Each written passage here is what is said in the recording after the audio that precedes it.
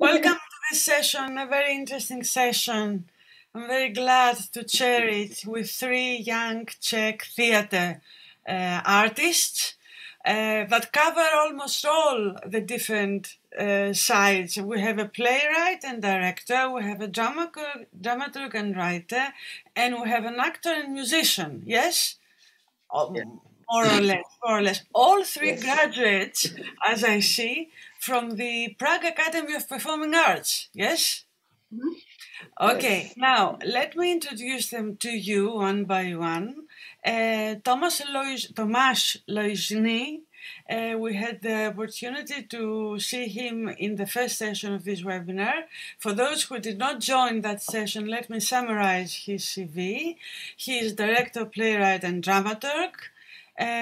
He's directing in many Czech theatres, but also very interested in novel adaptations and other non-dramatic materials for performance. So he's interested in dramaturgy as such. And he's especially interested in immersive theatre and in different forms of communication between actor and audience. And while not working, he enjoys travel mainly to the Americas, South and North America, and he considers himself not so much a Czech, but rather a European. Now, Ivo Sedlacek is an actor, and Maria Novakova is a dramaturg and writer. Ivo Sedlacek studied acting at the Janacek Conservatory in Ostrava. Am I pronouncing all these correctly? More or less. And the department, as I said, the Department of Alternative and Puppet Theatre at the Prague Academy. He is a prolific musician. Ivo has been playing piano, drums, guitar, bass guitar since childhood, and he is active in various types of performance arts, contemporary arts, music bands, acting, puppetry.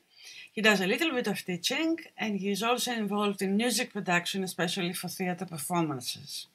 Marie Novakova is a dramaturg and writer.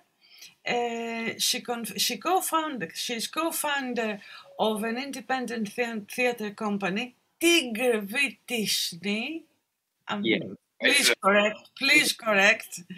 And she's the dramaturg of the Villa Stvanice company and director of the theatre festival organized by the company devoted to productions that refer to Greek and Roman dramatic texts. Marie is also interested in site-specific projects and adaptation of non-theatrical texts. So we have a fascinating triad here who are going to speak to us about the festival, as I understand. Yes, this festival that refers to ancient Greek and Roman texts. Yes. So, who is going to begin? So I'm going to begin, and then Maria will join me, and she will add some things if it's needed. So just to be precise what it is about. So we are having a festival in Prague. It's the 5th year. It was 5 years now, and the first year in the festival, we just decided that in the Czech Republic, the ancient drama isn't that supported and isn't that often to be seen on the stages. So we decided, or Vila Štvanice and Maria Nováková, with the director Ivo Christian Kubák also, they decided to do this festival. And because nowadays, we are having 3 different ensembles in Vila Štvanice. One ensemble works on contemporary drama. One ensemble works on, you can say, classical texts or literary texts. And one ensemble works on Baroque drama. So we decided to devote every year to different point of view on ancient drama. So the first year, Maria Nováková and Ivo Christian Kubák directed Oresteia, which seemed quite appropriate because it's so huge and important for the Greek culture. And we decided to do it on the island as kind of site-specific project in a way. The stage designer was Dragan Stojewski. You will see some photos a bit later. And he wanted to use the space of the island. The island is in the river Vltava, in the middle of the Prague, the capital, the Czech Republic. And the river flows around the island, and you can hear and you can see parts of the city from the island. So we also worked with this fact. And as I said in the previous session, but let me summarize it, it happened on 3 different places on the island. So 3 different parts of Oresteia, of course. The first was a public space in front of the villa, in front of the theater, and everything that actors did was public. So it was the first part of Oresteia, and we worked with this principle. And then in the second part, it was more intimate, and people left the public space and then they went to this sacred kind of tomb that was far away from the palace, from the villa, and the rituals were happening in there, and Orestes did come, and like you all know it and you talked about it a lot in these days, so I don't need to repeat the story of Oresteia, of course. And then in the last part, we used the old arena and we used the wall for the last trial with Orestes, with Apollon and Athena. And that was the first year that we worked on it. And of course, that in time, when the independent theater got a bit more money, a bit more space, a bit more people, it changed. So the first ancient drama was site-specific also because the circumstances we had. But I think that we did quite a huge, great scale production. And now we would like to show you, so you would have some concrete ideas, some photos from the performance. We don't have so many, but we will show you some so you know how it looked. So we will share the screen with you.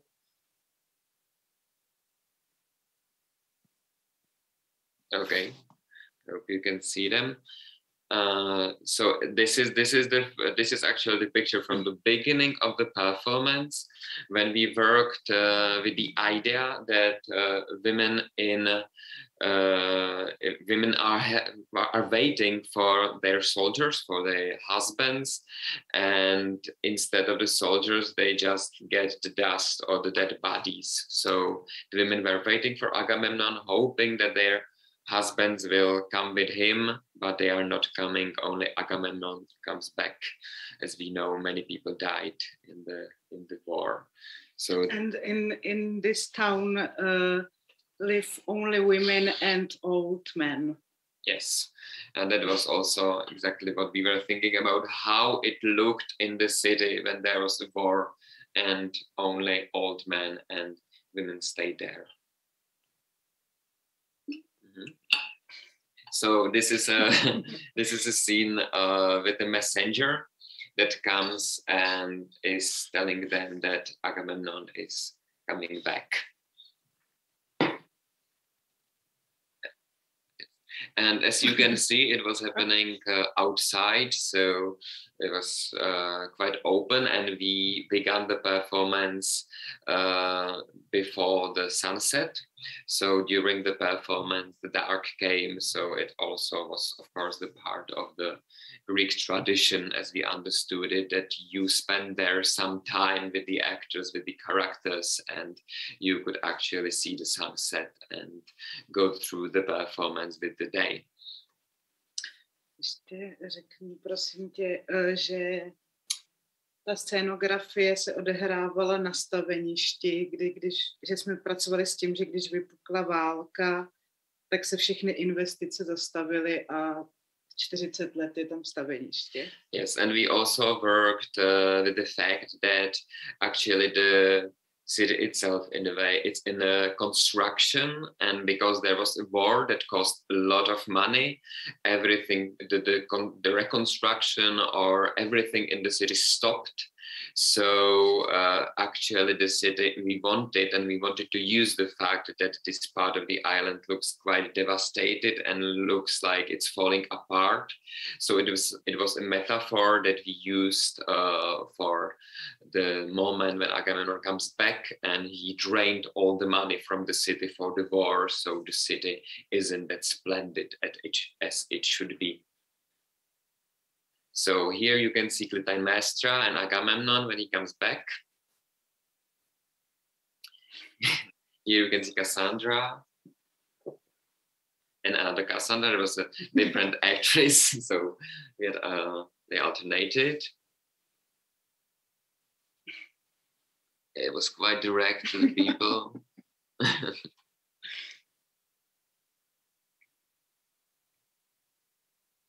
It's Aegisthus. Yeah, this is Aegisthus, and we work with the character of Aegisthus as someone of in a way, as a groundkeeper, someone who takes care of the palace, who takes care of the place, and in a moment when Agamemnon leaves, he also takes his place in the bed of Clytemnestra, and they are planning the coup. As you can see, Clytemnestra. Yes. It's beginning of second part. Yeah. So in this beginning of the second part, actually the women changed and they were part of this rituals that they were leaving the palace and coming to the tomb as is written in the play. And they were actually leading the theater goers, the visitors, to this old discotheque that was kind of a hidden place for a tomb. Here you can see the tomb itself, where there was this sacred ritual and everyone crying for Orestes that he should come back. Jo, já zase něco řeknu česky. Že ta druhá část byla koncipovaná, ten prostor jako skladiště toho bývalého režimu krále Agamemnona, takže tam byla na kusy rozřezaná jeho olbřímý socha a uskladněné jeho portréty státnické, co vysívají na úřadech a ve školách. And we thought about the space of the sacred tomb also in a very concrete way that is connected with politicians today. So we thought about it as a storage of things that you don't need anymore when the politician dies. So as you are, as we are, when we are used to have all these pictures and statues and stuff like that of the politician, of an important politician. So this tomb was also a storage of all this stuff, as you can see. So Clytemnestra, when she killed him for us, she just got rid of all the stuff that could remind her of Agamemnon, and she put it into the storage, and this storage actually then became the tomb itself. So that was the thinking behind the stage design of the second part of Oresteia.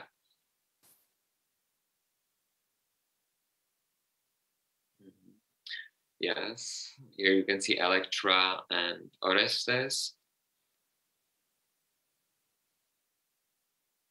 Rituals begin. Yeah, and then from the tomb we got outside again with Erinis. We got outside, and as you can see here, the wall of the stadium. So we worked with these ladders that you can see in the picture. So the characters could climb down or up depending of the moment in the play, or how do they stand in their chances for winning the process or the trial. As you can see, the two black women, they were Erineas. And in the second part, they all got the face of Clytemnestra. And then they got rid of the face, and they wanted, of course, the punishment for Orestes. As you can see now, the bigger picture of the wall, the writing, the thing that you can see there, it's there's written on the direct way to justice. And that was quite important for us, that and that is probably something also to say about the festival itself, that we wanted for the festival also to be a place where we can think about the ancient way of thinking in the place. We wanted to think about it as kind of a theater laboratory or something like that. So in this third part, we actually tried to interpret it in the way that is written in the text, which can be quite problematic today, because as you probably all know from Orestea, at the end of the discussion, Athena says that the actions of Orestes are quite okay because the mother is not that important, because she also was born from her father.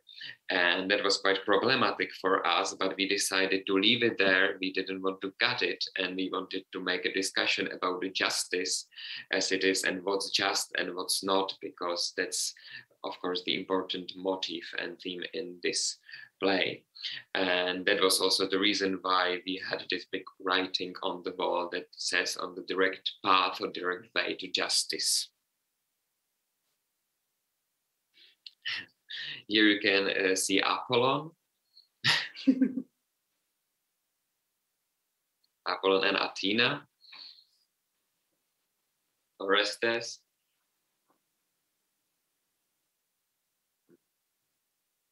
And as you can see at the end, all the godlike figures and characters got into one line, got onto one level, because we wanted them, and it's kind of in a play, to find a common ground. And Athena offers something to everyone, so they can leave satisfied at least a bit. It's everything. And that's it. So that's for Orestea, the pictures we have and that we shared with you. So you could see the 3 different places where it took place, 2 different stage designs. And I hope that maybe also the way we were thinking about the performance itself. I also wanted to say that we are very open to any questions during our discussions or the roundtable.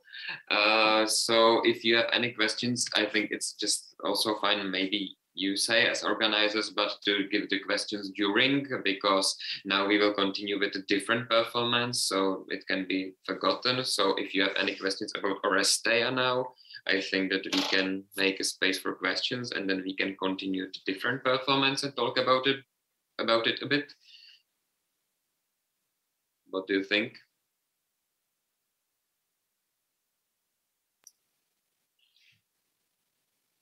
Dimitris Vavilis. I can see raising his hand. Hello, I have a short question. What was the reception by the audience during your performance or after it? Okay, that's an interesting question. Let us discuss in a bit much more mature. Jak to bylo, no, jakože lidi to brali jako dobře, ne? No, já myslím, že to, že jsme to antický drama vytáhli do přírody a zapojili lidi aktivně, kdy byli těm hercům nablízko a zároveň součástí toho vesmíru, takže to, myslím, pomohlo lepší recepci toho vlastně pro nás trošku složitýho textu. Yeah, so let me translate now. We discuss it.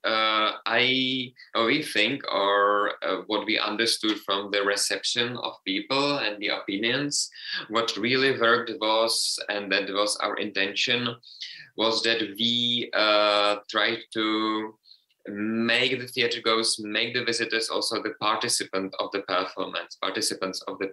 So they could participate. They were quite part of as well as the intimate ritual in the tomb. They could participate in the ritual around Orestes and Agamemnon.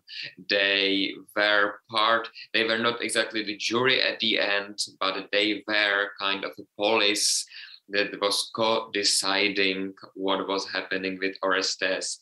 And then in the beginning, also they were the public that was actually they were not just theater goers that were just sitting and watching it. The performers and actors were amongst them. They tried and they asked for their help, for example, Cassandra. So it was very direct and they could participate in it. And also because it was in the nature and it was outside and in the summer. So it actually also helped the performance and the reception because they could really feel like something is happening in all together. And that was our intention also because we know that in Czech Republic it's quite difficult with the reception of ancient drama.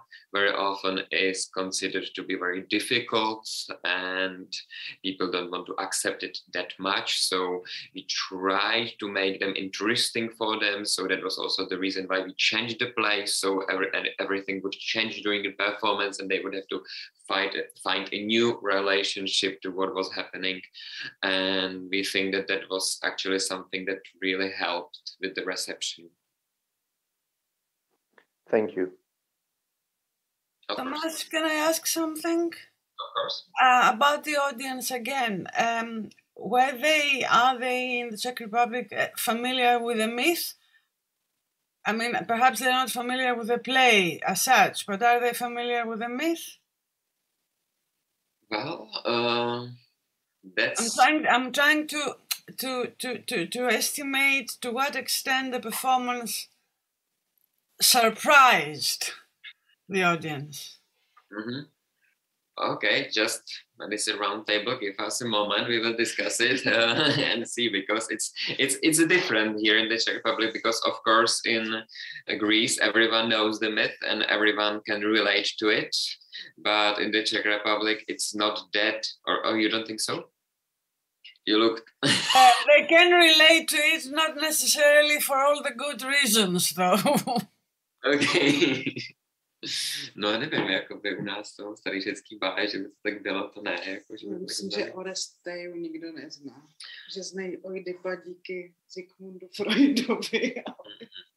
Yeah, we are just talking about it and we think that in the Czech Republic nobody actually really knows the myth. That maybe you know that Oedipus is quite famous in here, but also it's because of Freud that they know the story of Oedipus complex and they know the story, but Orestes probably it's not very well known. It's not a common knowledge for sure. Okay, one more question. Did your chorus sing and dance? Yeah, they did, yes. They did. Okay, I would die to see your Erinis sing and dance. If you want to, we have one song of the choir, not Erinis, but of the choir of the women that were just going from the palace into the tomb. So we can share with you one song if you're interested. Yes. Okay. Just to share with you. Okay, we are sharing here, but it should be a moment. Yes, let's share sound.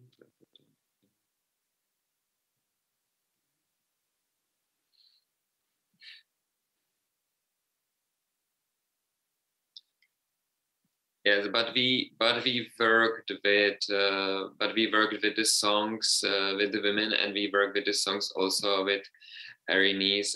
We are sorry now because we changed the computer, but we should find the song very soon, and now it's coming, I think.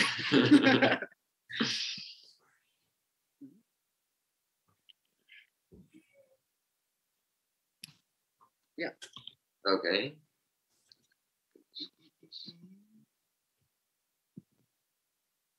Share some.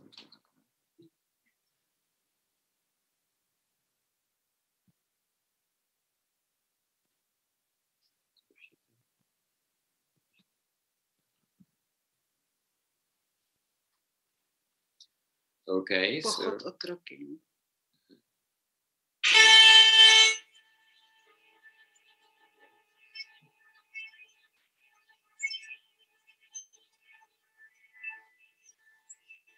We can't hear it.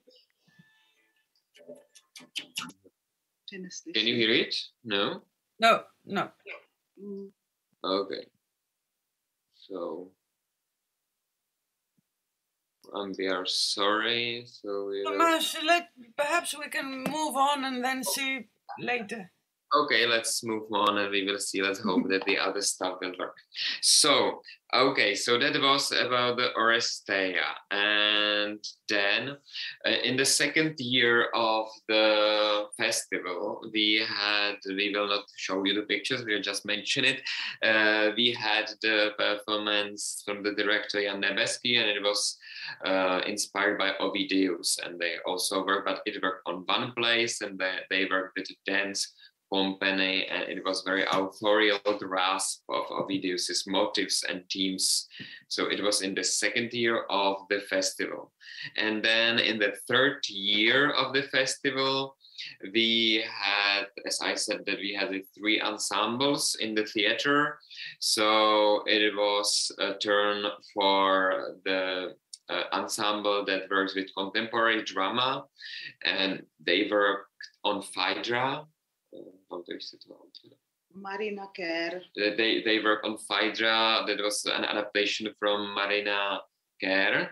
It was a contemporary drama, and but also that was a different ensemble. But we continued in the festival, and in the fifth year, which is more interesting, and also because Maria Novakova worked on it, I wasn't present in this project, but Maria worked on the performance that they called Fertility, Peace and Fortune. And that was a project when Maria worked with ancient comedies. By Aristophanes. And she will tell you more about this project, and I will translate.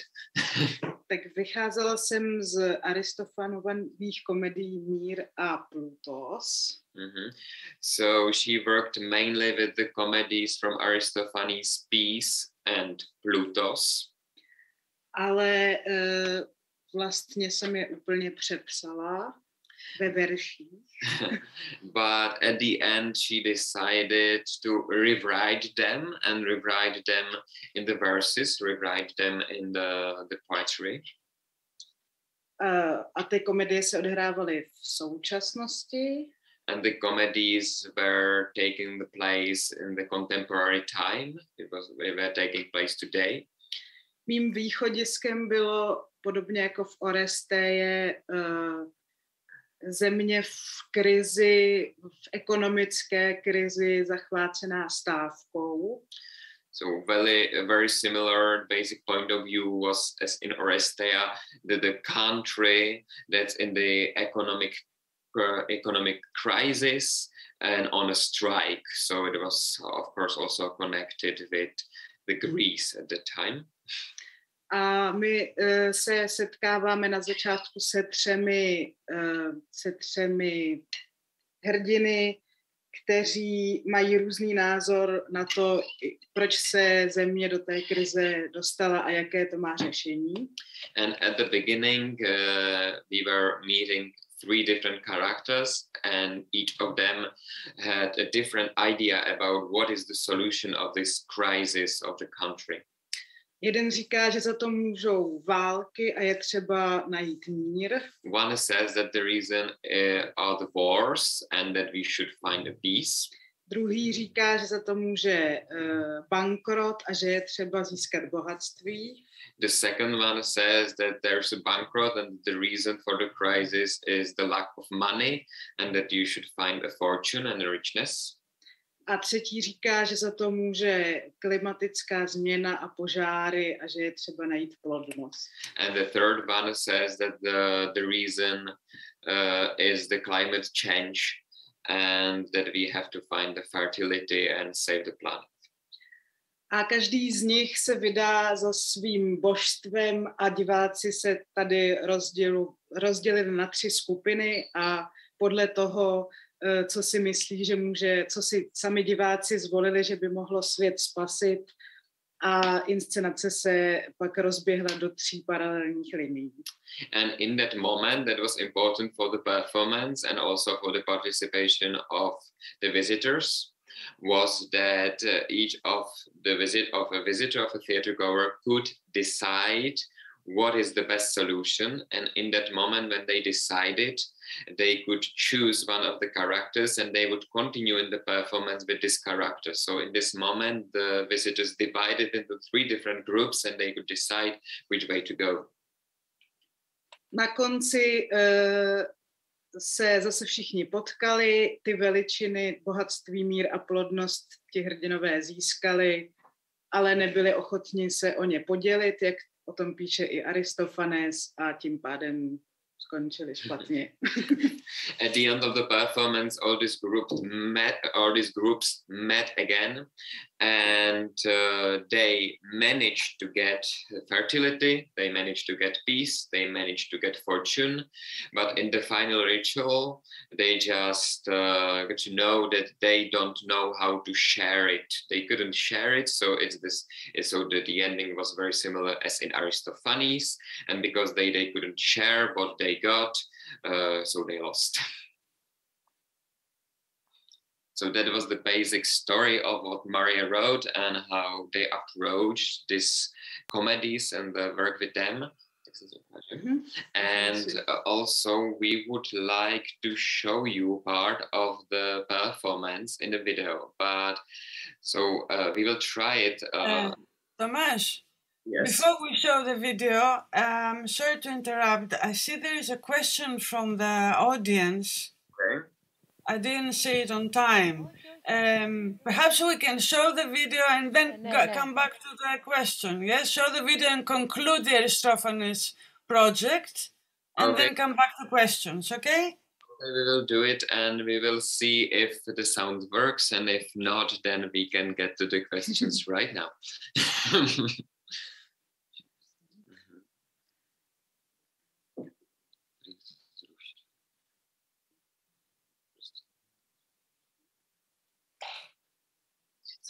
Jo, že zkusíme pustit, když přijede slepý bůh bohatství Plutos, jo?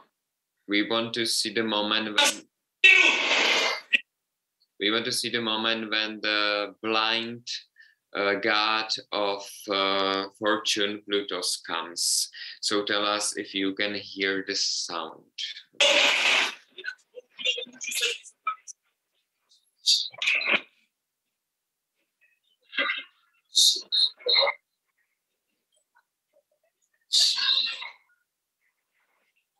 We can't hear the sound well. Can't hear. Okay, so that's quite a problem, but let me try it in a different way. Tak možná můžu pustit obraz a že bych zkusil pustit tu věc, já? So. Okay, give us a moment. I will try something so you can hear it. Just a few seconds. Kolik seš? 35, 3.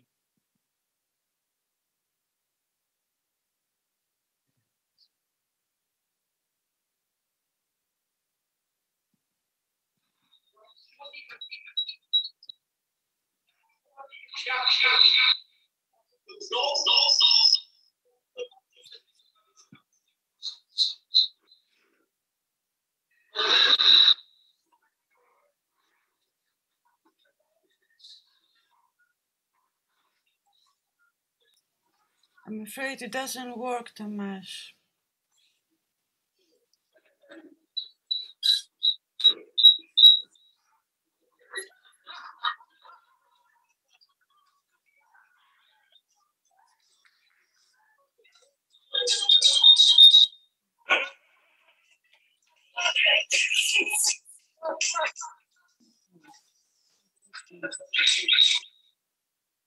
Can you hear it?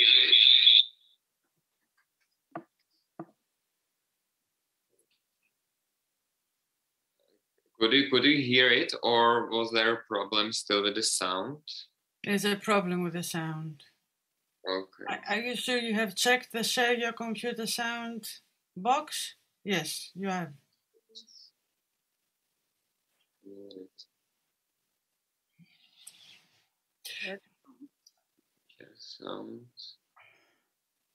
Shall we give the floor to Mrs. Koumidou, who has a question while we're... Okay, let's get to the question. Mrs. Hello. Koumidou? Hello. Good morning to all. I would like to start by thanking very much the Czech company. We have collaborated for almost a month together to create this roundtable and Tomáš's presentation, and I think that it's all very, very interesting, both the presentation on Thursday and today. And of course, I'm looking forward to your May performance. I would like to ask you something, because we talked a lot about dramaturgy, with Marie saying all these very, very interesting things. But I would like to talk a little about what interests me as a stage director and an actress. So, Tomáš, I would like to know, also taking into account what Ms. Papazoglou, Dr. Papazoglou, I'm sorry, mentioned before, but relating to the actors. So by not having, or by having, let's say, limited or adequate, to put it more politely, relationship to the ancient drama, to the ancient tragedy, how do the actors work? How do the actors relate to their material, both in terms of, acting ways of doing it, acting ways of approaching it, and understanding the, not exactly the myth, but understanding the style. Let me put it this way. Is it clear? Am I clear in what I'm asking?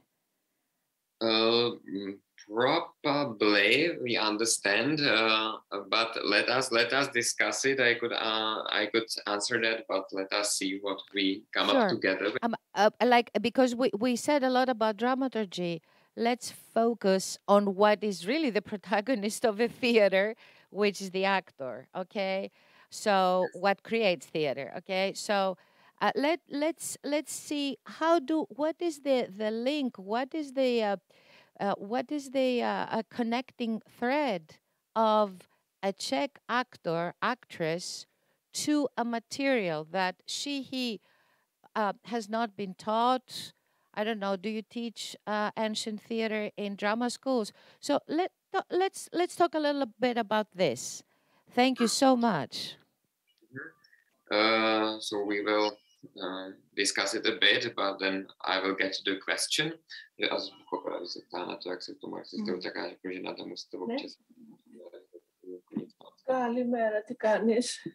Okay, so you asked about... το μικρόφωνο σας.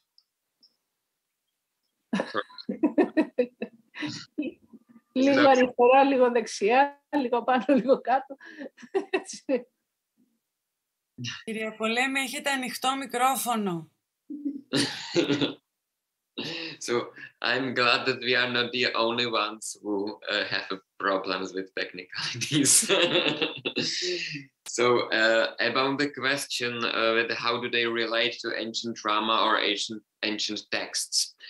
Well, you asked if the ancient drama is taught at the school, where kind of sometimes it is, but it's not very deep, because in the theater school in Czech Republic, it's mostly done in a way that every half year, every semester, you work on a different material. And it's not always the same, but some of the actors of the classes, they sometimes have the ancient drama and they work 4 months or something like that on some ancient drama. So they have some experience, very limited, that teachers help them with the speeches, with how to say it, how to focus on the rhythm of the text, but it doesn't go very deep. So actually, when you start with the performance, you have to talk about it again and try to find your own way how to grasp it.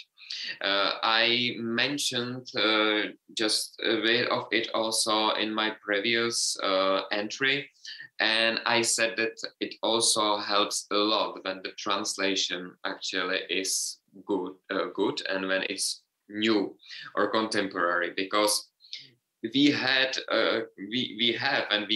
in the Czech Republic quite a strong scholars that were focused on ancient drama. I think that you also had a small panel that was dedicated to Eva Stehlíková, that was very famous for translating ancient texts and also writing a lot about ancient drama in the Czech Republic. And she still has followers in the Czech Republic, very important one today. It's, for example, Alena Sarkisian, but also other people, and she was their teacher, and this scholastic line continues in the Czech Republic, and it's quite strong. But the translations we have of a lot of plays are very old. And because they are so old, they seem a bit odd to actors and to people, and it's very difficult for them to grasp it and to understand it. So lately, when a big theater does a big performance, sometimes it happens that they ask for a new translation. And that helps a lot to the actors, because suddenly they seem to understand the text better just because the basics of what's in the text. But then, of course, you could talk about how we approach the ancient text with actors. And I think, and I will probably be talking for both of us, that in this few years experience in this ancient festival, we found out that the most important thing is to talk with actors openly about the meaning of the text, about what they are saying and what they want to say. And that's something we dedicate a lot of time to. We don't force them to focus just on the rhythm. We don't tell them you have to make a pause here because the text needs it. We are trying to tell them all over again and again what is the meaning of the words they are saying, even when it seems old, even when it seems technical.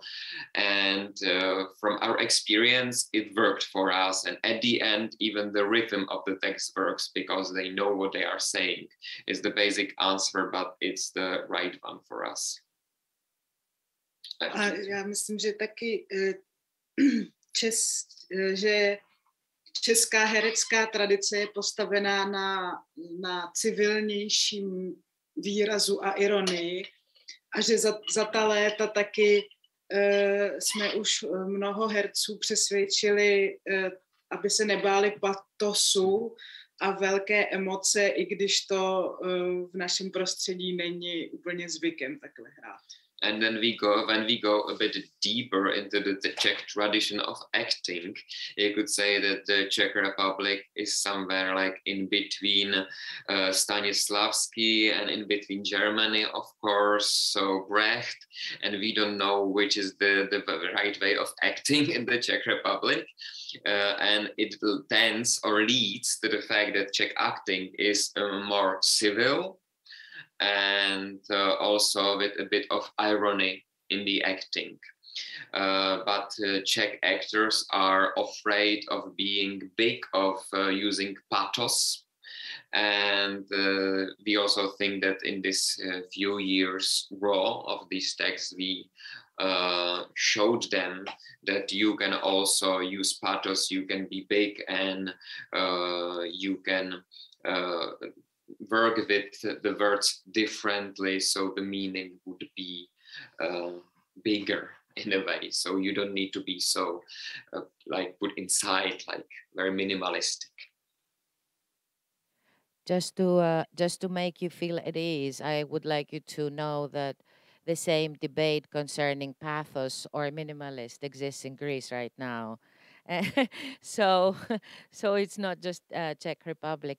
One last question. Do you find juxtapositions concerning the political situation in Czech Republic now or the previous years that you could help the actors understand the historical, let's say, underlying action or background, or you know what I mean? Um, so they can have um, you know, like a thread, like they can have something to relate to. No, yes. Let us discuss it, but yes, that's a very good question. Rozuměla jsi, že jak jakoby ty současné politické věci se do toho promítají, nebo jakým způsobem se no. Tak jako vždycky jsme se snažili s tím jako pracovat, no. Well, yes, we work with it for sure, and I think that we had this discussion with actors in each project we were using. So as you could maybe see at least a bit glimpse from Orestea. So we were talking about the cities and countries. And the state of the cities and countries around the war or after the war, how it looks. And it wasn't only about the ancient cities, it was about what's happening today in today's world. How do you relate to a politician that's supposed to be a hero that comes back from a war and that ends a conflict in a war, but actually ruined the country? So we could see a lot of parallels with today's world. And then in Hercules, for example, we were also talking about our politicians in the Czech Republic concretely, because we had, for example, Andrej Babiš, that was a very rich billionaire who became a prime minister, and we were talking about him with a connection with Lycos that actually got somehow the Thebes, the city of Hercules. And then we were talking about what happens if you choose, because we also had a lot of people who hated this prime minister, of course, and we were thinking, what if Hercules was the person that is a hero that can save the city, someone who is better and who can be a hero for everyone, and he comes and he actually really gets rid of this guy of Lycos, but in the moment when he succeeds, he actually is in a way even worse, because he kills Megara and his own children, and he also destroys the city, kind of way. So we were talking about how dangerous it is to want one leader and one person who wants to solve it all. So yes, actually, so I would make it simple and short. The answer is yes, we are thinking about it. Okay, that would be all from me. Thank you so much, Tomasz, Marie, and Ivo. And I'm looking forward to meeting you in very soon. So Yes. thank you, Dr. Papazoglou. I'm out and over, as we say. And I think that now we should get to Hercules, because we also Yes. and then we have some photos from Hercules that should be okay to show them to. We don't need a sound. And we also have a video that we have on YouTube. That's a music video from Ivo and from the band. So maybe I will send it to the group on a chat, and you can share it with your sound, so we would be sure that we can all hear it. So should I send it to MCF host or to everyone? You can choose everyone. I will send it to everyone. So, but first let us talk about Hercules, and then I will send it, and then we will watch it. So I also mentioned Hercules in my previous entry, so I will not repeat myself in everything, but let me just begin, and Maria will show you the photos So you can already see them. They are not from the beginning, but let me comment the photos and talk about the performance. So, as I talked about it before, Hercules for us was someone who everyone waits for. So yeah, so we can see some pictures from the beginning. So we began the performance just with Megara, Amphitryon, and they were waiting for Hercules. They were hoping that Hercules will come back from the underground, from the underworld. But as you can see here on the photo, as you could see on the right part of the screen, you can see this character, and it's Lycos. And in the play, because we did the adaptation by Seneca, and in the play, Lycos wants to marry Megara because he wants to have all the power in the city, and the Megara is the royalty, and if he marries her, then he can have the safe rule over the city. So actually, he also wanted him to look like a modern politician. And they were waiting, and at the end, when it seemed that Hercules will not come, he of course came. So it's like in the middle of the play, so you have this phase of waiting, and then he comes, and there's a great joy that the savior comes and everything will be okay. Right now, here you can see a picture from a performance, an image from the moment when Hercules comes. He's there behind the tree. Yeah, so here you can see Hercules and Theseus. We were thinking about Hercules and Theseus in the way that they are also coming from kind of a tour. They came from the underworld, but we were thinking about it in a way that on the way from the underworld to Thebes, they had a few stops, and Hercules was really happy and really glad to talk about all his deeds and all his things that he did. So he really likes himself, and he is very, very self-confident. Here is Theseus. And this is a photo from the final part of the play where Hercules realizes what he did. He realizes that he killed his wife, or is getting to grasp it and realize it. And everyone is having had masks, as you could see, and it meant that they don't want to listen to him, that in the moment they all believe that he's a hero, and everyone understood that he's not a hero, that he's actually savage who killed everyone, and even his father doesn't want to talk to him for a part of the play. This is another photo from the beginning, because in the beginning there's a monologue of Hercules' father, and he's also talking about all the deeds of Hercules. As you can see, the Heracles, he has also the t-shirt, so we thought about it as he is a fan of his own son, and he is telling everyone how his son is so amazing. So that was the basic thought behind the father figure of Heracles, even when there are doubts if he's his real father, of course, because as you know, it's probably not like that. Here you can see Megara, and my first speech I called the Hercules in between the theater and concert, and it was, you can see from the pictures that we worked actually with the material of the music of the concert itself.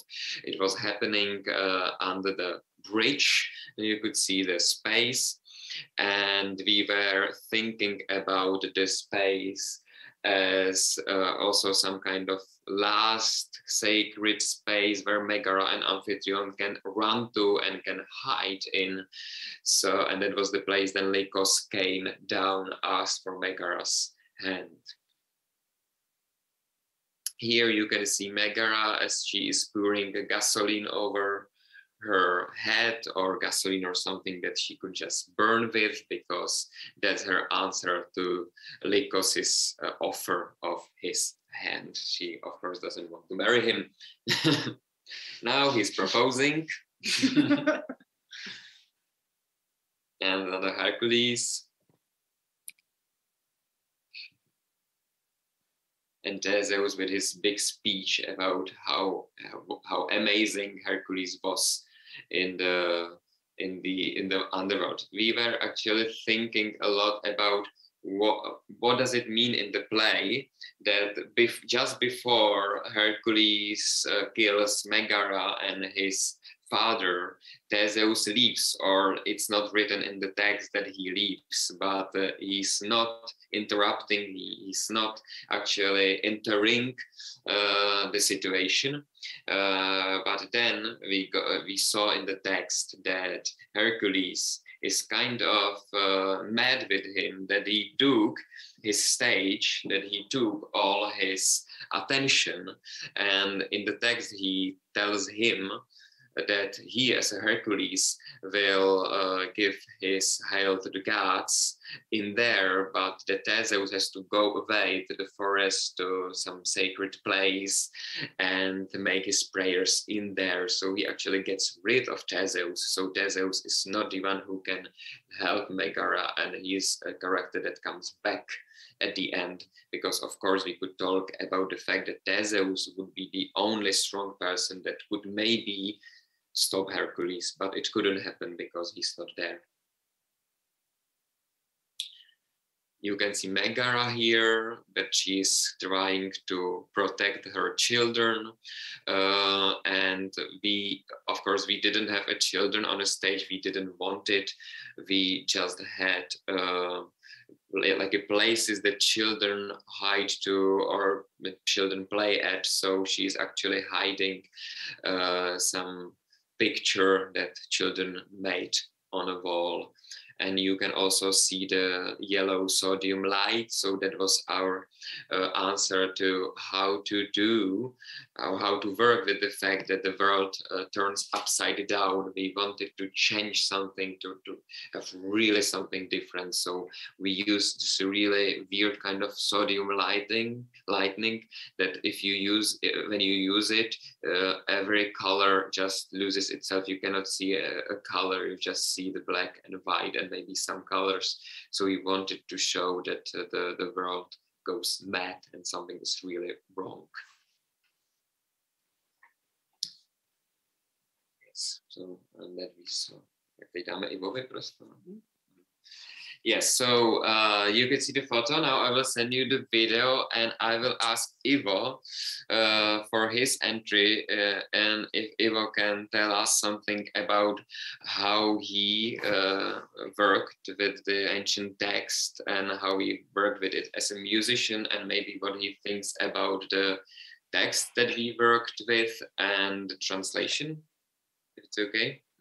And I will send you the video in the chat, and then we can listen to it. So Ivo, stage is yours. Yeah, yeah, thank you. Well, to make things straight, I was mainly making music. I didn't work with the text so much as did my colleague, who is a singer and rapper, and he rewrote it like 50% of the original, so he could rap it in the way he likes.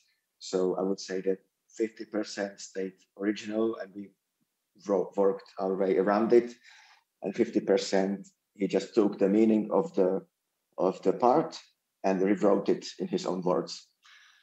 And yeah, to me it's very difficult to understand ancient texts. So it took me very long to got into what actually happens in the play. So it was important to have Dan next to me. He always, we worked separately most of the time. So he just wrote to me, look, I wrote this text and it's simple. It's about Hercules is coming back home and it's big. Imagine it's like Western and it's 100 BPM. So make it huge and celebration, or make it fun. So that's what I work with. I make the background music for him, and then we work with that, and he likes it or doesn't, he sends it back or doesn't. And so he really helped me a lot with understanding of what should I put into music, because without him I would probably struggle sometimes to find the the true meaning behind behind some verses. But once I understood, and once I saw the actors to do texts, so that I understood what's beneath it, I was surprised how dragged in I actually was, how powerful it was, and how fun it actually was at the end. Like at this play, I was mute. I didn't speak at all. I only played the bass guitar. We were working as a rap duo. We have our band called Past, and our role in the scenery was it was some kind of priests in the temple, and we took the parts of the core from the play. So we were kind of commenting the situations, and we were part of the environment, which was quite nice. So I didn't have to deal with the ancient texts in this case, but I had to be there. I had to be present, and it was a fantastic experience. And I was alternating with my colleague who substituted me when I couldn't play. So I had the chance to see it from the outside, and I was pleasantly surprised how much I enjoyed watching it and seeing it from another perspective. It was fantastic. Is there anything else I should add? Well, when I work with the music, for me, it's important that it's likable, that people like it. So it's similar approach as when it comes to acting. Actors need to bring it to the present times a bit. Directors need to talk in the character of these days.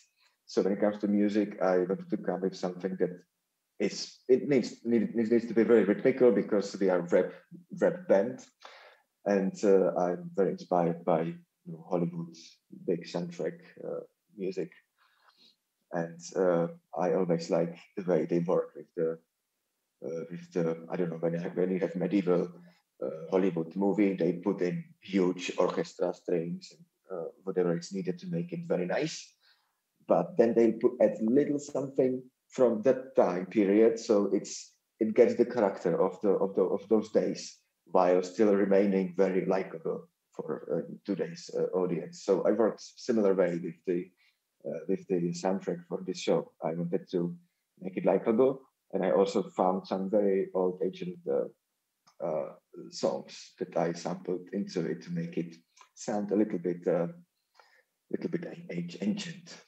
So that was fun a lot.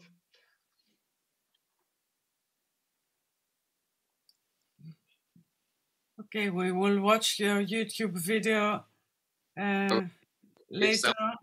Yeah, if someone could share it, it would be great. Because let me see if I can do it. Okay, so please, that would be amazing. So you could hear, and you can also see some parts of the performance, even when a small one.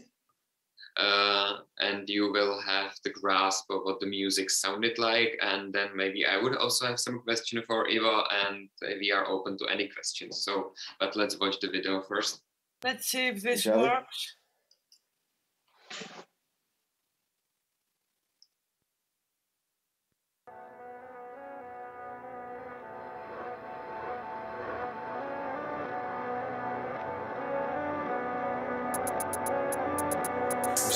Kde se světlo spářilo se stínem, pod světem za světlem on a ven, tam, kde se zhaslo v říši těch, co nejsou. On zvedl sukni Persefoně, ví, co je za tmou.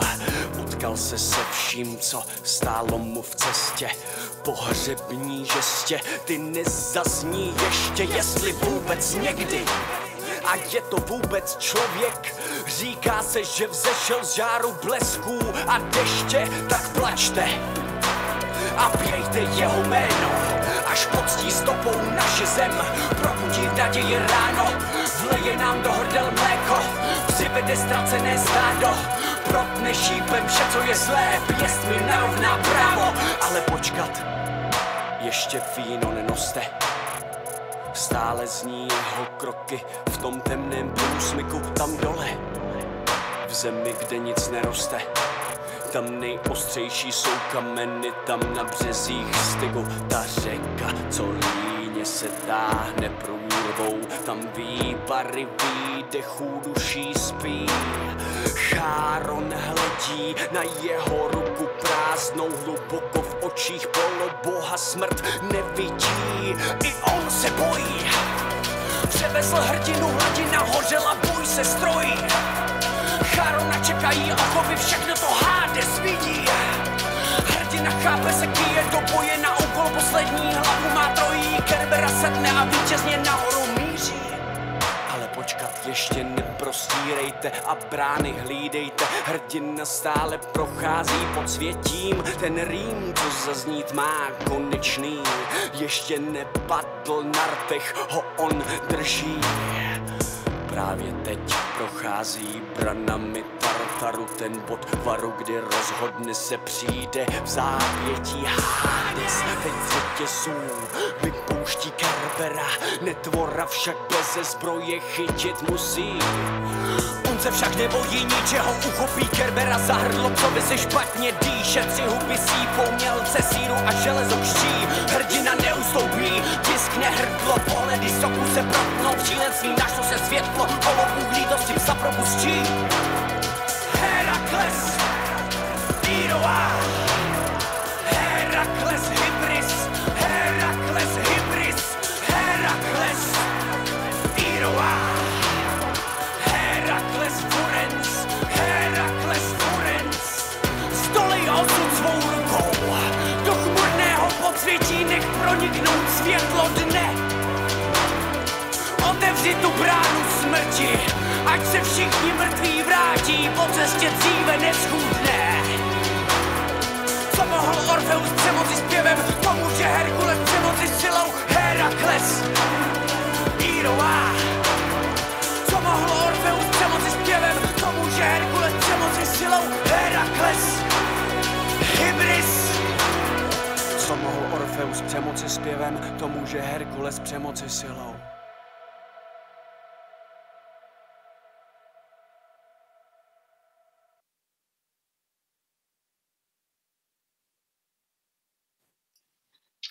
Well done, Ivo. Thank you. So yes, so you could see at least some parts of the performance. And maybe I have a question for Ivo, if there is no one else who has a question, because there is an interesting thing that the band actually works more with the songs, and they still play them at the concerts of their band.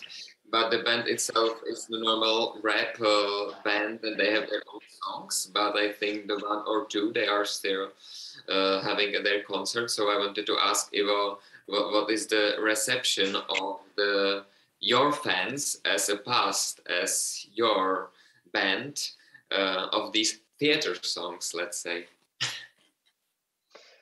Well, it's surprisingly well received. When it comes to the songs on themselves, people, they became kind of the favorite songs of the set.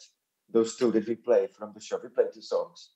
And people already ask us to play them, and they sing along. They really enjoy those songs, which we are very pleased about, because it's a bit different, and maybe that's why they find it so amusing. So yes, reception is very well.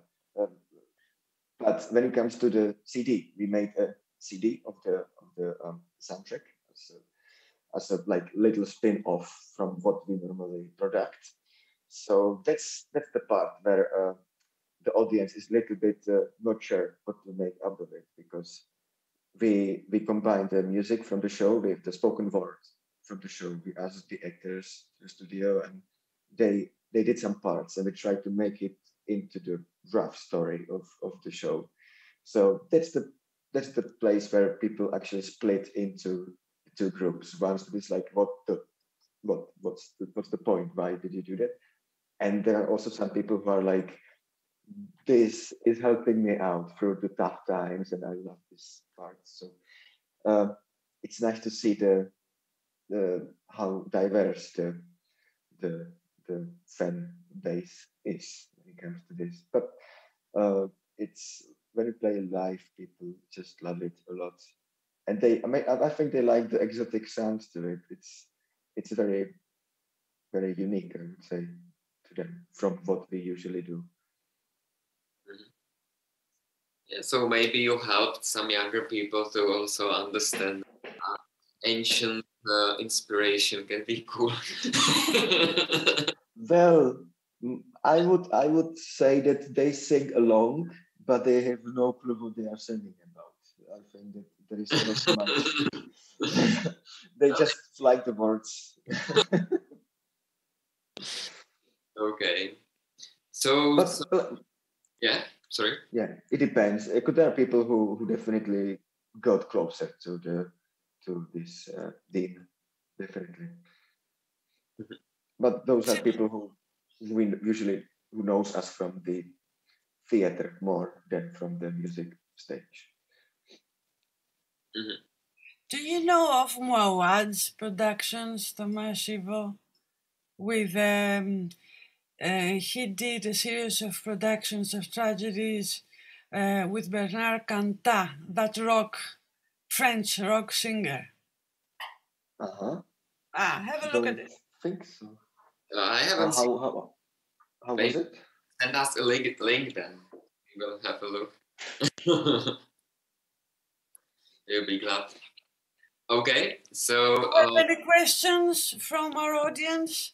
Any questions? Not for the time being. So, Tomasz, we shall move on? Well, yeah, I think that the only thing that remains for now is that the last part that we want to talk about a bit and is connected with the festival, and that's Maria's place, that she wanted to talk a bit about the future of the festival and what they are planning in there. So she will talk about it and then I will translate, I think. And thank you, Ivo. Yeah, very welcome. Thank you for having me. It was fun.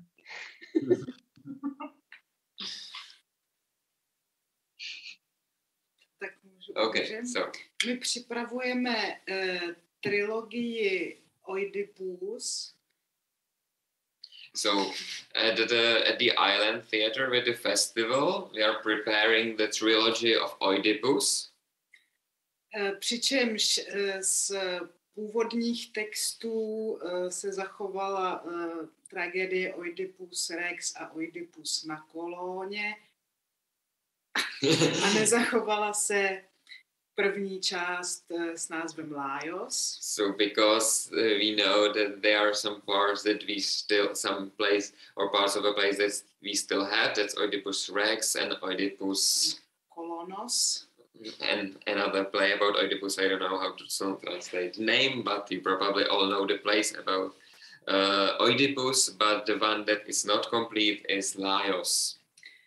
A rozhodli jsme, je to teprve v začátcích, ale oslovili jsme mladou českou prozaičku Hanu Lehečkovou, aby první část napsala znovu. It's still on the beginning, but the theater asked a young Czech novelist and author to think about it and try to write Laios again. Pak bude následovat Oedipus Rex a na závěr jsme oslovili českého choreografa a tanečníka Václava Kuneše, aby udělal velké taneční solo Umírající Oedipus. So they should have Laios, then Oedipus Rex, and then the theater asked a famous Czech choreographer, Václav Kunesh, to make as a choreography the death of Oedipus. So it should be consisting of these three different parts about Oedipus. A všechno se to odehraje v září 2023. And it should be happening in September 2023. So that these are the plans for the festival of the ancient drama, and also the nearest plans are that we should be coming with Maria to Athens and work some more on Hercules and a different approach and adaptation, but of course also with Ivo Sedláček and Dan Kranik with the band, and we want to work on some other music and use the music that we have and work more with the myth of Hercules and what could happen when Hercules comes to Athens, on a place where Theseus offers him that he can purify himself. And then there's a question, what happens? Can we purify himself after this action or not? And is it humble enough to purify himself? These are the questions that we are talking about right now. So that's probably it. This is the last thing we wanted to say, and we are open to any questions.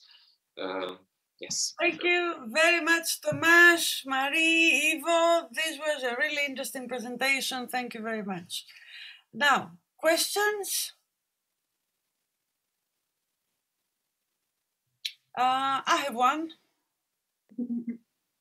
To Marie and Tomasz. I believe that Seneca's theatre is a very powerful theatre and extremely interesting for contemporary theatre too, for a variety of reasons. But I wanted to ask you, what did you find in Seneca that you did not find in Euripides? And again, I'm not saying this because I think Euripides plays better or whatever. I just wanted to see what would be the Senecan element that interested you? In contrast with Euripides, yes. Well, for us, and Maria will add something it's needed, but we thought about it a lot, and we decided for Seneca's version mainly because of the fact how he grasps the influence of Juno or Hera, how he grasps it and how he puts it into the play, because in Euripides, the Juno is the main motor, the main character that actually makes and forces Hercules to kill his wife Megara and the children, because in that moment she appears and she kind of like a goddess tells him to do it. But in Seneca, it more depends on his deeds. In the beginning, there is a monologue of Juno, but just in the beginning of the play. And but Juno or Hera, she's saying that she hates Hercules because even when she gives him all the deeds, all the actions, and she tries to destroy him, he always somehow mysteriously wins. And he is famous and more famous and more famous because of her. And that she wishes for him to fail. And then in this monologue, she kind of realizes that the only way how to defeat Hercules is to put him against the same opponent, some enemy that is worthy of him, and that can be only Hercules again. That's something that she realizes, and you could call it like a curse or something, but it's not that she forces him to do it. She just observes that this is the only way. And then Hercules comes, and he actually really has this Hebrews moment when he says, and now I did so many things that I can knock down the heaven, and I am the God, I can be as gods. And in this moment, he goes mad, and he kills his wife and his children. And then it takes some time before he realizes that he did it. But it's not Juno's fault. It's completely his fault. And it was more interesting for us for the acting of Hercules, for how to play it, because there is not some powerful being that theological, metaphysical intervention, yes. Yeah, so that was the reason why we decided for Seneca, and the other more technical reason was that there was also a new translation, very new translation, that we were one of the first ones to get it and to do it on the stage. That was also one of the reasons. And as you said, or in the question that was remarked, that the Seneca is really good for modern theater. It is, because it's very epic and you can work with it in a very contemporary way. But it's true that, for example, my teacher of dramaturgy, he didn't want to come because he thought that you cannot do Seneca today, that it's like outdated. But then he actually regretted not coming after reading all the critiques, and he thought, okay, so maybe you found the way how to do Seneca today. I admit. A jestli to můžu doplnit, tak taky ta funkce chóru, který nejedná, ale filozoficky komentuje, co se stalo, a do kterého Seneca vetkl svoje úvahy o člověku a smrti, tak ta nás na tom taky láká.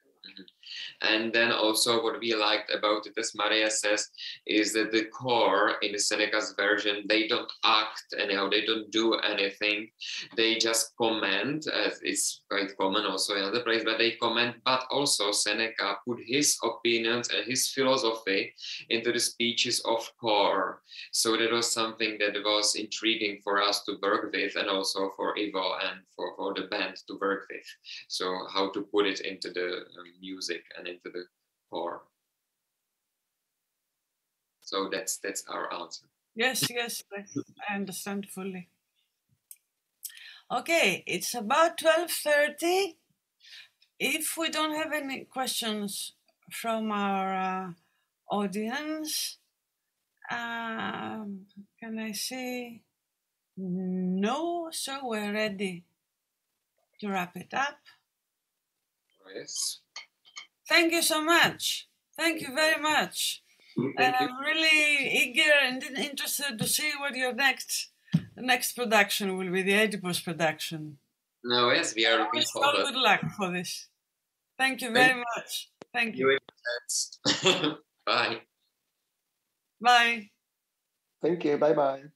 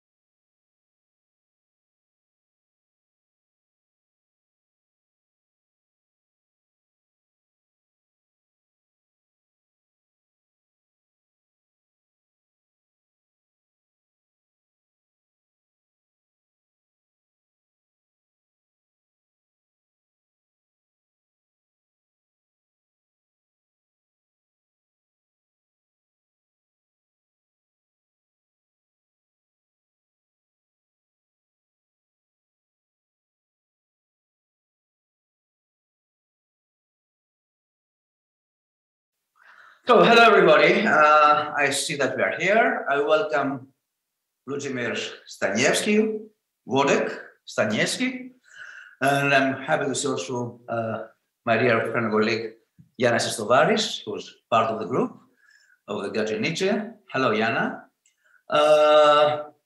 I'm really, really happy today because we are going to talk with Wodek Staniewski, and we'll have the chance to speak about his system, his way of working, and his work, which is the Cacoyannis theater. So I suppose that you all know or heard about Staniewski, even if you have not seen his performances. He is the founder of the Cacoyannis Theatre Association. Aspasia will send you on the chat a link in order to have, if you want to see the Cacoyannis Theatre from his website.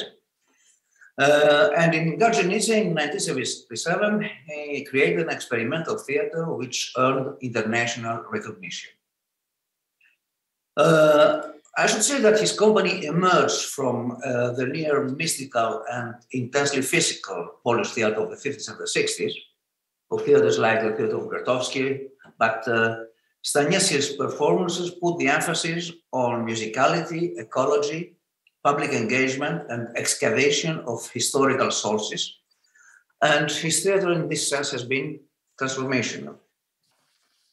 It's not an exaggeration to say that Staniewski has become an international phenomenon. He redefined the nature of performance from its roots, and he developed new thoughts about research, pedagogy, and about the actor training in the terms of gesture, of hieronomia, in researching an ancient code or an alphabet of hand gestures and the musicality of the body. He's the author of many theater performances, films, international programs, essays, lectures, actor training. He organized a number of international symposia already in the 80s. He gave lectures in many universities all around the world, in the United States, as in Paris. His center has developed from ancient 17th century ruins into a large theater complex hosting international theater companies, cultural events, academic events. And I should add that his system of artistic education, Staniewski compares it with to the art of gardening, or maybe to a detective investigation. So the group's activities since the 1990s have concentrated on ancient drama, on ancient culture, and after his research groups and research trips all around the world, he performed several ancient dramas that we will talk about. I should add that for the work of Cacoyannis and for Staniewski, there is a new book just being published from Routledge, which has the title Vladimir Staniewski and the Phenomenon of Cacoyannis. And I will just add one or two more informations. That Cacoyannis' first production was an evening performance, which made the use of folk songs, experts from Rabelais, Gargantua, Pantagruel, excerpts from a poem of Mickiewicz, who is the national poet of Poland, Forefathers' Eve, a Latin version of the hymn Mother of God, old English songs, and tales heard from people in nearby villages. But since then, I told you already that the activity of the group has been concentrated on ancient drama, and Staniewski gave us the production of three important performances. One is Iphigenia in A, based on Iphigenia in Aulis, which took place the premiere took place in 2007 at the legendary La Mama Theater in New York. And continued and been performed very often worldwide. It has been also performed in Delphi, in the European Center of Delphi in 2007. And if I'm not wrong, has been performed as a film. The film has been performed at the Cacoyannis Center 1 or 2 years later. So in Cacoyannis, he directed also Euripides Electra in 2003, and also Iphigenia in Tauris in 2011. Also, this performance has been shown at the Mikhail Cacoyannis Foundation. So with this small introduction, I suppose that you have already seen the link, and I will ask Aspasia to upload also the title of the book published in, this is the book of, that has been published recently in Routledge. I suggest, Aspasia, that you distribute the image of the book through the chat to all participants, so they have the reference and they can search for it in the, maybe order it in, through the international bookshops. Okay, now I suggest we pass to Wojtek Staniewski, who will speak about his work. Wojtek Staniewski, the floor is yours. Thank you for being with us again. Thank you very much, Platon. I'm a humble person, so everything what you said makes me confused. However, maybe several points you mentioned would be the good starting point to conversation or to discussion. What I would like to do, and how would be the best way, what would be the best day, where the best way to do the today the conversation, I think would be to show the film first. The excerpts, editing, montage of the excerpts from Iphigenia in Aulis, which was done around Delphi in historical and beautiful landscapes around Delphi, including legendary Korykian cave. And then I would refer to this film in relation to the Atrides tragedy, to Oresteia, as well to some similarities of understanding with Cacoyannis, with understanding the landscape, the nature as a speakable text. So can we do it like that? Can we show film first? Yes, I think so. Can we show the film to the link you have?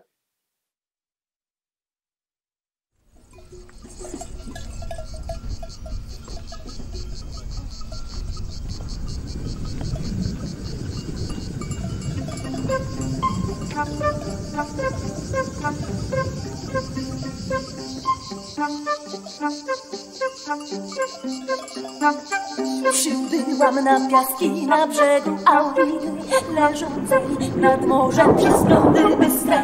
Euripu wąskich cieśnin przywędrowałam, opuściłam Algis, miasto ojczyste nad morzem, karmione zdrojami przesławnej Aretuzy, aby ujrzeć wojsko Achajów i morskie statki Achajów, rumowów, których na troje 1000 wież okrętów wiodłowych. Menela, Osa, Jasnowózer opiewają go nasi mężowie, Agamemnona szlachetnej krwi. Wiozą ich okręty po Helenę z brzegów obrosłego trzciną. Eurotas umówią po nasz Paryż, jako najpierw kiedy nad wodą źródła sferą i Pallas spór wiodła o piękność Krypis. Przysnastwem ofiar uczczonych Gaj Arteria przebiegłam pospieszne.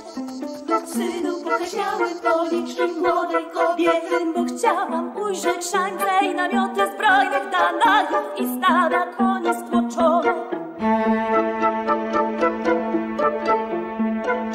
Ujrzałam Ajasów obydwu razem syna Oileusa i syna Telamona, co sławą wieńczy Salaminę. Protest raz siedział grając pionami o przyruszach żałkach z Palamedesem, knukiem Posejdona. Jomenos radował się dyskiem. Meriones potomek Aresa, przedmiot podziwu śmiertelnych i przybysz z wysp skalistych syn Laertesa. Z nim razem Nireus, najpiękniejszy spośród Achaj, a ludnego szybkością wiatrą szybko biegacza Achilla. Co do Tetis zrodziła, a Heiron trudów nauczył i działa. Krzyczał woźnika zaprzęgu, Eumenos podperesowy widziała. Jak przyzudny o złotych ustach ślepce popędzał o swym ościenie. Z końmi się mierzył Eliga, stoi obok miejsca woźnicy i obok jasnych królów wozu. Przyszła policzyć okręty i brzęczeć wspaniale.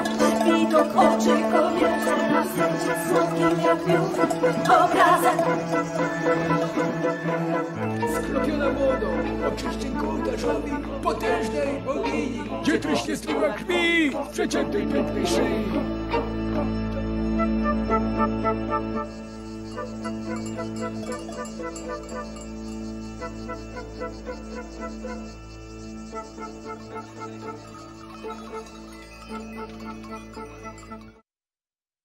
Wieszczak, Kalhas!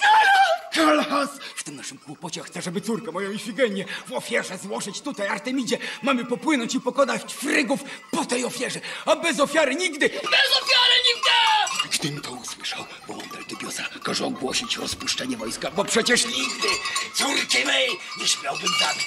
Brat zaszły w tym naszym kłopocie. Chcę mnie do czynu, a nie go skłonić. Tym sposobem chcę żonę nakłonić, krecąc te kłamstwo i ślubie dziewczyny. Jak się ma sprawa? Wiemy wśród Achajów ja tylko. Kalhas, Odys, Menelaj. Okropna to rzecz! Okropna to rzecz widzę, więc znów piszę. Zabierz więc list ten i zaraz z nim ruszaj. That offering you promised her to the goddess. Oh, you dare the deed of war on my lord Agamemnon! Straciłem rozum. Popadam w szaleństwo. Idź. Idę. Ruszaj. Ruszam. Starości się nie poddawaj. Nie poddaję się starości.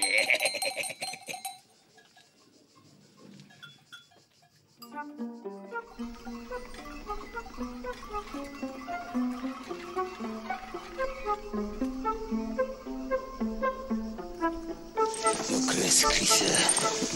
Aj, niko felin malis tadinatos esti neftiron. Jak ty, kurwa, nie masz wstydu. Sługą czym nie jestem. Wszystkiego. Będę mu rządzić, nie pozwolę. Kręcisz. Teraz, dawniej, ciągle. Nie zabijemy dzieci. Niesłuszne, żebyś ty się zemścił za okropną żonę. Ja na płaczu trawił moje dni i noce. Czym krzywdę i bezprawie czynił własnym dzieciom. Tyle ci rzekłem. Jasno i krótko i przeto nie zrozumiesz. Sam jeden sprawę rozstrzygnę. A, więc ty nie myślisz trudzić się z Helladą. Z tobą jakiś Bóg opętał. Idź się szczycić swym berłem. Ja pójdę innych poszukać pomysłów, innych przyjaciół. Wstydzę się, choć kurwa łzę uronić. I znów się wstydzę biedny nie zapłakać, kiedy mnie takie nieszczęście przygniotło. Brzmi okrutnie, ale ze współczuciem.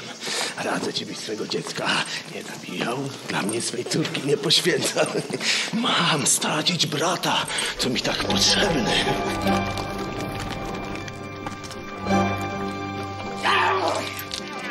Wyrzekam się! Piluję! Na te gorzkie więzy pokrewieństwa! Krwawą ofiarę z córki złożyć muszę!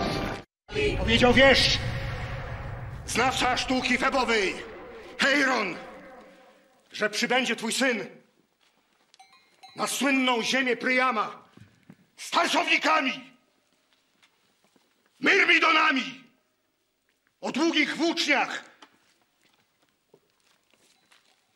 aby zniszczyć ogniem ten kraj.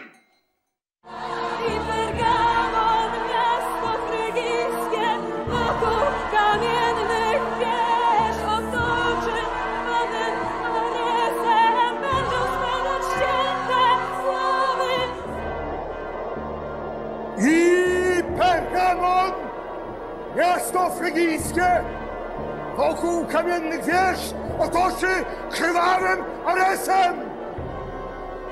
Będą spadać ścięte głowy. Będzie szarpać. Spali się miasto, do szczętu spustoszy i wielkim płaczem ogarnie córki i żony Priamy. A córka Zeusa Helena w wielkim płaczu zrozumie, w wielkim płaczu zrozumie. Spali się miasto, do szczętu spustoszy. I wielkim płaczem ogarnie córki i żonę Priama. A córka Zeusa, Helena, zrozumie. W wielkim płaczu zrozumie, co znaczy opuścić.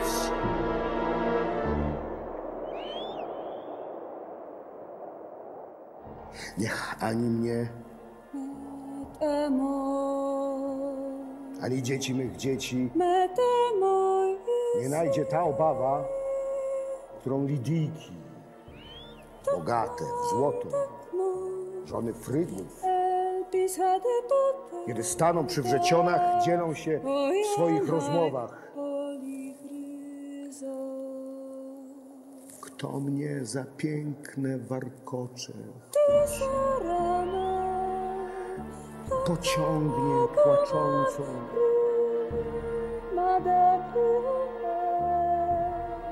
jak roślinę ginącą wyszarpnie przez ciebie.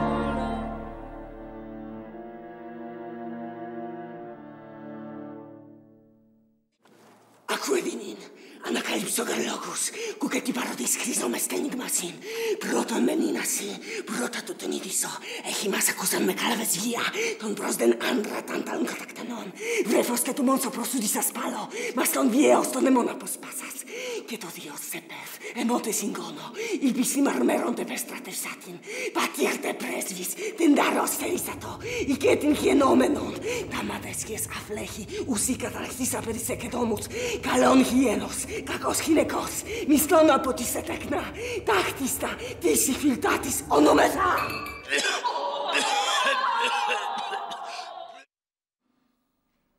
Ja wiem, gdzie jest miejsce na litość, gdzie nie ma.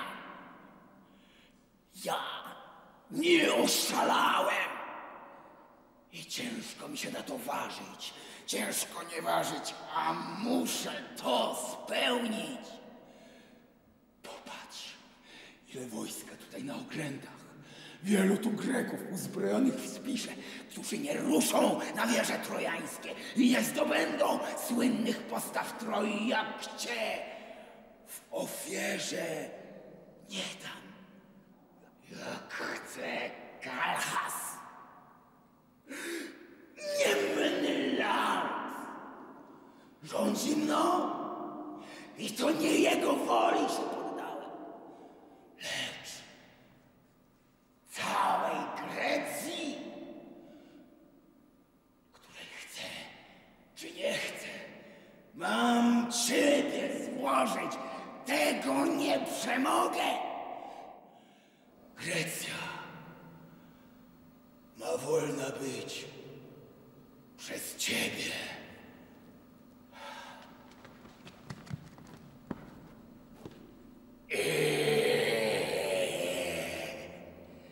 Mnie.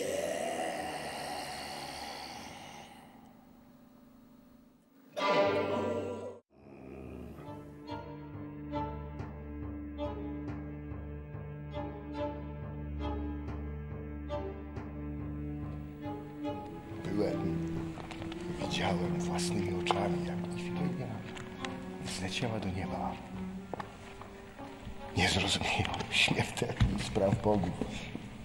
Zbawiają, kogo kochają. Dzień jeden i Śmierć jej widział i nowe jej życie.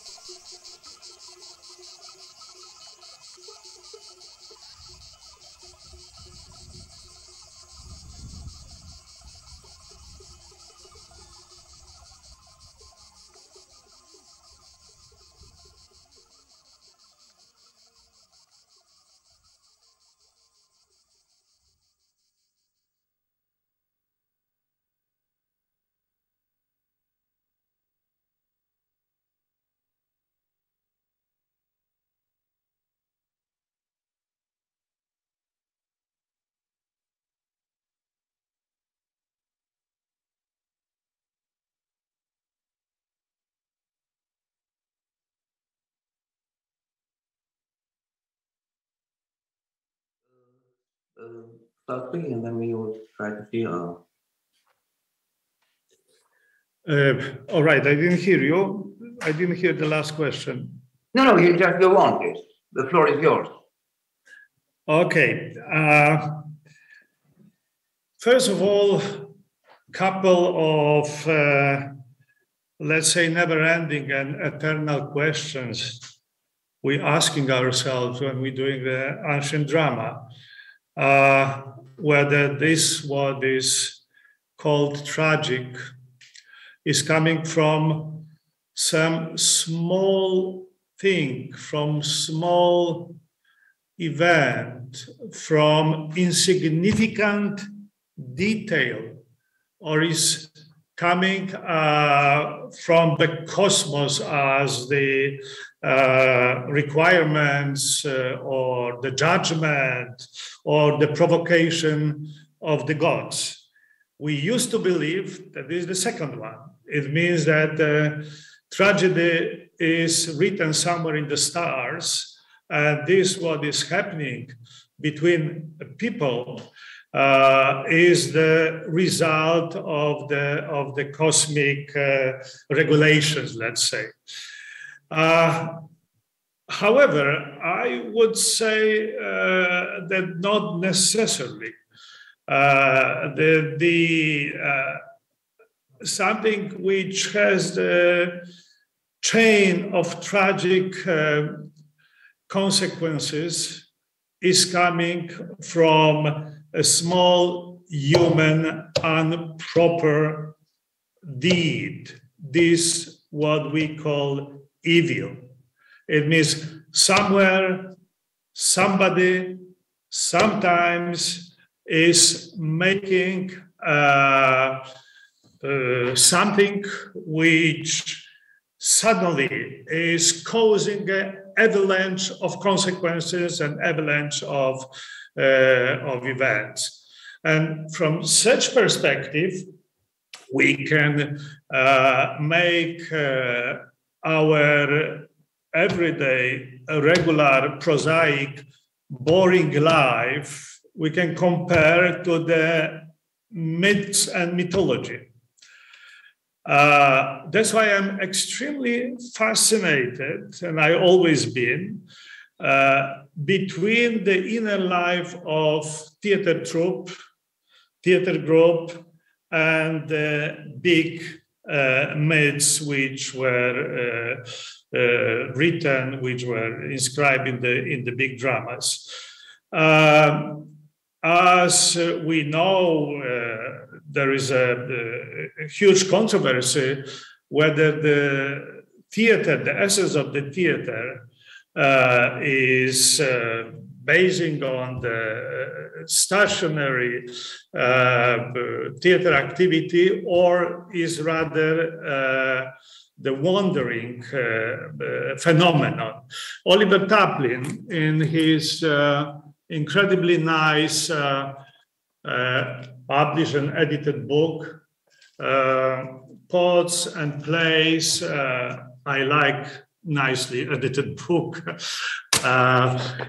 is saying that we know that the tragedies were frequently performed around the villages and the countryside in Attica, as well as in Athens itself and the nearby cities like Piraeus. And we know that in 5th, 4th century, they were put on by troops of traveling actors.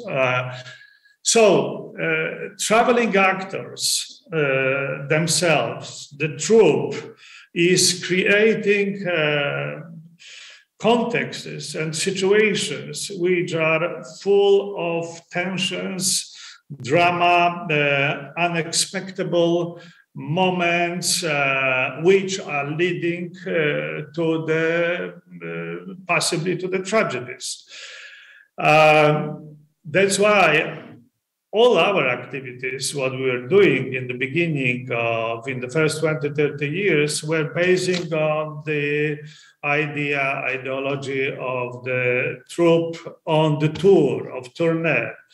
And I wouldn't say that inside of the company we were causing the same tragic events and momentum like this in Atreid's tragedy, but some comparisons are very possible. Why comparisons?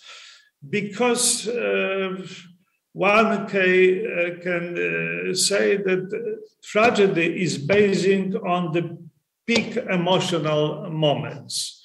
So the moments which are, as I said in the beginning, resulting with a chain of consequences. We know that the insignificant event like flirt between men and women, insignificant because it happened always, everywhere, caused the war, the Trojan War. Of course, it's an easy way of saying, but the jump from a situation which is between man and woman to a situation which is becoming to be the international crime is quite receivable in today's times as well. So that's why I would prefer to see, and we are practicing to see the tragedy as the examples of the emotional peak moments in the individuals and community life situation. And then editing one after the other such moment is resulting as a performance, as a theater performance, as a tragedy on the stage. Mikhail Bakhtin called this the jumping montage, or he was saying that narration, consequence narration, like a storytelling, is not necessarily something which creates dramatic and tragic tension. This, what creates the tragic and dramatic tension, is the jump from one momentum to the other momentum. So it's like antiphon, action and reaction. I mean, antiphona in the music. And they, of course, are getting up hotter and hotter temperature. And at the very end, something unexpected, unnecessary, extremely cruel, catastrophic, because it's about catastrophe. It's about catastrophe happen. And that's how every war is starting. The war is starting from insignificant moment. What we see now, let me refer because I am very close to the Belarusian border, this kind of Middle Ages, almost like provocation, I mean like on Middle Ages battlefield, what happened in the border between Poland and Belarus can result with something extremely catastrophic, not only for the countries which are neighboring with the Poland, but probably continentally. So that's the first point of, let's say, our way of staging tragedy. The other one is relation to the nature, to the landscape. In Mikhail Cacoyannis' film Electra, we see the landscape as a co-performing element like we say fire or water or wind. So the earth is very dark, stagnant, and is not the context only, but is a sort of the character, dramatis personae, as we used to say in theatrological language, is creating the dense reality which says to us something unexpected, extremely bad, evil-like will happen. So when we look at the sky landscape in Cacoyannis' film, in the famous Electra, we have the same emotional impact coming from the way he portrayed, not he shown, but he portrayed the landscape and the nature as we have from people actions, people words, people behaviors. So our attitude to the nature is very similar. That's why our system, theory, our way of doing theater, we call oikological. It means that in this basic triangle which creates ancient tragedy, it means place, action, and time. Say in other words, location, action, and time. Location is the one of the dramatis personae, is the co-hero, is co-actor of the event, of the drama. When we were doing Iphigenia in Aulis, we want to perform with location and all its phenomena. We want to perform the nature and everything what the nature can put on us, can demand from us, can challenge, the same as to the text and to the acting. Of course, that the nature can be the text. There are a lot of theoretical statements saying how much the nature, the earth, can be the text of the drama and of the tragedy.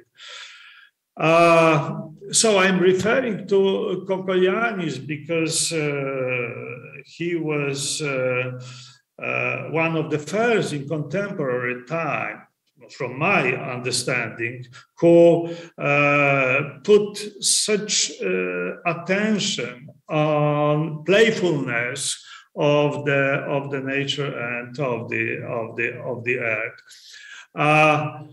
Doing Iphigenia, we got incredible privilege only for 2 days to involve into our field, into our play, because we are performing all the time, the holy place of antiquity, which is a Corinthian cave. So those scenes whom you see in the film happened not in studio, but it happened in the belly, inside of the Corinthian cave, as well as the famous Kakiskala, it means road up to the cave, the same as the mountain from which those who were criminals were thrown down. And I believe that you notice that the nature is playing a significant and indispensable role in the same as the text and the acting. So in big dream of mine, how to create the ancient tragedy, I'm usually saying, expecting, expressing that the human dramatic and tragic action inscribed into the drama of the nature, which nature performs, is, when it is in dialogue, creates a real tragedy. So this would be for the introduction. Okay, then maybe we should start with questions, if there are any already. Jana, please. Yes. Have I unmuted? Yes. It's just going back now. I have a lot of questions, but I'm only going to ask one because I just want to unlock. It's a query I've always had, that about the hieronomia, about the physical training. That, of course, we know. I addressed this to Wodek, that you've used all the vases and the mainly Greek iconography for your hieronomia. But you have developed that way beyond the Greek texts. And I see that you use it for Polish, Wyspiański, all sorts of other, Beckett, everything. And I'm wondering whether you have found that there is something different, that there is some greater harmony by the fact that you're using a visual language which comes from the period in which those ancient texts were actually, performed and composed. Do you find there is a harmony with a text that you don't find maybe with a Polish one, or is there no difference at all? No, hieronomia is a technique, a forgotten technique, what is based on the art of gesture, gesticulation in ancient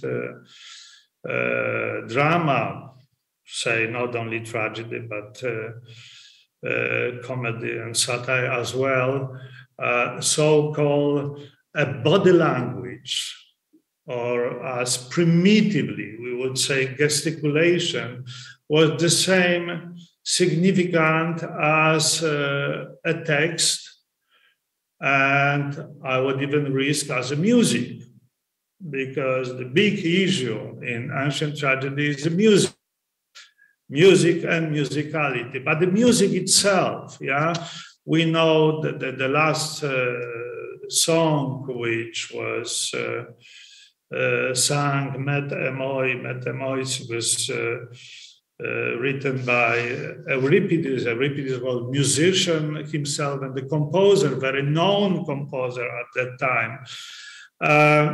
So Hieronomia is a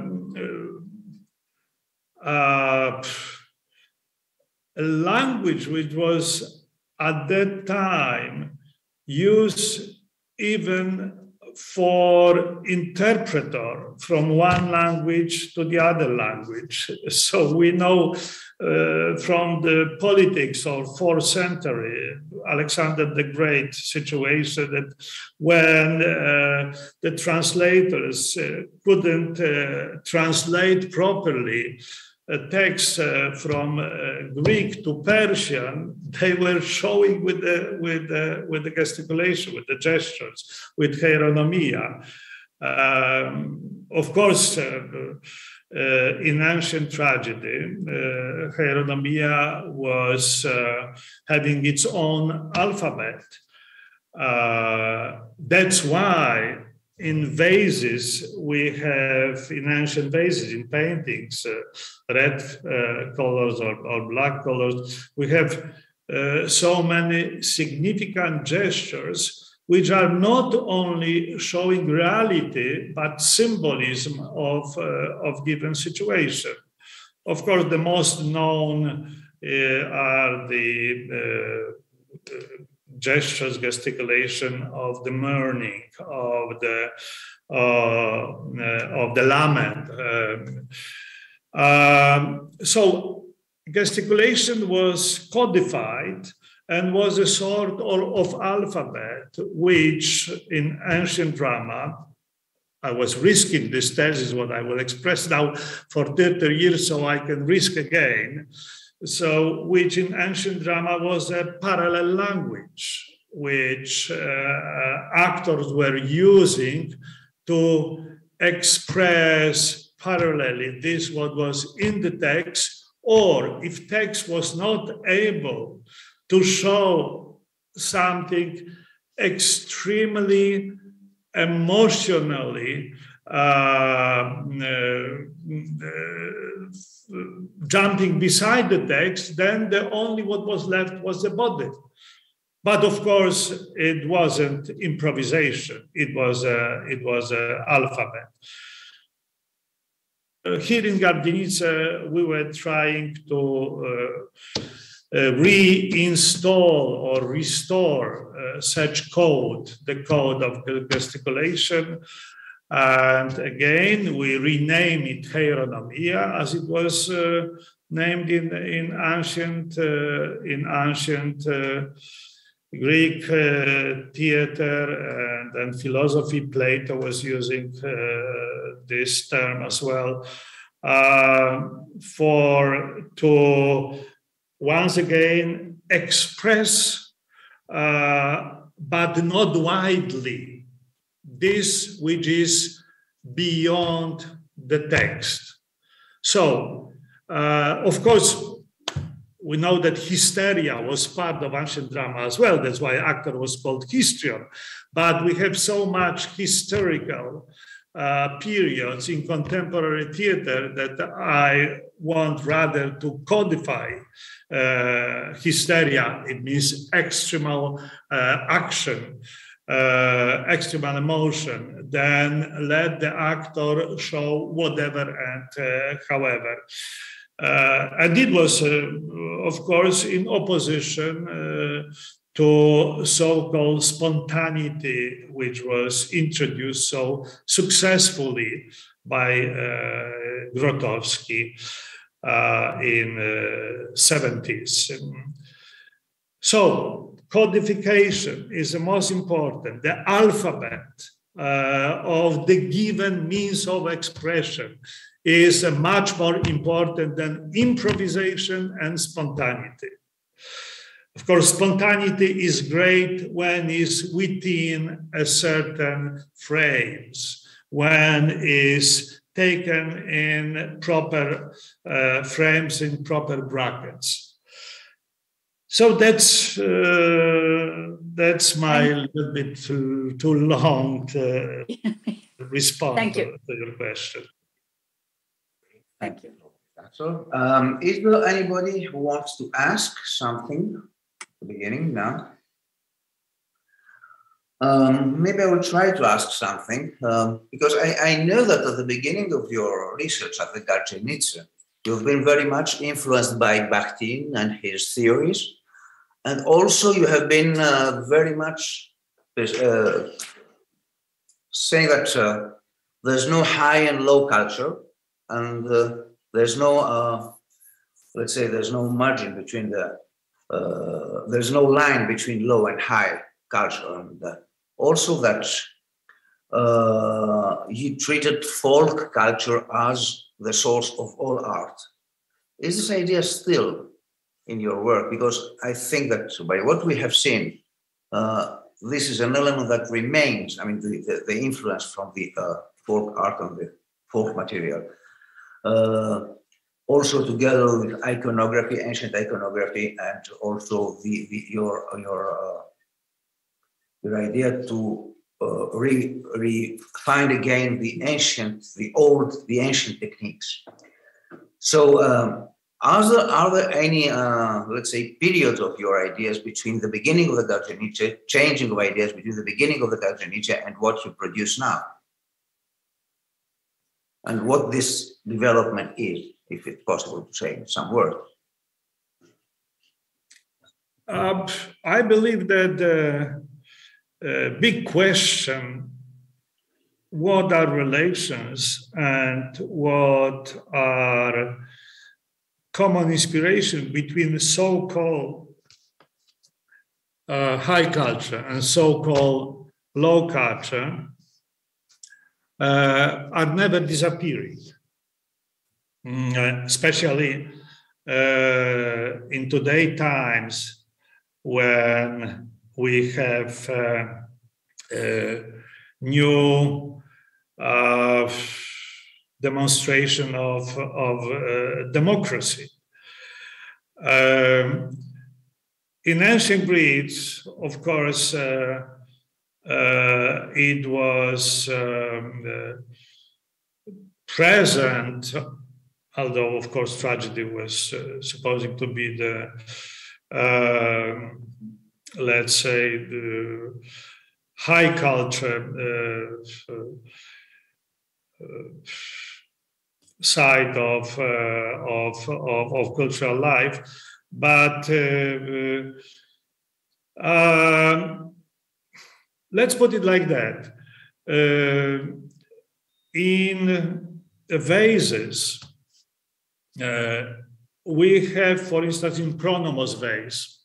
I have actually Pronomos vase in front of me, and let me remind to everybody. Oh, this way. No, this way. In famous Pronomos vase, which was so inspirative for artists. It's from about 4th century before Christ. So the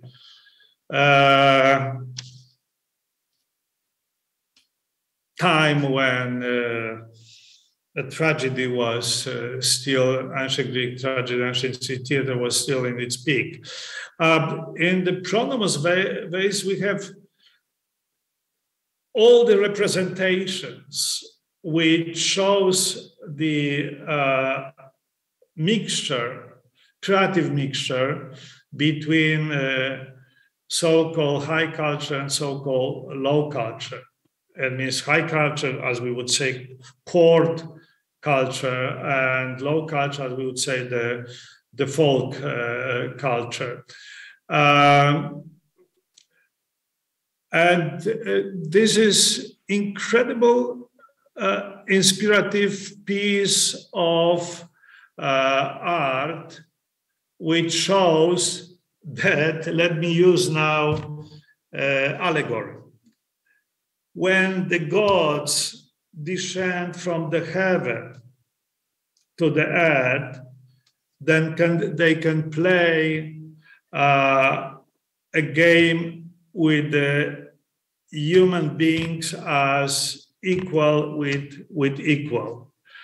And we don't know their final influence, but they are doing a cosmic performance together with the human being. So the most lower is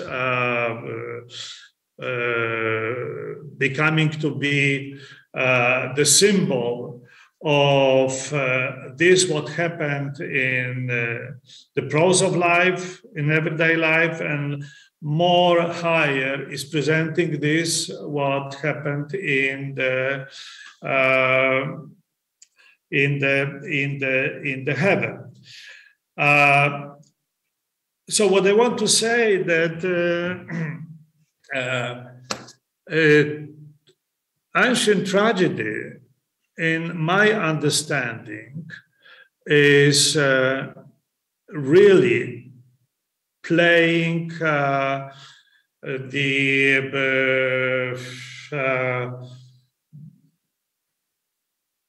best in its best when the gods are descending to the earth and performing with the humans.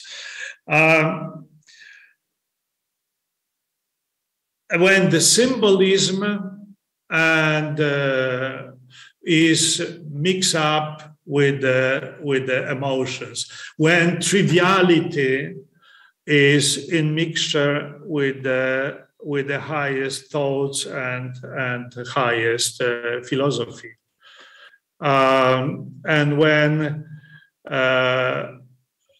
scenes, human scenes, are judged by the gods, but at the same time the gods are making the same scenes what the humans are making.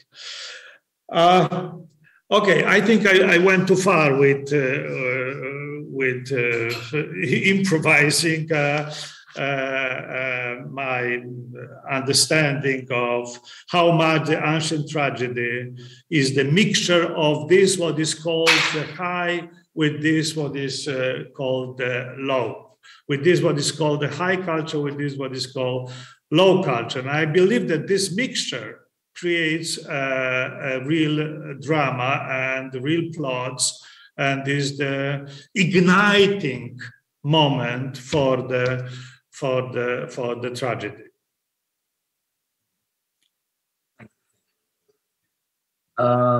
Yes, more questions? I think we have some more time, I believe. Is it so, Aspasia?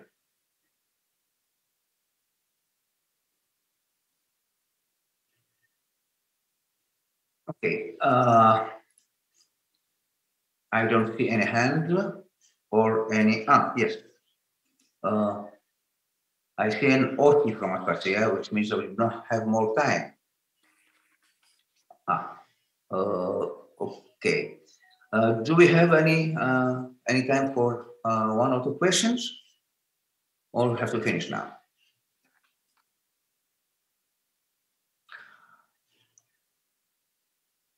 Well, actually, we have some more time. I would like to ask you. About. I mean, after I know that now you are working on a project which has to do with a Norwegian project, and on practicing history, and on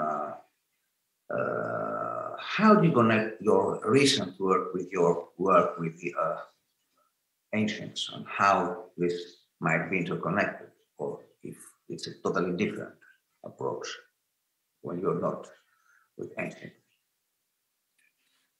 In this company and in this project, which is called Gardzienice project, as you know, is a small village in eastern part of Poland, small, forgotten, still poor, or it was very poor when we not came. forgotten anymore. Actually, we know it worldwide due to the presence of the theater. Yeah. So in this project, our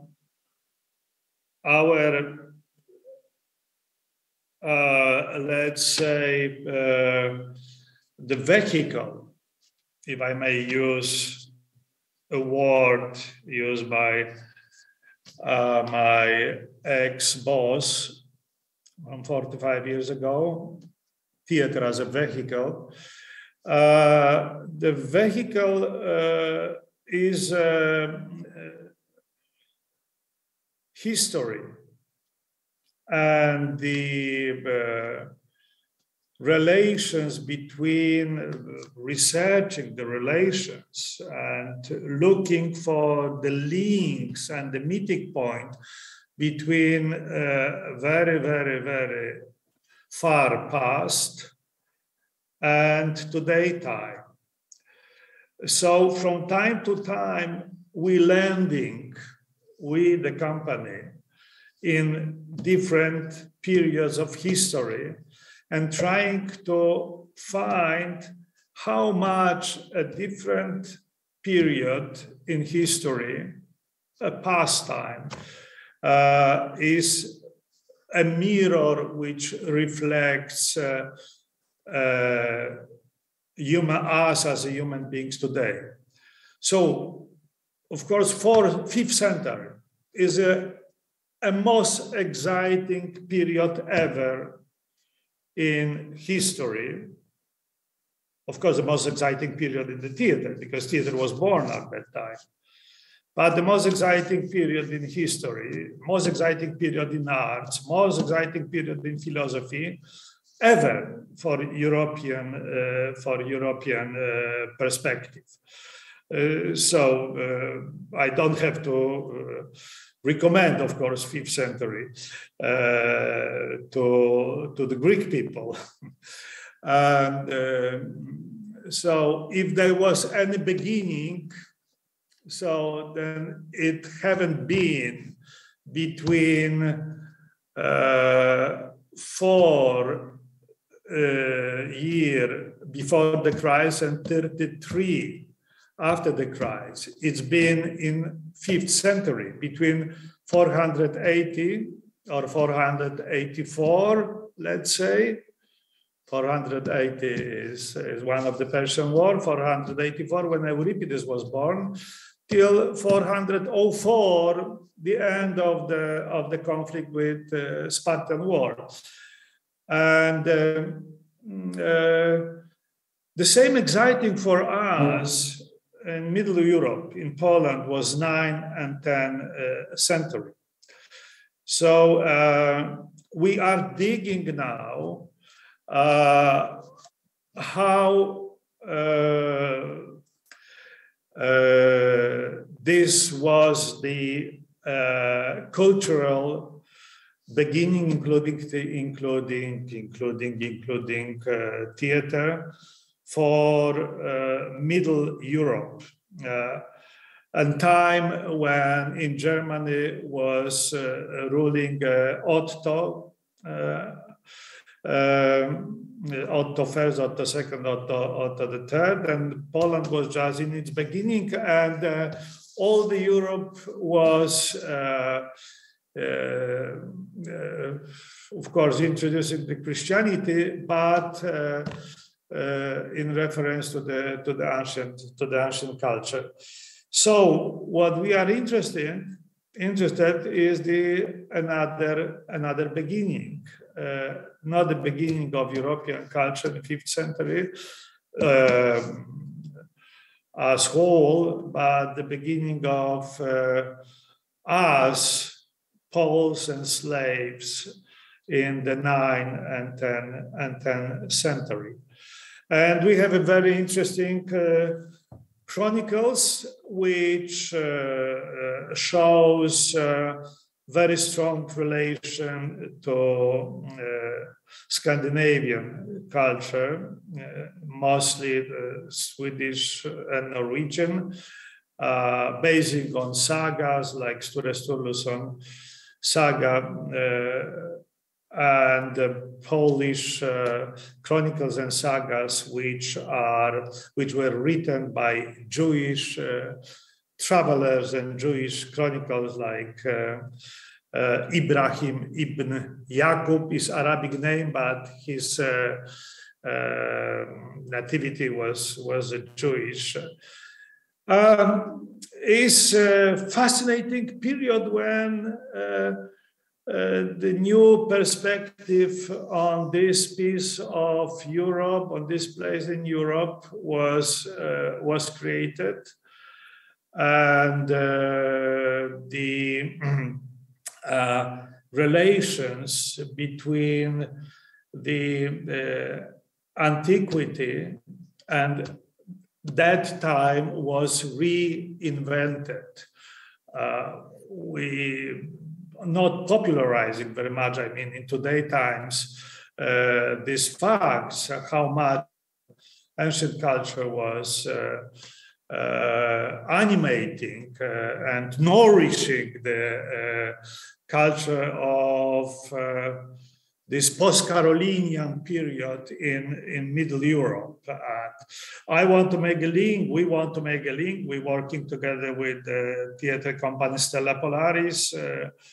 The money is from Norwegian Mechanism. It's 2 years project. We want to prove that antiquity was for the beginning of Slavic national construct and the beginning of Slavic cultures, incredible influential. Ancient Greek culture was incredible influential. So that's our project, and opening is in June in Norway, and then in October in Poland. I mean the new play, new show, which will be outdoors, big outdoor show. So that's the recent situation in Gardzienice.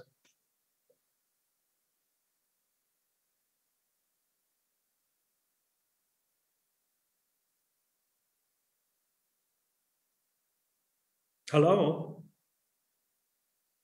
Hello, I don't hear you.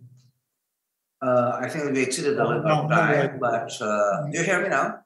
Now Yeah. I hear you, yes, now I hear you. Well, actually, if there's no any other question, and since we did exceed our time, maybe we should stop here, hoping that we will have in the future the possibility to talk more about your work, and maybe in different conditions. I mean, in live conditions and not by Zoom and internet. And I want to thank you again for being with us. And Jana also for being helpful for all this process. The people from supporting team. And we'll stop the session now, hoping that we'll have the chance to meet again very soon live. Thank you very much. Thank you. Thank you.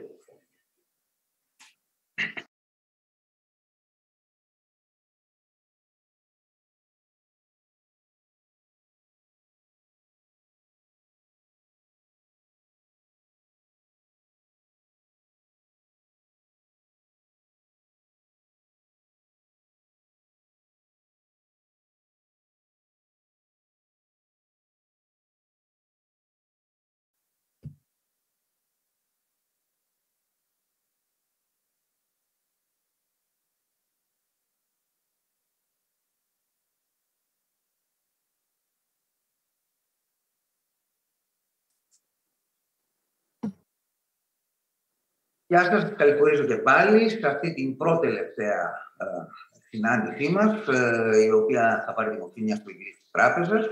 Έχουμε μαζί μας πέντε, νομίζω, πέντε σημαντικούς εκπροσώπους από το χώρο της σκηνοθεσίας, ηθοποιούς, δημιουργούς θεάτρου και σκηνογράφο, τον Κωνσταντίνο Ταζαμάνη. Θα πω ότι δυστυχώς η Μιχαέλα Αλεξίου, που ήταν να είναι και εκείνη μία από τις συνομιλήτριές μας, αρρώστησε και δεν μπορεί να παραστεί. Δεν πρόκειται για COVID. Η Μιχαέλα Αντωνίου, και όχι Αλεξίου. Η Μιχαέλα Αντωνίου και όχι Αλεξίου. Και θα ακολουθήσουμε τη σειρά που είπαμε. Θα κάνω παρουσιάσεις όλων όσων συμμετέχουν. Θα ήταν καλό να βλέπαμε και τον Κωνσταντίνο Ζαμάνη με κάποιο τρόπο που βρίσκεται στην αίθουσα του Ιδρύματος Μιχάλης Κακογιάννης. Θα κάνω μια πολύ σύντομη παρουσίαση και στη συνέχεια με τη σειρά θα σας δώσω το λόγο. Και από εκεί και πέρα, αφού ολοκληρώσετε τις ομιλίες σας, θα κάνουμε ερωτήσεις και από μέσα και από το κοινό. Λοιπόν, θα ξεκινήσω την παρουσίασή μου αλφαβητικά από τον Κωνσταντίνο Ζαμάνη. Ο Κωνσταντίνος είναι απόφοιτος του Τμήματος Θεατρικών Σπουδών. Δεν είναι αυτός ο λόγος για τον οποίο τον παρουσιάζω πρώτο, που καταλαβαίνετε. Αλφαβητική είναι η παρουσίαση. Ο Κωνσταντίνος, εκτός από το Τμήμα Θεατρικών Σπουδών, από το οποίο πήρε το πτυχίο του, σπούδασε σκηνογραφία, ιστορία κοστομίου και σχέδιο ρούχου στη Σχολή Βελουδάκη, σκηνογραφία στο εργαστήριο σκηνογραφίας της Ανωτάτης Σχολής Καλών Τεχνών και την Slade School of Fine Arts στο University College στο Λονδίνο, υπότροφος του Συλλόγου Φίλων Μουσικής και του Ιδρύματος Πανάση. Από τότε έχει διανύσει μια αρκετά μεγάλη διαδρομή στον χώρο του θεάτρου, έχει συνεργαστεί με πάρα πολλούς θεάσους, νομίζω με όλους τους σημαντικούς θεάσους, δεν θα ξέρω έναν, άλλωστε είναι γνωστό στο έργο του. Εγώ θα αναφέρω δύο μικρά στοιχεία ακόμη, ότι έχει τιμηθεί με το βραβείο ποιότητας για τα σκηνικά της ταινίας «Σκλάβοι στα δεσμάτους» και επίσης κάτι το οποίο ήταν στα όρια, ας πούμε, της πανεπιστημιακής και της σκηνογραφικής εργασίας, είχε οργανώσει την έκθεση, την ελληνική συμμετοχή στην έκθεση αρχιτεκτονικής, στην Διεθνή Έκθεση Σκηνογραφίας και Θεατρικής Αρχιτεκτονικής στην Πράγα, την Κουαντρενάλε του 2011, η οποία τιμήθηκε η συμμετοχή αυτή, η ελληνική συμμετοχή, με το χρυσό βραβείο της Θεατρικής Αρχιτεκτονικής. Κωνσταντίνε, θα συνεχίσω τις παρουσιάσεις τους υπόλοιπους και μετά θα μιλήσετε με τη σειρά. Τώρα, η Εύη Θεοδόρου είναι και εκείνη απόφοιτος τμήματος του Πανεπιστημίου Αθηνών, όχι των θεατρικών σπουδών βέβαια, αλλά τη νομική σχολή, όπως και εγώ άλλωστε. Και εκείνη, όπως και εγώ, σπούδασε θεατρολογία στο Παρίσι, στο Université du Paris 3, στο Sorbonne Nouvelle, όπου εκεί έκανε κανονικό και πτυχίο, προπτυχιακό πρόγραμμα και μεταπτυχιακό. Στην παρουσία της στο Παρίσι, μαθήτησε δίπλα στους σκηνοθέτες, μάλλον στον σκηνοθέτη Αντουάν Βιτέζ,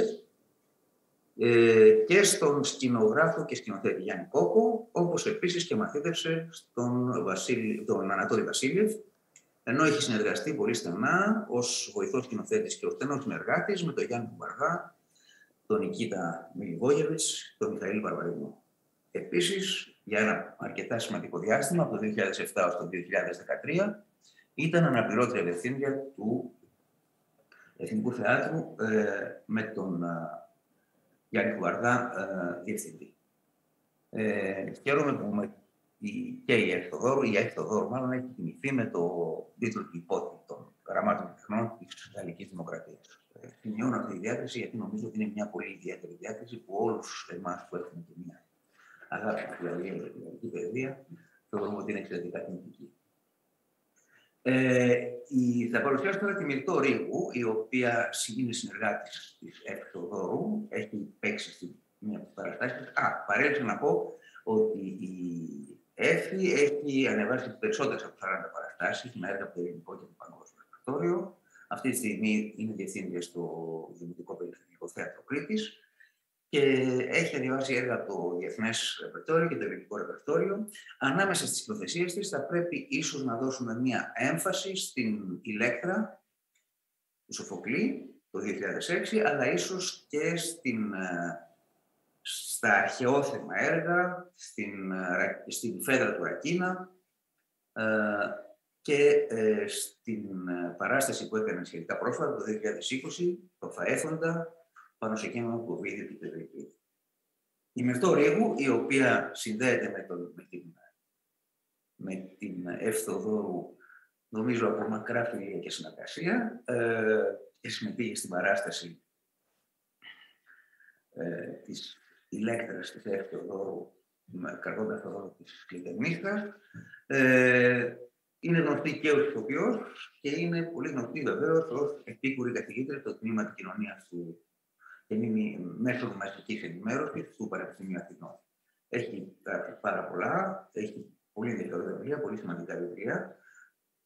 Ανάμεσα του θα αναφέρω το Θάνατο στην Νεωτερικότητα, το 1993, ένα από τα πρώτα βιβλία, η Ετερότητα του Άλλου, δοκίμιο για μια τρέχουσα μεταειθική, και αυτό το 1995, ο Αναγνώστης Χάμλετ, ένα πολύ ειδικό και ενδιαφέρον βιβλίο του 2009, και νομίζω ότι το πιο πρόσφατο βιβλίο της είναι το βιβλίο Πολιτισμός, με τίτλο Πολιτισμός, που κυκλοφόρησε πρόσφατα από το Πλέφρο, το 2021. Μεταξύ αυτών υπάρχουν και άλλα βιβλία, τα οποία δεν θα έχω αφαιρεθεί. Λοιπόν, εκτός από τη δουλειά της με την Ευθοδόρου, έχει παίξει και σε αρκετές ακόμη παραστάσεις. Αναφέρω ενδεικτικά το Μανιφέστο του Πολέμου το 2014, το Πεθαίνω σαν χώρα του Δημητριάδη το 2019, μια παράσταση του 2018 με τίτλο «Κακά θηλυκά και ανάποδα», οι γυναίκες, μια χειρονομία πάνω στη ποίηση του Γιώργου Βέλτσου, αυτό ήταν στο Δημοτικό Θέατρο Πειραιά, και επίσης στην Πειραιώς 260 το εργοτάξιο Λούλα Αναγνωστάκη, η κόκκινη παράσταση. Περνώ στην Άντζελα Μπρούσκου, η οποία αποφύτησε από το Θέατρο Τέχνης του Καρολικού, συνεργάστηκε ως ηθοποιός με το Θέατρο Τέχνης. Συμμετείχε στις παραστάσεις του Θεάτρου Τέχνης για αρκετά χρόνια και επίσης συνεργάστηκε με τον Μιχαήλ Μαρμαρινό, τη Μύρκα Γεμιτζάκη, τη Μέρη Τσούτη και το Χωροθέατρο Ανάλια, τον Θόδωρο Πετσόπουλο, τον Δημήτριο Παγιωάννου, τον Γιάννη Κουαρδά, τον Βούλα Πατεράκη, πολλούς από τους σημαντικούς Έλληνες σκηνοθέτες της σημερινής εποχής. Έχει ασχοληθεί με την έρευνα πάνω στη μέθοδο και την τεχνική του ηθοποιού, με βασικό άξονα την αρχαία τραγωδία, ως δασκάλα, ως ηθοποιός, ως σκηνοθέτης, και ίδρυσε το 1993 το Θέατρο Δωματίου και το ομώνυμο στούντιο υποκριτικής, σε συνεργασία με την Παρθενόπη Μπουζούρη, η οποία σπούδασε γεωπονική στο Πανεπιστήμιο της Θεσσαλονίκης και θέατρο στη Σχολή Βεάκη. Είναι ιδρυτικό μέλος του Θέατρου Δωματίου και από το 1994 έχει συμμετάσχει σε όλες τις παραστάσεις της σκηνοθεσίας της Άντζελας Μπρούσκου, διδάσκει υποκριτική και αυτοσχεδιασμό. Η Άντζελα έχει παρουσιάσει πολλές σκηνοθεσίες, πάρα πολλά έργα από το σύγχρονο και το κλασικό ρεπερτόριο. Θα μείνω στα έργα που πιθανώς σχετίζονται με τη σημερινή συζήτηση. Η Ηλέκτρα του Σοφοκλή, στο σχολείο το 2007. Ο Εσκύλος, ο Αγαμέμνονας του Εσκύλου, στην Επίδαυρο, και η Κλητεμίστρα είναι η μόνη από τις τρεις παραστάσεις, στην οποία, αν δεν κάνω λάθος, δεν έπαιζε η Παρθενόπη. Αλλά συμμετείχε στην έρευνα, μια παράσταση που έγινε στο Φεστιβάλ Αθηνών στην Πειραιώς 2011. Και νομίζω ότι απομένει να παρουσιάσει το Θάνατο Κωνσταντίνου, που είναι σκηνοθέτης και ηθοποιός, πτυχιούχος της Δραματικής Σχολής Εμπρός, το Θέατρο Εργαστήριο του Εμπρός, και επίσης της Νομικής Σχολής του Απιθύτα. Επομένως, η πλειοψηφία των αποφύτων της Νομικής Σχολής είναι εντυπωσιακή.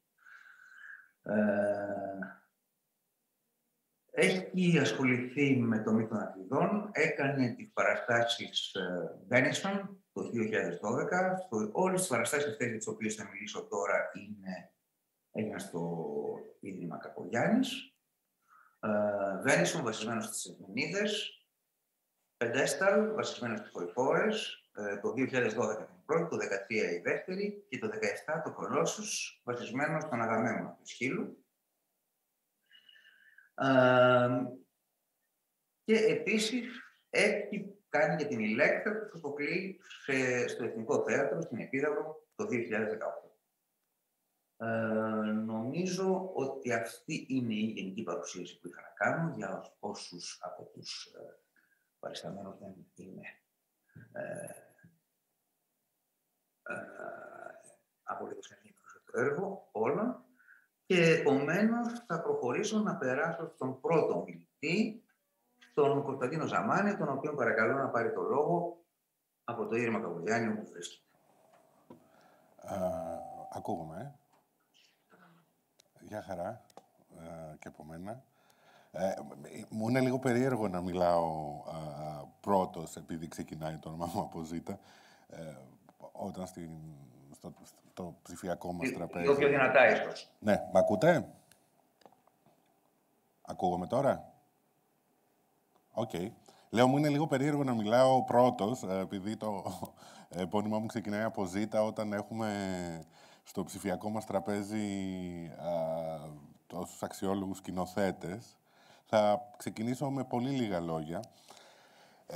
Έχω ασχοληθεί με το αρχαίο δράμα στα χρόνια που δουλεύω 6 φορές και έχει πλάκα γιατί έχω κάνει 2 φορές την Ιφηγένεια στην Ταυρίδα, 2 φορές στην Αντιγόνη, μάλλον για να τα καταλάβω καλύτερα, και μετά τη Μύδια και την Ιφηγένεια στην Αυλίδα. Όλες αυτές τις παραστάσεις, με εξαίρεση τη Μύδια που ήταν το 17 με τη Μαριάννα την Κάλμπαρη στην Επίδαυρο, ήταν παραστάσεις εκτός Επιδαύρου ή εκτός... αυτή είναι η Μύδια. Εκτός μεγάλου θεάτρου, εκτός... ακόμα και φεστιβάλ, αν θέλετε, παρόλο που το φεστιβάλ είναι μια άλλη ιστορία. Και νομίζω από το 3 που κάναμε με τη Δέσποινα την Παναγιωτοπούλου στο λιθογραφείο στην Πάτρα, μια πρώτη τρελή Ιφηγένεια, και το 8 που κάναμε τη δεύτερη, μου έχει μείνει ένας σοβαρός προβληματισμός για το κατά πόσο η σχέση, οι χώροι στους οποίους ανεβάζουμε ως επιτοπλίστων, κατά κανόνα, τις παραστάσεις αρχαίου δράματος τελικά δεν λειτουργούν καθοριστικά για το είδος των παραστάσεων που κάνουμε. Έχω μείνει όλα αυτά τα χρόνια με την απορία τι γίνεται με τις παραστάσεις αρχαίου δράματος μικρότερης κλίμακας. Τι γίνεται με την παράσταση του αρχαίου δράματος ως θέατρο δωματίου.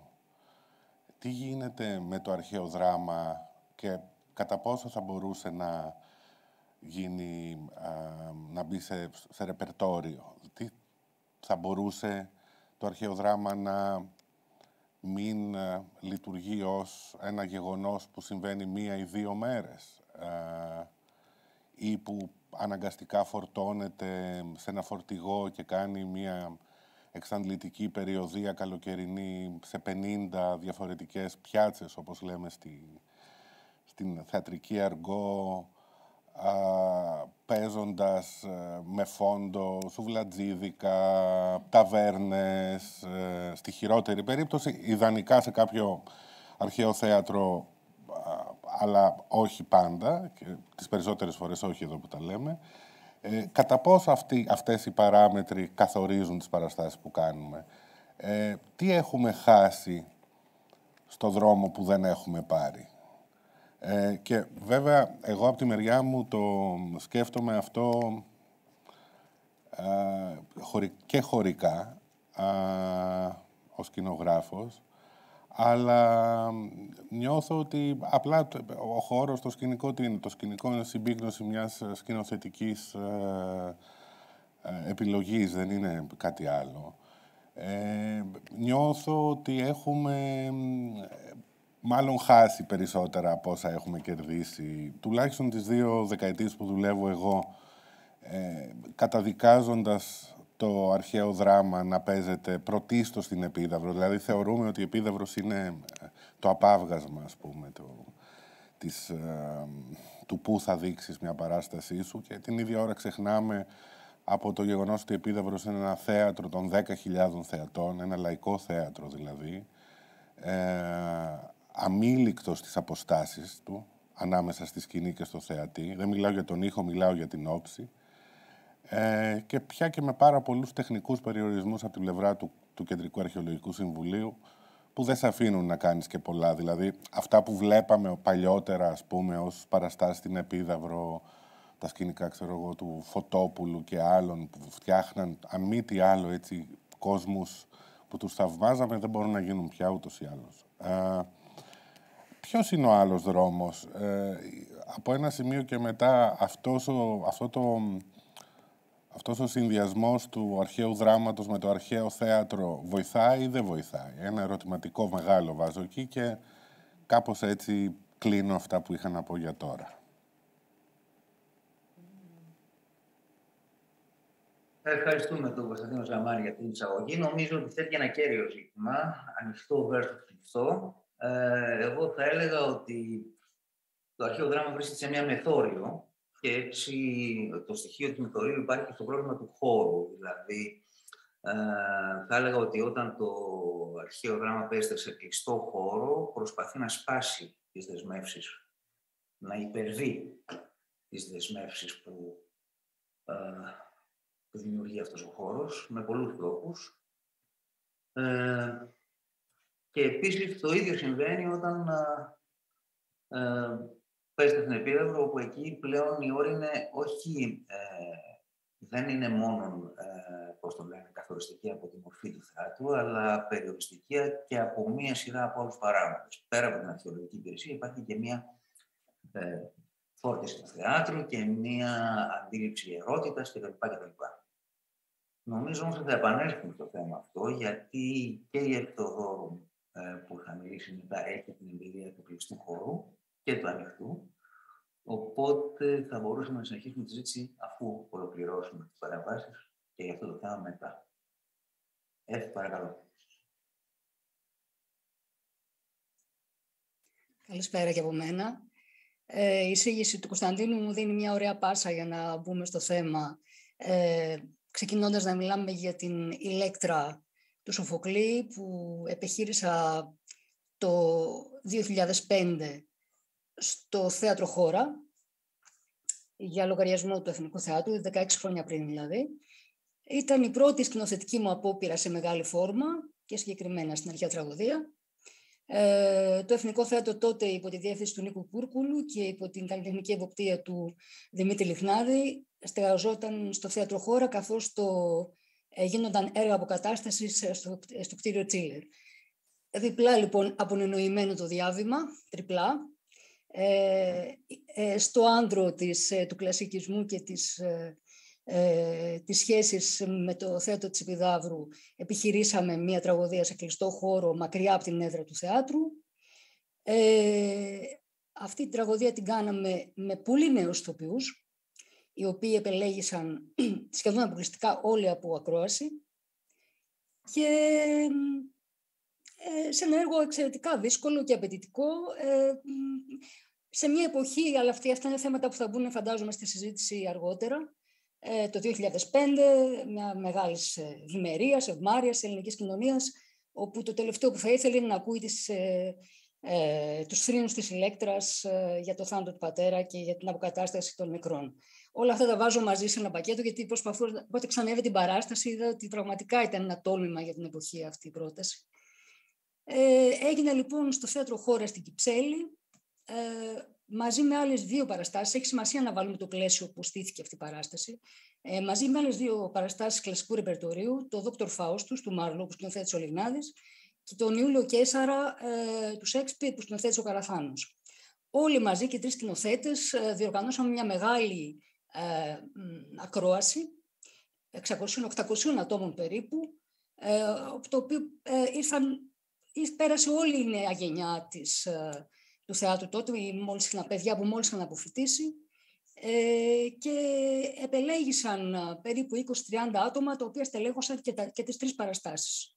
Είχε δηλαδή ένα κλίμα συνεργασίας και ένα ενιαίο κλίμα, μια αντιμετώπιση κοινή τραγωδία σε κλειστό χώρο, είτε αρχαία, είτε Σέξπιρ, είτε Μάρλο. Μπήκαν δηλαδή πολύ γερά θεμέλια σε εκείνη τη χρονιά, το 2005, στο χώρο. Έλεγα λοιπόν από την αρχή ότι δεν είναι μόνο το θέατρο, ο ανοιχτός χώρος που εκφοβίζει και βάζει κάποιο πλαίσιο στο πώς βλέπουμε τις τραγωδίες. Μπορεί κάλλιστα και ένας κλειστός χώρος να φέρει τους θεατές εκεί και τους ειδικούς, τους κριτικούς, τους ειδήμονες με αρκετά στεγανά στην πρόσληψη. Άλλωστε μέχρι τότε η αρχαία τραγωδία ήταν προνόμιο των μεγάλων τραγωδών, τέλος πάντων ηθοποιών με μεγάλη πείρα σε αυτό το είδος, σε ανοιχτούς χώρους. Υπήρχε δηλαδή διαβήκαμε κάποιο όριο κάνοντας αυτή την παράσταση. Εγώ παρόλα αυτά ήθελα να γίνει έτσι αυτή η παράσταση με νέους ερμηνευτές, δηλαδή να είναι σύμμαχοί μου παιδιά της νεότερης γενιάς και να μιλήσουν, και μάλιστα πρωταγωνιστές, γιατί μην ξεχνάμε ότι αυτοί οι άνθρωποι ξεκίνησαν τότε και χάραξαν μια μεγάλη πορεία στο ελληνικό θέατρο στη συνέχεια. Ήθελα αυτούς τους ρόλους της Ηλέκτρας, του Ορέστης, της Χρυσοθέμηδος και όλου του χορού σχεδόν να έχω κοντά μου συμμάχους παιδιά της νεότερης γενιάς και να μιλήσουν ακριβώς για αυτά τα θέματα που θέτει ο Σοφοκλής, το αίτημα της ελευθερίας μέσα σε μια ανελεύθερη κατάσταση, περιορισμού, εγκλεισμού, της αποκατάστασης της δικαιοσύνης, της τιμωρίας των σφετηριστών, της αποκατάστασης των νεκρών. Όλα αυτά τα μεγάλα ζητήματα που έθετε η Ηλέκτρα σε μια, όπως είπα, εποχή ευμάρειας ήταν σημαντικό να υποθούν από νέους ανθρώπους. Δεν ήταν εύκολο το εγχείρημα, γιατί όλοι φοβόμασταν, και εγώ που ανέλαβα τα γενία, αλλά και αυτοί που ερμήνευαν. Εξαίρεση Μυρτώ Ρήγου, φίλοι από τα παλιά και από το σχολείο και αγαπημένο άτομο στο οποίο εμπιστεύτηκα το ρόλο της κληθεμνίστρας, που ερχόταν λοιπόν να ενισχύσει τους ενήλικες, το ρόλο των ενηλίκων εκεί, και ο Κωνσταντίνος Αβαρικιώτης στο ρόλο του Αίγιστου, που είχε παρόλα αυτά μια πορεία ήδη στο θέατρο και ειδικά στην τραγωδία. Τώρα, για να περάσουμε στο θέμα του σκηνικού χώρου που άνοιξε ο Κωνσταντίνος, το θέατρο χώρα δεν είναι ένα απλό θέατρο, δεν είναι ένα θέατρο δωματίου. Είναι ένας πολύ μεγάλος χώρος, πολύ απαιτητικός, τον οποίο μαζί με την αείμνηστη Έλλη Παπαγεωργοπούλου αξιοποιήσαμε με τον παρακάτω τρόπο, αντιστρέφοντας τη σχέση σκηνής και πλατείας, δηλαδή τοποθετήθηκαν οι θεατές στη σκηνή πάνω σε εξέδρες και η δράση διαδραματίστηκε στην πλατεία του θεάτρου, που βγήκαν όλα τα καθίσματα και στιβάχτηκαν περιμετρικά. Στο πιτ, δηλαδή 1 μέτρο κάτω από τη γη, μπήκαν εγκαταστάθηκε ο χορός. Στη μεσαία ζώνη, στις βαθμίδες, αυτοπεριορίστηκε η Ηλέκτρα σε ένα καρέ 2x2, και ενώ ο χώρος του εξώστη ήταν ένας πιο φαντασιακός, ονειρικός χώρος που καταλάβανε κυρίως η κληθεμνίστρα, και το όλον περιβάλλον, το σκηνικό χώρος περιοριζόταν από μια άσπρη κόκκινη κορδέλα, σημάδι της απαγόρευσης προσέγγισης στο χώρο αυτόν, του περιορισμού, του κινδύνου. Όλα δηλαδή σηματοδοτούσαν την ανελευθερία, τον εγκλεισμό, τον περιορισμό, και ο θεατής μπαίνοντας σε αυτό το σκοτεινό μαύρο θέατρο, σαν να μπαίνει στη νύχτα, σαν να μπαίνει τέλος πάντων σε έναν τάφο από την αρχή, ερχόταν αντιμέτωπος με το θρήνο των χοροδών. Μουσική τελούσαν ζωντανά οι ηθοποιοί, η μουσική του Νίκου Πλάτανου. Και ναι, έμπαινε σε ένα χώρο που ναι, ήταν εκεί με μεγάλη βαρύτητα όλα τα νοήματα του έργου, θα πω.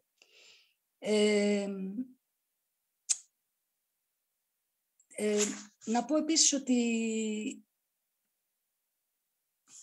το σώμα του κειμένου ήταν παρόν επίσης στην παράσταση, μέσα, το σώμα του κειμένου, το κείμενο, και μέσα από παράλληλες, από το υποβολείο που έκαναν πολλές φορές ηθοποιοί στους συναδέλφους.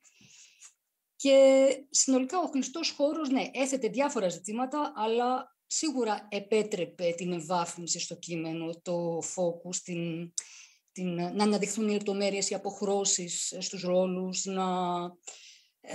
τα μυθικά αυτά πρόσωπα γινόντουσαν πιο οικεία με έναν τρόπο, ντυμένα μάλιστα, όπως βλέπουμε, με σύγχρονα ρούχα.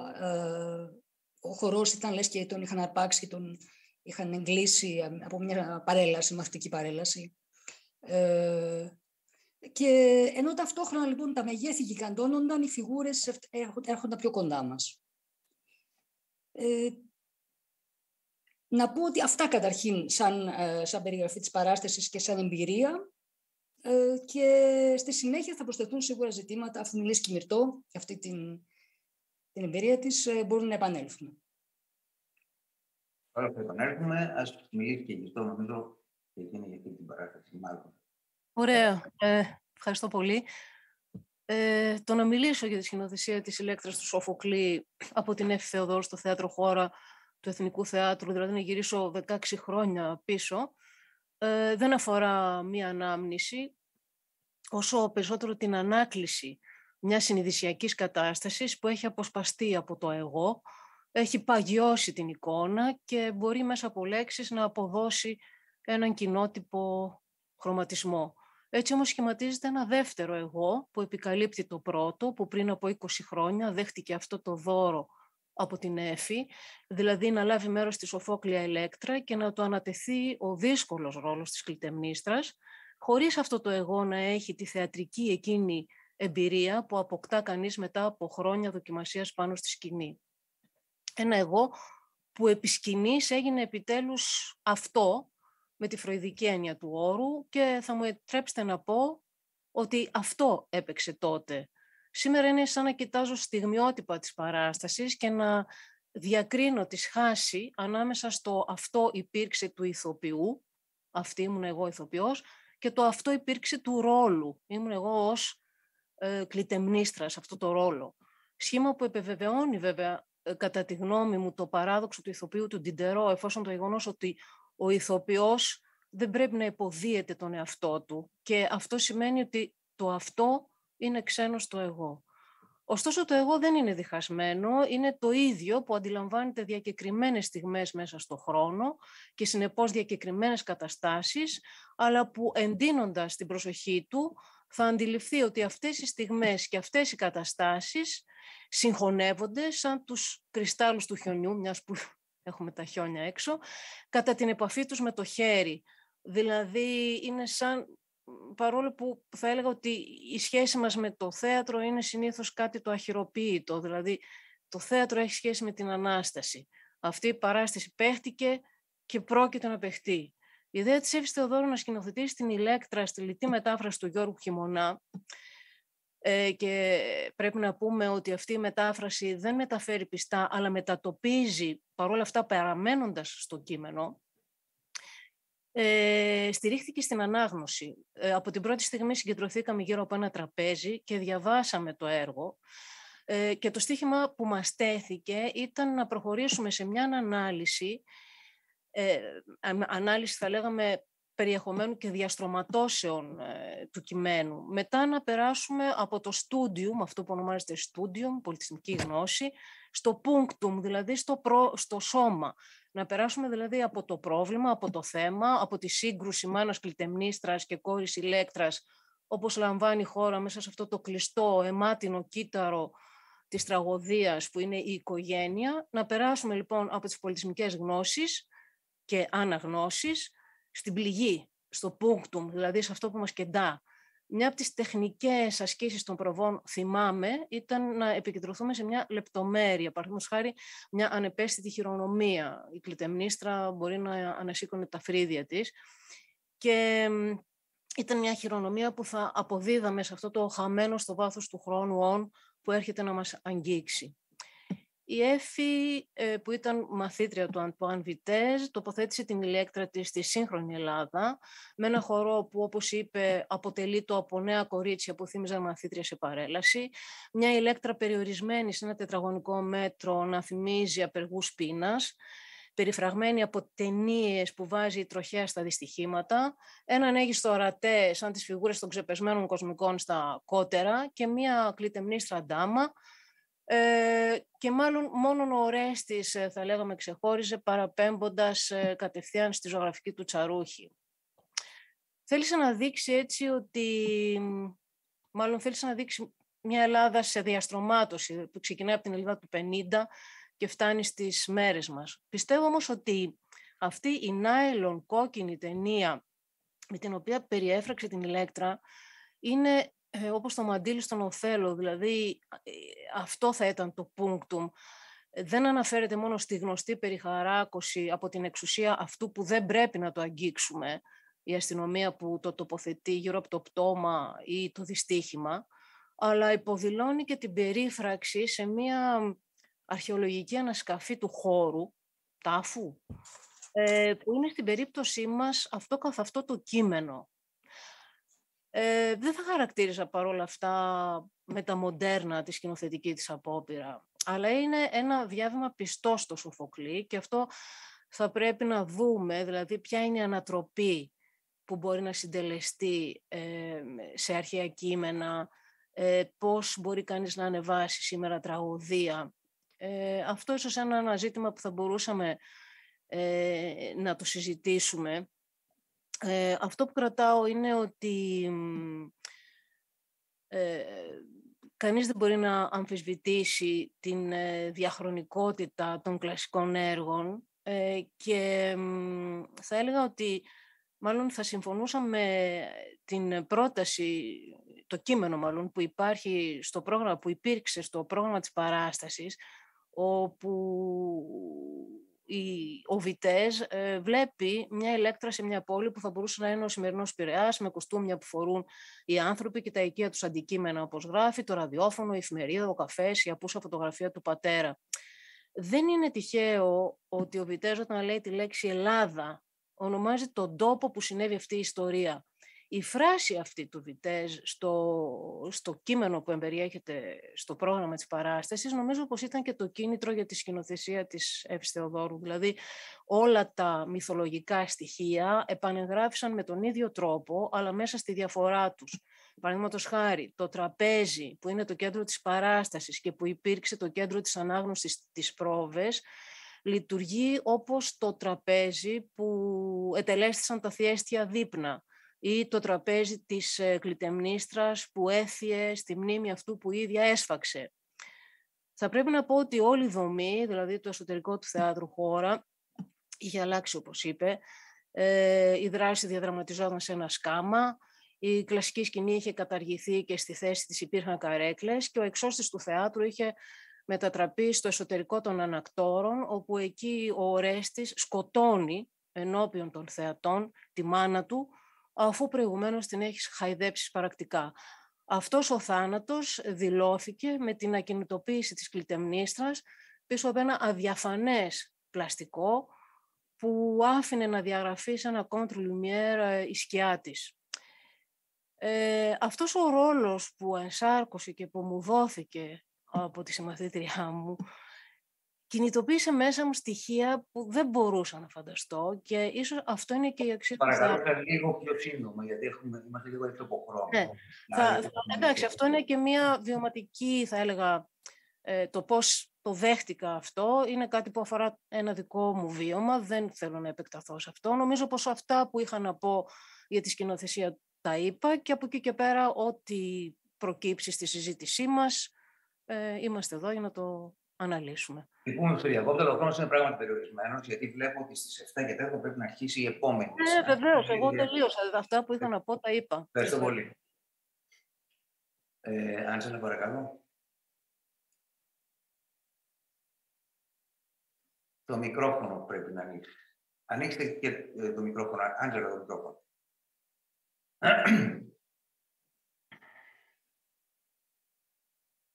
Ναι, μ' ακούτε. Ωραία. Είχα και εγώ την εμπειρία του, αν μιλήσουμε για κλειστούς και ανοιχτούς χώρους. Πρώτα με την Ηλέκτρα του Σοφοκλή στο θέατρο σχολείο, όπου μετατράπηκε ο χώρος, μεταμορφώθηκε σε ένα χώρο παρακμιακό εύκολης διασκέδασης, σε ένα νεκροταφείο ψυχαγωγίας, όπως το είχαμε δει, όπως μπορεί να είναι τα ζούκια, ας πούμε.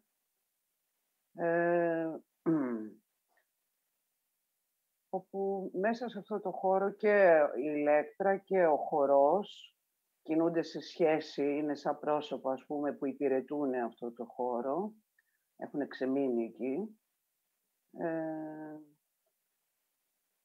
Και τα τραπέζια, όπως βλέπετε εδώ, εγώ είχα και το ρόλο της κλητεμνίστρας, όπου είναι αυτό το περιβάλλον κρεπάλης και ασυνδοσίας, έτσι όπως είναι και τα μηνύματα του έργου και της Ηλέκτρας. Λοιπόν, οπότε η Ηλέκτρα τώρα μέσα σε αυτό είναι σαν να ξεπηδάει από το μύθο της και έρχεται να συναντηθεί σε αυτό το τώρα, εκεί. Μετά είχα την εμπειρία στην Επίδαυρο με τον Αγαμέμνονα της Ορέστιας του Εσχύλου, όπου εκεί πάλι ο χορός είναι σαν μία μπάντα που περιμένει, γιατί βασίστηκε πάρα πολύ έτσι σε αυτή την αναμονή, την τεράστια, ότι κάτι θα έρθει ένα μήνυμα, κάτι θα έρθει και θα ανταλλάξει όλα. Οπότε η κυρίαρχη μορφή εκεί είναι η κλητεμνίστρα, θα έλεγα, και φυσικά η σχέση της με το χορό, η σχέση της γυναίκας, η σχέση της γυναίκας που κυβερνάει, η σχέση της γυναίκας μάνας, που ζει την απώλεια, της ερωμένης, της συζύγου, είναι πολύ έτσι, όλη η γκάμα, ας πούμε. Η δύναμη της γυναίκας που έρχεται από παλιά, της αρχαίας γυναίκας, μέχρι σήμερα.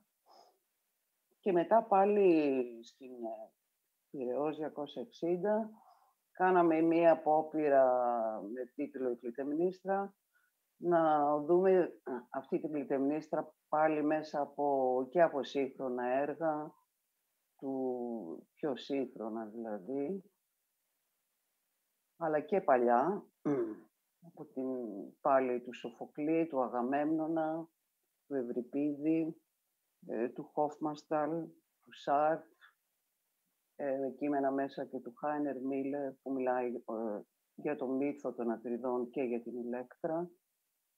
Και έγινε έτσι μία σύνθεση, ας πούμε, που πάλι μπορούμε να δούμε τη γυναίκα και τη νέα κλητεμνίστρα και την κλητεμνίστρα μεγάλη, με όλους τους φόβους, τις ανησυχίες, τις προσδοκίες, την επιθυμία και αυτή την ουσία, την ύπαρξη, ας πούμε, την υπαρξιακή της πλευρά, όπως έχει διαμορφωθεί κοινωνικά μέσα στα χρόνια, μέσα στην ιστορία, η θέση της γυναίκας. Γιατί μην ξεχνάμε ότι και στην αρχαία Ελλάδα,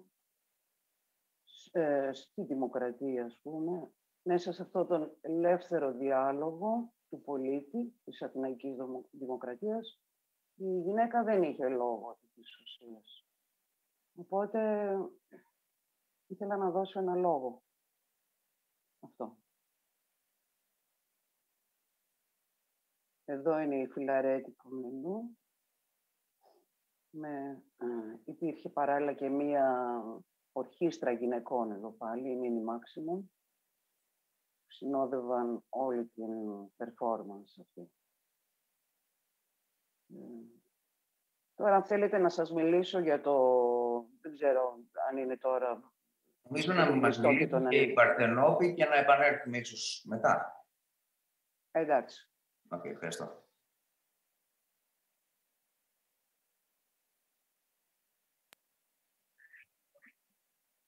Καλησπέρα. Καλησπέρα σας. Γεια σας, με βλέπετε? Σας βλέπω, σας ακούω. Πείτε κάτι.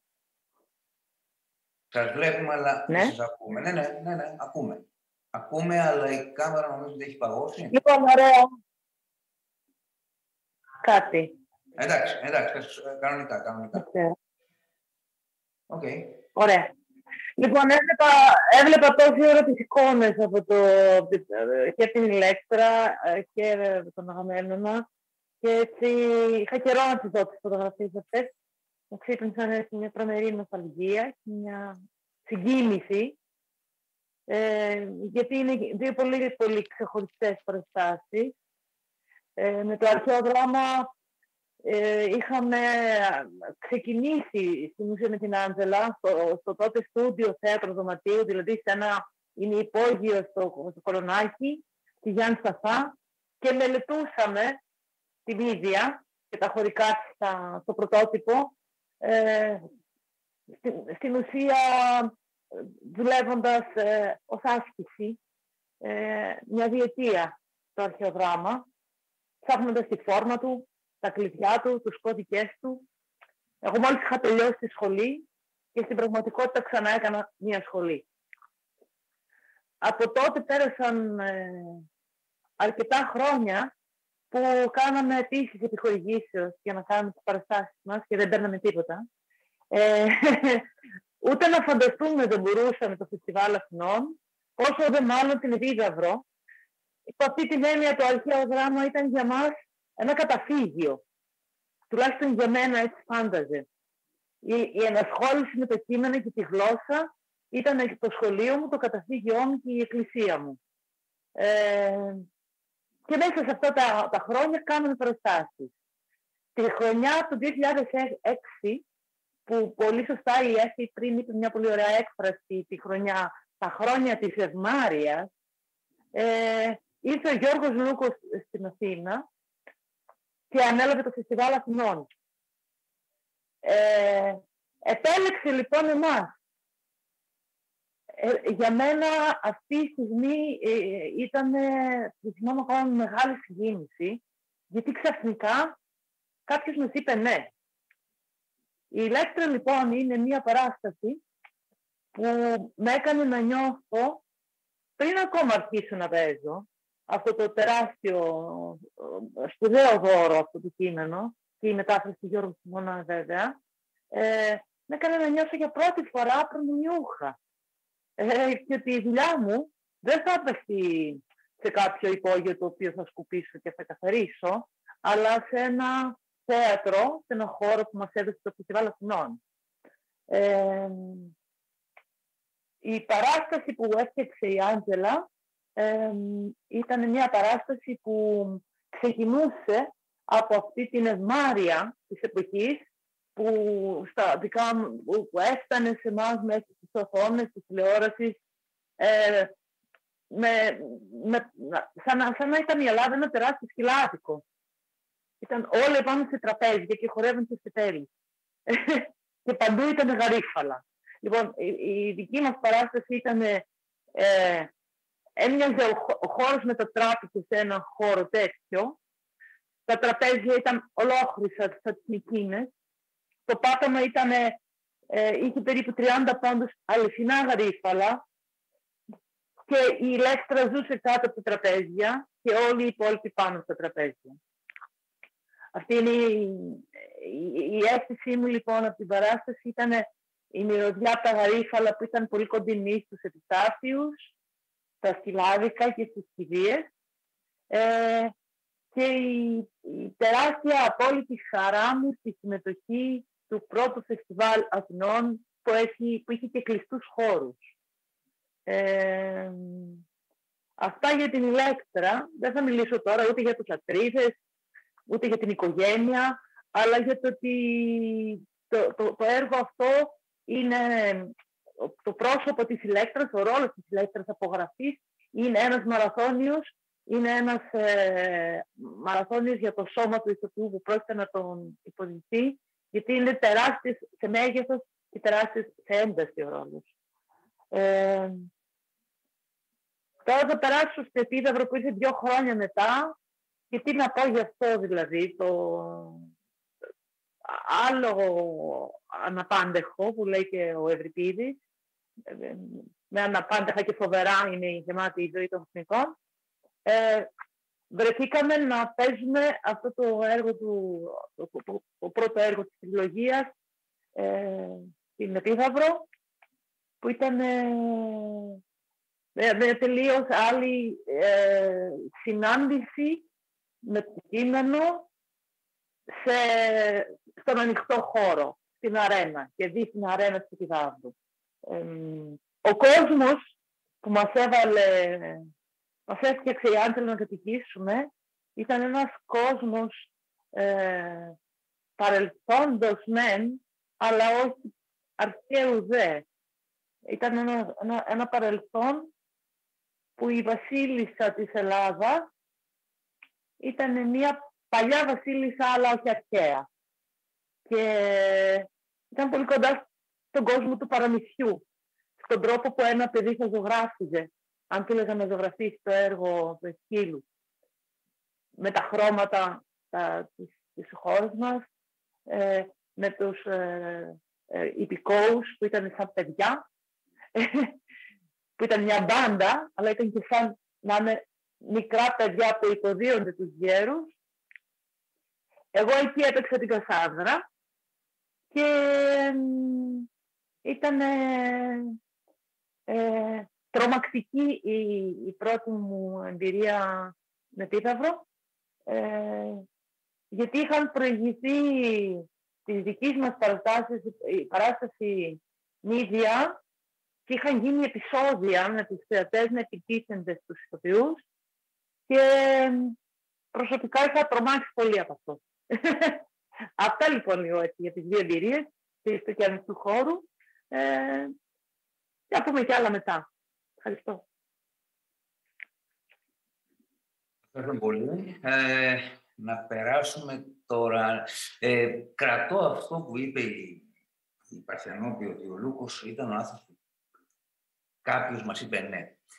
Νομίζω ότι κάποια στιγμή θα άρχισε να κάνουμε μια πολύ μεγάλη συζήτηση για τον ρόλο που έπαιξε ο Λούκος στο Φεστιβάλ Αθηνών, το πώς το ανανέωσε και πώς η παρουσία του Λούκου στο Φεστιβάλ Αθηνών και Πιτάγου απελευθέρωσε θεατρικές δυνάμεις, οι οποίες δεν έβρισκαν τρόπο να εκφραστούν στις mainstream σκηνές του φεστιβάλ. Και πώς αυτό, μετά την παρουσία του Λούκου στην διοίκηση του φεστιβάλ, συνέβαλε, νομίζω και με την παρουσία του Βαργά στο Εθνικό Θέατρο, που ήταν σχεδόν ταυτόχρονα παρουσίες, συνέβαλε στην απελευθέρωση δυνάμεων, οι οποίες έως τότε παρέμεναν μάλλον σε μια προσπάθεια να ξεφύγουν από ένα περιθώριο που έβαζε ένα κεντρικό θεατρικό σύστημα. Θα παρακαλέσω τώρα τον Θάνο Κωνσταντίνο. Γεια σας και εγώ μένα. Προς επίρρωση και εγώ αυτό, απλά να πιάσω και εγώ την πάσα σχετικά με τη διεύθυνση, με το Φεστιβάλ Αθηνών υποδιεύθυνση του Λούκου. Αυτό είναι τεράστια αλήθεια, δηλαδή και για πιο νέες γενιές σκηνοθετών. Δηλαδή, στην πραγματικότητα πιστεύω ότι αρκετοί από εμάς οφείλουμε, ας πούμε, και αρκετά πράγματα που έχουμε κάνει, γιατί άνοιξε και ένα τοπίο με παραστάσεις, τις οποίες μπορείς να τις βλέπεις πια από κοντά, δηλαδή, και όχι ένα πράγμα να πρέπει να ταξιδέψεις, να τις δεις κάπου στο YouTube κτλ. Οπότε είναι τεράστια υπόθεση, όντως. Ωραία.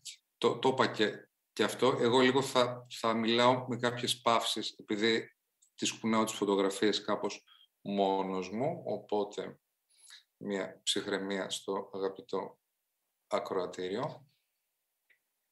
Εμένα η δικιά μου η σχέση με το αρχαίο δράμα ξεκίνησε αντίθετα, δηλαδή πάλι από το ανοιχτό και για αυτό, για ένα λόγο και για ένα δεύτερο, το ότι ενώ πιστεύω ότι είναι στον πυρήνα της δουλειάς μου, μιλάω και τα δείχνω φωτογραφίες, ενώ είναι στον πυρήνα της δουλειάς μου η ενασχόληση με το αρχαίο δράμα, στον πρώτο κύκλο παραστάσεων που έκανα, την τριλογία που ήταν βασισμένη στην Ορέστια του Εσχύλου, το Venison, το Pedestal και το Colossus, οι οποίες παρουσιάστηκαν με την αντίθετη διαδρομή που υπάρχει στην Ορέστια του Εσχύλου. Η Ορέστια του Εσχύλου ξεκινάει με τον Αγαμένον να πάει στις Χοηφόρες, καταλήγει στις Ευμενίδες από μια πολύ χοντρικά, ένα από τα βασικά θέματα του έργου, μπορεί να πει κανείς, ότι είναι και ένα πέρασμα από την μητριαρχία στην πατριαρχία, από έναν κόσμο εντός πολλών εισαγωγικών πολύ πιο βάρβαρο σε μια οργανωμένη πολιτεία. Εδώ πέρα αυτό το οποίο εγώ ήθελα είναι στην πραγματικότητα να παρουσιάσω ακριβώς το αντίθετο, πώς ακριβώς οδηγούμαστε πάλι προς τα πίσω, προς μια καινούργια επέλευση της μητριαρχίας και όχι απαραίτητα με την επιστροφή στη βαρβαρότητα, αλλά κάπως να υπάρξει αντίθετη κίνηση από αυτή που προτείνει ο σκύλος. Φυσικά, εδώ πέρα αυτές οι φωτογραφίες είναι από την πρώτη του κύκλου, το Venison, το 2012, με βάση τις ευμενίδες του σκύλου. Φυσικά δεν χρησιμοποιήθηκε καθόλου από το αρχικό κείμενο σε καμία από τις παραστάσεις της τριλογίας. Αντίθετα, ήταν όλο μια καινούργια σύνθεση η οποία διαχειριζόταν πολύ περισσότερο το θέμα του μύθου. Ναι, και δεν χρησιμοποιούσαμε καθόλου από το αρχικό κείμενο. Εδώ από τη δεύτερη παράσταση της τριλογίας, το Pedestal, που είχε βάσει τις χοηφόρες. Η διαπραγμάτευση που υπήρχε εκεί πέρα είχε να κάνει πώς μια γλώσσα, ας πούμε, εικαστικού και τελετουργικού θεάτρου θα συνδιαλλαγούμε με τον πυρήνα των θεμάτων της κάθε τραγωδίας. Βέβαια, προφανώς όπως το αντιλαμβάνομαι εγώ που τις σκηνοθέτησα κιόλας. Έτσι είχαμε μια διαφορετική αφήγηση μεν, η οποία όμως κρατούσε ένα βασικό πυρήνα, όπως αντιλαμβανόμουν εγώ το κάθε θέμα της τραγωδίας. Ας πούμε, στο Venison ήταν ο φόνος προφανώς της μητέρας και το τι έρχεται μετά από αυτό, δηλαδή η κυρία διαμάχη που υπάρχει εκεί πέρα με Απόλλωνα και της Ειρηνής. Στο Venison υπήρχε με τον, γιατί χρησιμοποιήσω και κείμενο από το Ντοστογεύσκι, με αντιπαράθεση του διαβόλου με ένα μίνι χορό 3 νοσοκόμων, οι οποίες ήταν κάπως ένα πιο πρωτόγονο σύστημα γυναικών. Στο Pedestal, που ήταν η χοηφόρεση, ήταν το πώς η ιστορία μιας γυναίκας η οποία φροντίζει την ακινητοποιημένη λόγω αρρώστιας μητέρα της, φαντασιώνεται σε ένα παράλληλο κόσμο ένα τελετουργικό φόνο μέσα, τον οποίο τελικά την σκοτώνει, αφού πρώτα έχει όμως μεταμορφωθεί σε άντρας. Εδώ πέρα είναι εικόνες από την παράσταση αυτή, από το Pedestal. Και το τρίτο και τελευταίο κομμάτι που είχε να κάνει με τον Αγαμέμνονα ήταν μια διαχείριση του μύθου, το πώς μια γυναίκα σε ένα απολυταρχικό σύστημα, χωρίς να ονομάζεται ακριβώς που είναι φασιστικό ή ναζιστικό ή ό,τι, το οποίο μεταφέρει κατά τη διάρκεια της παράστασης πτώματα συνεχώς επί σκηνής, πως στην πραγματικότητα φτάνει στο φόνο και την καταστροφή του συστήματος και ανέρχεται η ίδια, ας πούμε, εδώ πέρα έχουμε εικόνες από το Κολόσσους, η ίδια σαν τελευταίο, σαν επόμενη διάδοχος, ας πούμε, μιας επόμενης εξουσίας που θα αναδυθεί μετά την καταστροφή του κόσμου όπως τον γνωρίζουμε. Εδώ πέρα είναι εικόνες από το Κολόσσους. Οπότε αυτή είναι η εμπειρία μου από πλευράς κλειστού χώρου. Βέβαια, μιλάμε για τελείως άλλους όρους, γιατί εδώ πέρα η σύνθεση ήταν πρωτότυπη και διαχειριζόταν, ξαναλέω, περισσότερο το ζήτημα του μύθου παρά του αρχαίου κειμένου. Η επόμενη επαφή που είχαμε με το αρχαίο δράμα ήταν όταν σκηνοθέτησα την Ηλέκτρα του Σοφοκλή, και εγώ με τη σειρά μου στο Αρχαίο Θέατρο της Επιδαύρου με το Εθνικό Θέατρο το 2018. Εκεί πέρα σίγουρα έπαιξε και ρόλο, εννοείται και το πλαίσιο μέσα στο οποίο βρισκόμασταν και ο συγκεκριμένος χώρος, ο οποίος σου υποβάλλει, αν θέλετε, υποβάλλει δικούς του κανόνες, πιστεύω, σε σχέση με την διαχείριση του υλικού, που είναι και πράγματα ως επιτοπλίστων πρακτικά, με την έννοια ότι αλλιώς άλλες δυνατότητες έχει μέσα σε ένα παραστασιακά, εννοώ, σε ένα κλειστό χώρο, άλλες σε έναν ανοιχτό. Και σίγουρα πιστεύω ότι πρέπει κανείς να παίξει με αυτούς τους κανόνες που του δίνεται, που του προτείνει στην πραγματικότητα ο χώρος. Οπότε και εκεί, στην Ηλέκτρα, στο Εθνικό, λέω, κρατήθηκε βέβαια η τελετουργική προσέγγιση του πράγματος, που είναι βασικός στις δουλειές μου, και η εικαστικότητα, αλλά με όρους που υπαγόρευσε ο ίδιος ο χώρος στην πραγματικότητα. Το θέατρο της Επιδαύρου. Εδώ, ας πούμε, έχουμε και κάποιες εικόνες από εκεί. Και σίγουρα, επειδή τώρα δεν ξέρω και αν αυτά γίνονται βέβαια από πρόθεση, αλλά ύστερα όταν τα κοιτάς και των υστέρων φαντάζομαι και πολύ λογικά, και επειδή ήταν μέσα ίσως στο δεσμό του Εθνικού Θεάτρου, ήθελα και κάπως να έχει μια πιο μνημιακή διάσταση όλο αυτό το πράγμα και μια προσέγγιση η οποία κρατάει πολύ διακριτά τα δομικά, τη λειτουργία των δομικών μέρων της τραγωδίας, με την έννοια ότι ήταν πολύ ισχυρό το λυρικό στοιχείο που ούτως ή άλλως υπάρχει προφανώς και στην αρχαία τραγωδία, αλλά και συγκεκριμένα στην η Ηλέκτρα είναι πολύ έντονο το στοιχείο, οπότε έπαιξε καταλητικό ρόλο, ας πούμε, και η μουσική, αλλά και η παρτιτούρα των φωνών και στα επεισόδια και στους ρόλους, δηλαδή το πώς διαμορφώθηκε μέσα στην παράσταση πάνω στον άξονα, το οποίο ήταν και πάρα πολύ καθαρός από το εικαστικό κομμάτι της παράστασης, το οποίο αποτύπωνε στην πραγματικότητα το πώς ένα πολύ βασικό στοιχείο για μένα στην Ηλέκτρα, ο θρήνος της. Τι είναι αυτός ο θρήνος της και πώς εξαπλώνεται, όπως αυτή η λάσπη, ας πούμε, που εξαπλώνονταν σε όλο το κατάστατο σκηνικό της παράστασης κατά τη διάρκεια της παράστασης και μας έβαζε σε μια λειτουργία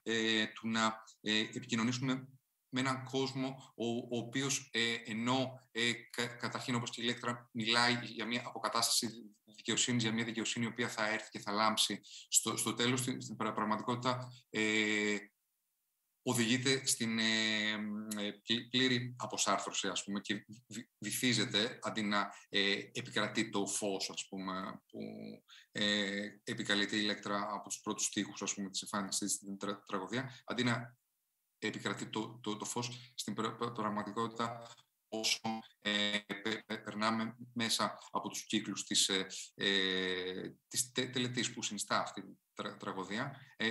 Βυθιζόμαστε όλο και περισσότερο σε αυτή τη λάσπη, σε αυτό το σκοτάδι, σε αυτό τον θρήνο της στην πραγματικότητα. Ναι. Αυτά κάπως εν συντομία και εγώ είχα να καταθέσω. Ευχαριστούμε πολύ. Έχουμε κλείσει την πρώτη ώρα της συζήτησής μας.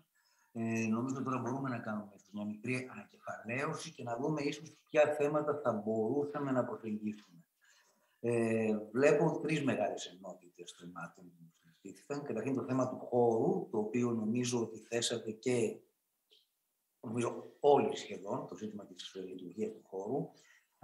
Κρατώ την έκφραση που είπε ο Θάνος Παπακοσταντίνου, η Επίδαυρος επιβάλλει τους δικούς της κανόνες. Βρίσκω ότι αυτό είναι ένα πάρα πολύ ενδιαφέρον στοιχείο που θα πρέπει να λάβει κανείς υπόψη στη συζήτηση.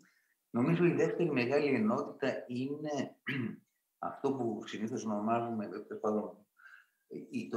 η τοποθέτηση της παράστασης του αρχαίου γράμματος στο εδώ και τώρα, η σχέση δηλαδή των μεγάλων θεμάτων που μπαίνουν από το αρχαίο γράμμα με το τι συμβαίνει στην κοινωνία τη στιγμή που παίζεται.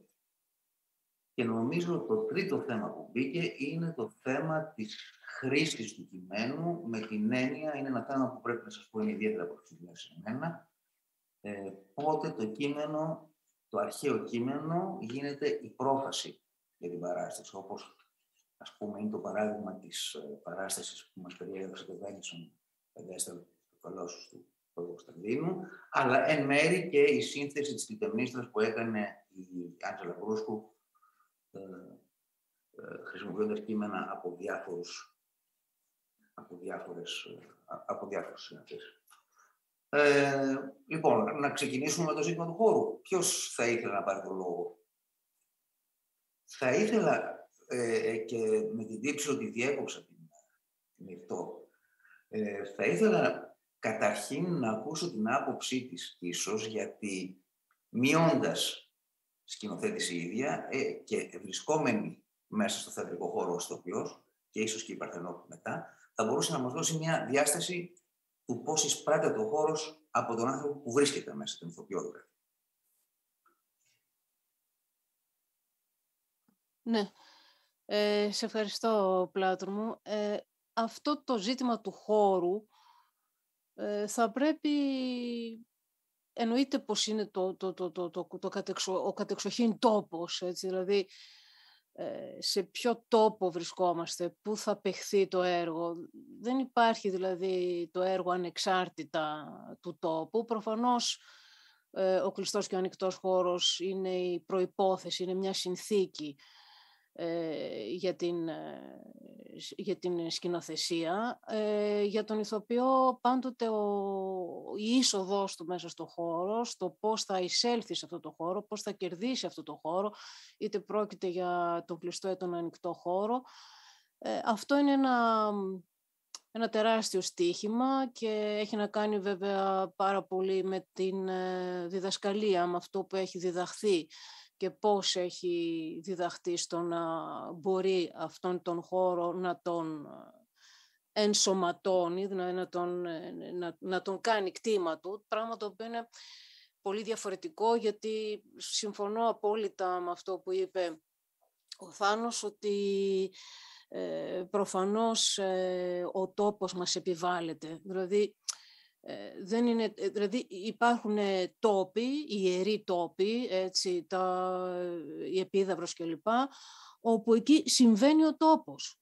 Και αυτό είναι το πολύ δύσκολο πράγμα, δηλαδή ότι εφόσον συμβαίνει ο τόπος, συμβαίνει ήδη ο τόπος είναι το συμβάν, έτσι, πώς μέσα σε αυτόν τον τόπο, πώς θα μπορεί κανείς να συμμετέχει, έτσι, σε αυτό το συμβάν, δηλαδή, που είναι ο ίδιος ο τόπος, δηλαδή πώς θα μέσα σε αυτή την ιερότητα του χώρου, έτσι, πώς θα μπορέσει να κινηθεί, ποια θα είναι η δύναμη αυτή που χρειάζεται, το διαφορικό δυνάμεων που πρόκειται να καταβληθεί εκεί, προκειμένου να υπάρξει η κίνησή του μέσα σε αυτό το ιερό, ας πούμε.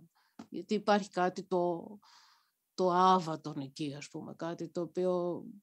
Και βέβαια έχει σημασία και ο χρόνος, η επιλογή του χρόνου, δηλαδή ποια στιγμή, γιατί ας μην ξεχνάμε ότι αν, ας πούμε, μια παράσταση θα ξεκινήσει μετά τη δύση του ηλίου ή αν θα εξαρτάται δηλαδή και ποια θα είναι η χρονική στιγμή, ας πούμε, κατά την οποία σε έναν ανοιχτό χώρο θα ξεκινήσει μια παράσταση. Τώρα, προφανώς έχει να κάνει και με το ζήτημα του πώς απευθύνεις το λόγο σου μέσα στον κλειστό και στον ανοιχτό χώρο. Δηλαδή, εκεί μπαίνει και η συνθήκη της φωνής, η απεύθυνση, πώς θα φτάσει, ας πούμε, σε έναν ανοιχτό χώρο η φωνή του ηθοποιού να αγγίξει το τελευταίο, ας πούμε, θεατή, το κοινό, δηλαδή, που να το αγκαλιάσει ολόκληρο. Και αυτό είναι ένα ζήτημα εκμάθησης και παίδευσης, ας πούμε, του ηθοποιού, προκειμένου να μπορεί, ας πούμε, σε έναν ανοιχτό ή σε έναν κλειστό χώρο αναλόγως να τοποθετεί τη φωνή του. Αυτό νομίζω δηλαδή ότι η επιβολή αυτών των ιερών τόπων, δηλαδή το γεγονός ότι αλλά αυτό το συμβαίνει ο τόπος που είπα πριν, γιατί όντως για την επίδαυτα, για αυτές τις μεγάλες, ας πούμε, σκηνές.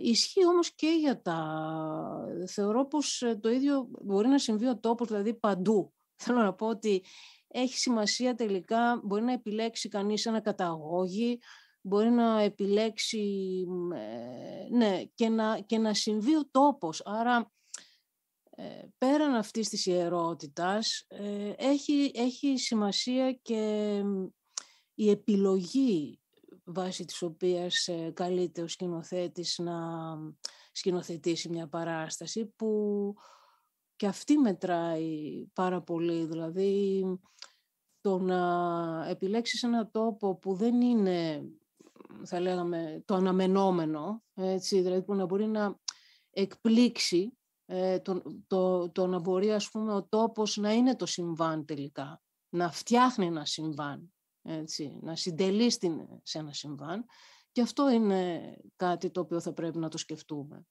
Δηλαδή δεν είναι οι μικροί και τα μικρά και τα μεγάλα θέατρα, οι μικροί και οι μεγάλοι τόποι, είναι το πώς τοποθετούμαστε κάθε φορά και τι επιλέγουμε κάθε φορά για να σκηνοθετήσουμε, φαντάζομαι. Δεν έχω να πω παραπάνω πράγματα σε σχέση με τον χώρο. Ευχαριστώ πολύ. Παρθενόπη. Ναι, εγώ θα μιλήσω πολύ πρακτικά και σαν ηθοποιός και μόνο. Θα πω ότι η παιδεία μας, στις σχολές μας, η παιδεία των Ελλήνων ηθοποιών, δεν συμπεριλαμβάνει τον ανοιχτό χώρο. Δεν εκπαιδευόμαστε για να παίξουμε σε ανοιχτούς χώρους. Εκπαιδευόμαστε για να παίξουμε σε ιταλικές σκηνές. Στην καλύτερη περίπτωση. Δουλεύουμε σε μικρούς χώρους, μικρές αίθουσες. Τώρα, η σχέση του αρχαίου δράματος με το χώρο παύλα τόπο είναι και αυτό μέρος μιας παράδοσης. Δηλαδή, στην Ελλάδα το αρχαίο δράμα ξεκίνησε να παίζεται σε ανοιχτούς χώρους. Ήταν ταυτισμένο με τη μεγάλη εποχή του εθνικού, την Επίδαυρο και αργότερα τον Γκουν, την Επίδαυρο. Οπότε πήρε μια διάσταση αυτό το πράγμα. Τώρα το ιερό δεν ξέρω να το προσδιορίσω σε σχέση με τον χώρο. Ξέρω να το προσδιορίσω σε σχέση με αυτό που συμβαίνει μέσα μας και με το πώς συνδέουμε εμείς το κείμενο, το χώρο και αυτό που έχουμε να πούμε. Γιατί ιερό είναι ιερός είναι ο άνθρωπος. Υπ' αυτή την έννοια, ο ανοιχτός και ο κλειστός χώρος είναι δύο μεγάλοι διαχωρισμός. Μιας και μιλάμε για το αρχαίο δράμα, μπορεί να παιχτεί στον ανοιχτό ή στον κλειστό χώρο, αλλά ανοιχτός χώρος δεν είναι μόνο η Επίδαυρος. Και η Επίδαυρος είναι φορτισμένη με έναν τρόπο, με μια ιδιαίτερη διάσταση. Παίρνει μια ιδιαίτερη διάσταση το να παιχτεί η παράσταση στην Επίδαυρο. Γιατί εκεί είναι ο τόπος που έχει παρελθόν, ο τόπος που έχουν συμβεί τα πράγματα, που έχουν παίξει οι μεγάλοι και σπουδαίοι, άρα και εγώ τώρα που πάω εκεί είμαι μεγάλος και σπουδαίος. Ενώ στην πραγματικότητα η υποκριτική και η δυναμική ενός ηθοποιού έχει να κάνει με τη διαφορετική προετοιμασία του για τον ανοιχτό χώρο ή τον κλειστό χώρο και ποιον ανοιχτό χώρο και ποιον κλειστό χώρο. Θέλω να πω με αυτή την έννοια ότι πάμε στην Επίδαυρο και πρέπει μέσα σε μια εβδομάδα να στήσουμε την παράσταση εκεί. Και κάνουμε πρόβες συνήθως για 1-2 μήνες σε κάτι ακατάλληλους, απέσιους χώρους, σε κάτι αυλές σχολείων, σε κάτι χώρους με φασαρία και χωρίς φυσικά την ακουστική της Επιδαύρου. Και είναι μια άλλη παράσταση μέχρι τότε. Και μετά πάμε στην Επίδαυρο και μέσα σε μια εβδομάδα πρέπει να προσαρμοστούν όλα στην ακουστική και στον τόπο. Ναι, η Επίδαυρος επιβάλλει κανόνες, αυτό είναι σίγουρο, αλλά μέσα σε μια εβδομάδα κανείς δεν είναι σε θέση να αφουγκραστεί αυτούς τους κανόνες. Αυτά, έτσι, πάνω κάτω από την εμπειρία μου. Ευχαριστώ πολύ. Πράγματι, σκέφτομαι και εγώ ότι η Επίδαυρος είναι ένα θέατρο που κανένα ηθοποιό δεν μπορεί να συνηθίσει. Είναι δηλαδή ένας ηθοποιός ο οποίος κάθε χρόνο είναι στην Επίδαυρο, ας πούμε επί 10 χρόνια, θα έχει παίξει μπροστά στα θεατές 20 φορές. Αυτός ως εμπειρία και ως κατάσταση και κατάκτηση του θεάτρου είναι πολύ ειδική συνθήκη. Ενώ Είπα, λέει, σε οποιοδήποτε κανόνα. Η Παξινού και λοιπά πηγαίνανε εκεί από το Μάιο και μένανε όλο το καλοκαίρι όμως.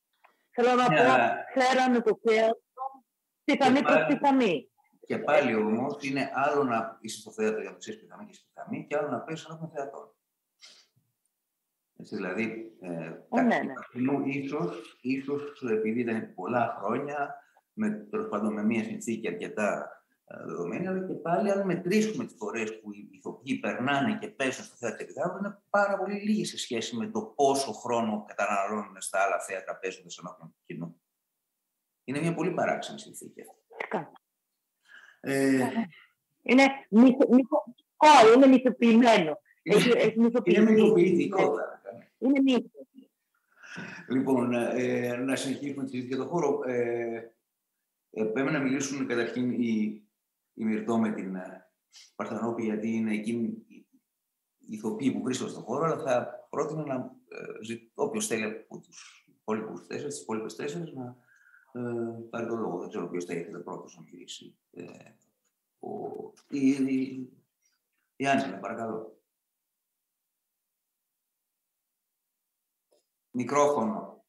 Μικρόφωνο.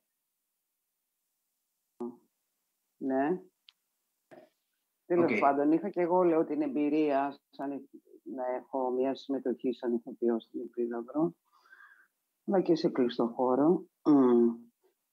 Εγώ, εντάξει, βάζω ένα ερώτημα τι εννοούμε κλειστό και τι ανοιχτό.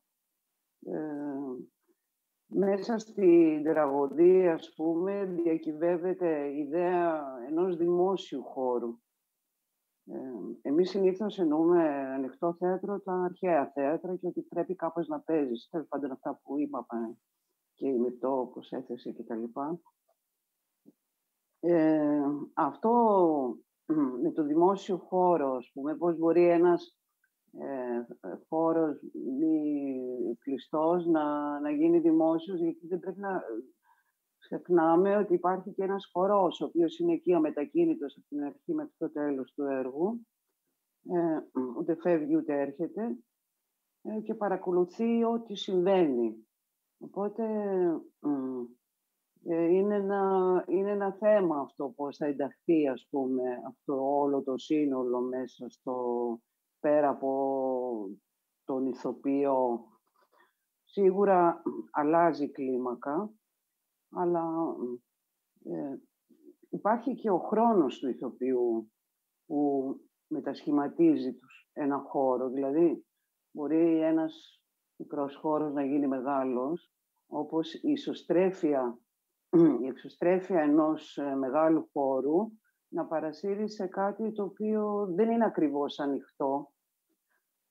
Δηλαδή, με έναν τρόπο πρέπει να μιλήσουμε για το μέσα και το έξω, νομίζω.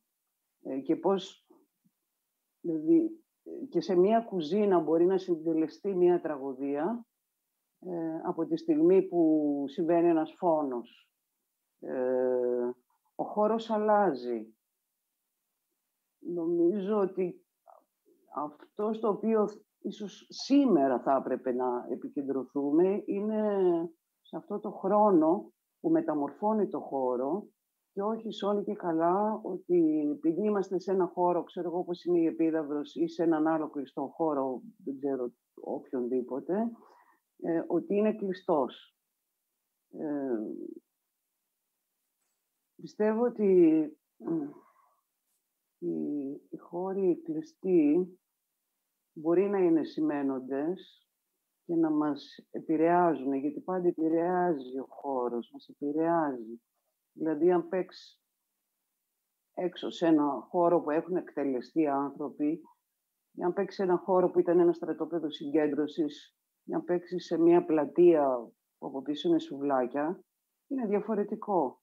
Οπότε εκεί πρέπει να δεις πώς μπορεί αυτός ο χρόνος, ο χρόνος της παράστασης να αλλάξει και να δημιουργήσει χώρο. Δηλαδή ο ηθοποιός ο ίδιος να δημιουργήσει το χώρο. Και να μην είναι, ας πούμε, μια σανίδα σωτηρίας, μια Επίδαυρος ή οποιοδήποτε, ξέρω εγώ, αρχαίο θέατρο που πηγαίνουμε περιοδία ή δεν ξέρω τι. Αυτό κάπως δεν ξέρω αν το είπα καλά. Πώς θα μετασχηματίσουμε τις χώρες. Ναι, υπάρχει αυτή η ρίση της Τεχραζάκ που λέει ο άνθρωπος φτιάχνει το χώρο όπως το νερό φτιάχνει το βάσο. Είναι μια ιδέα κοντινή νομίζω. Να παρακαλέσω την Εύη.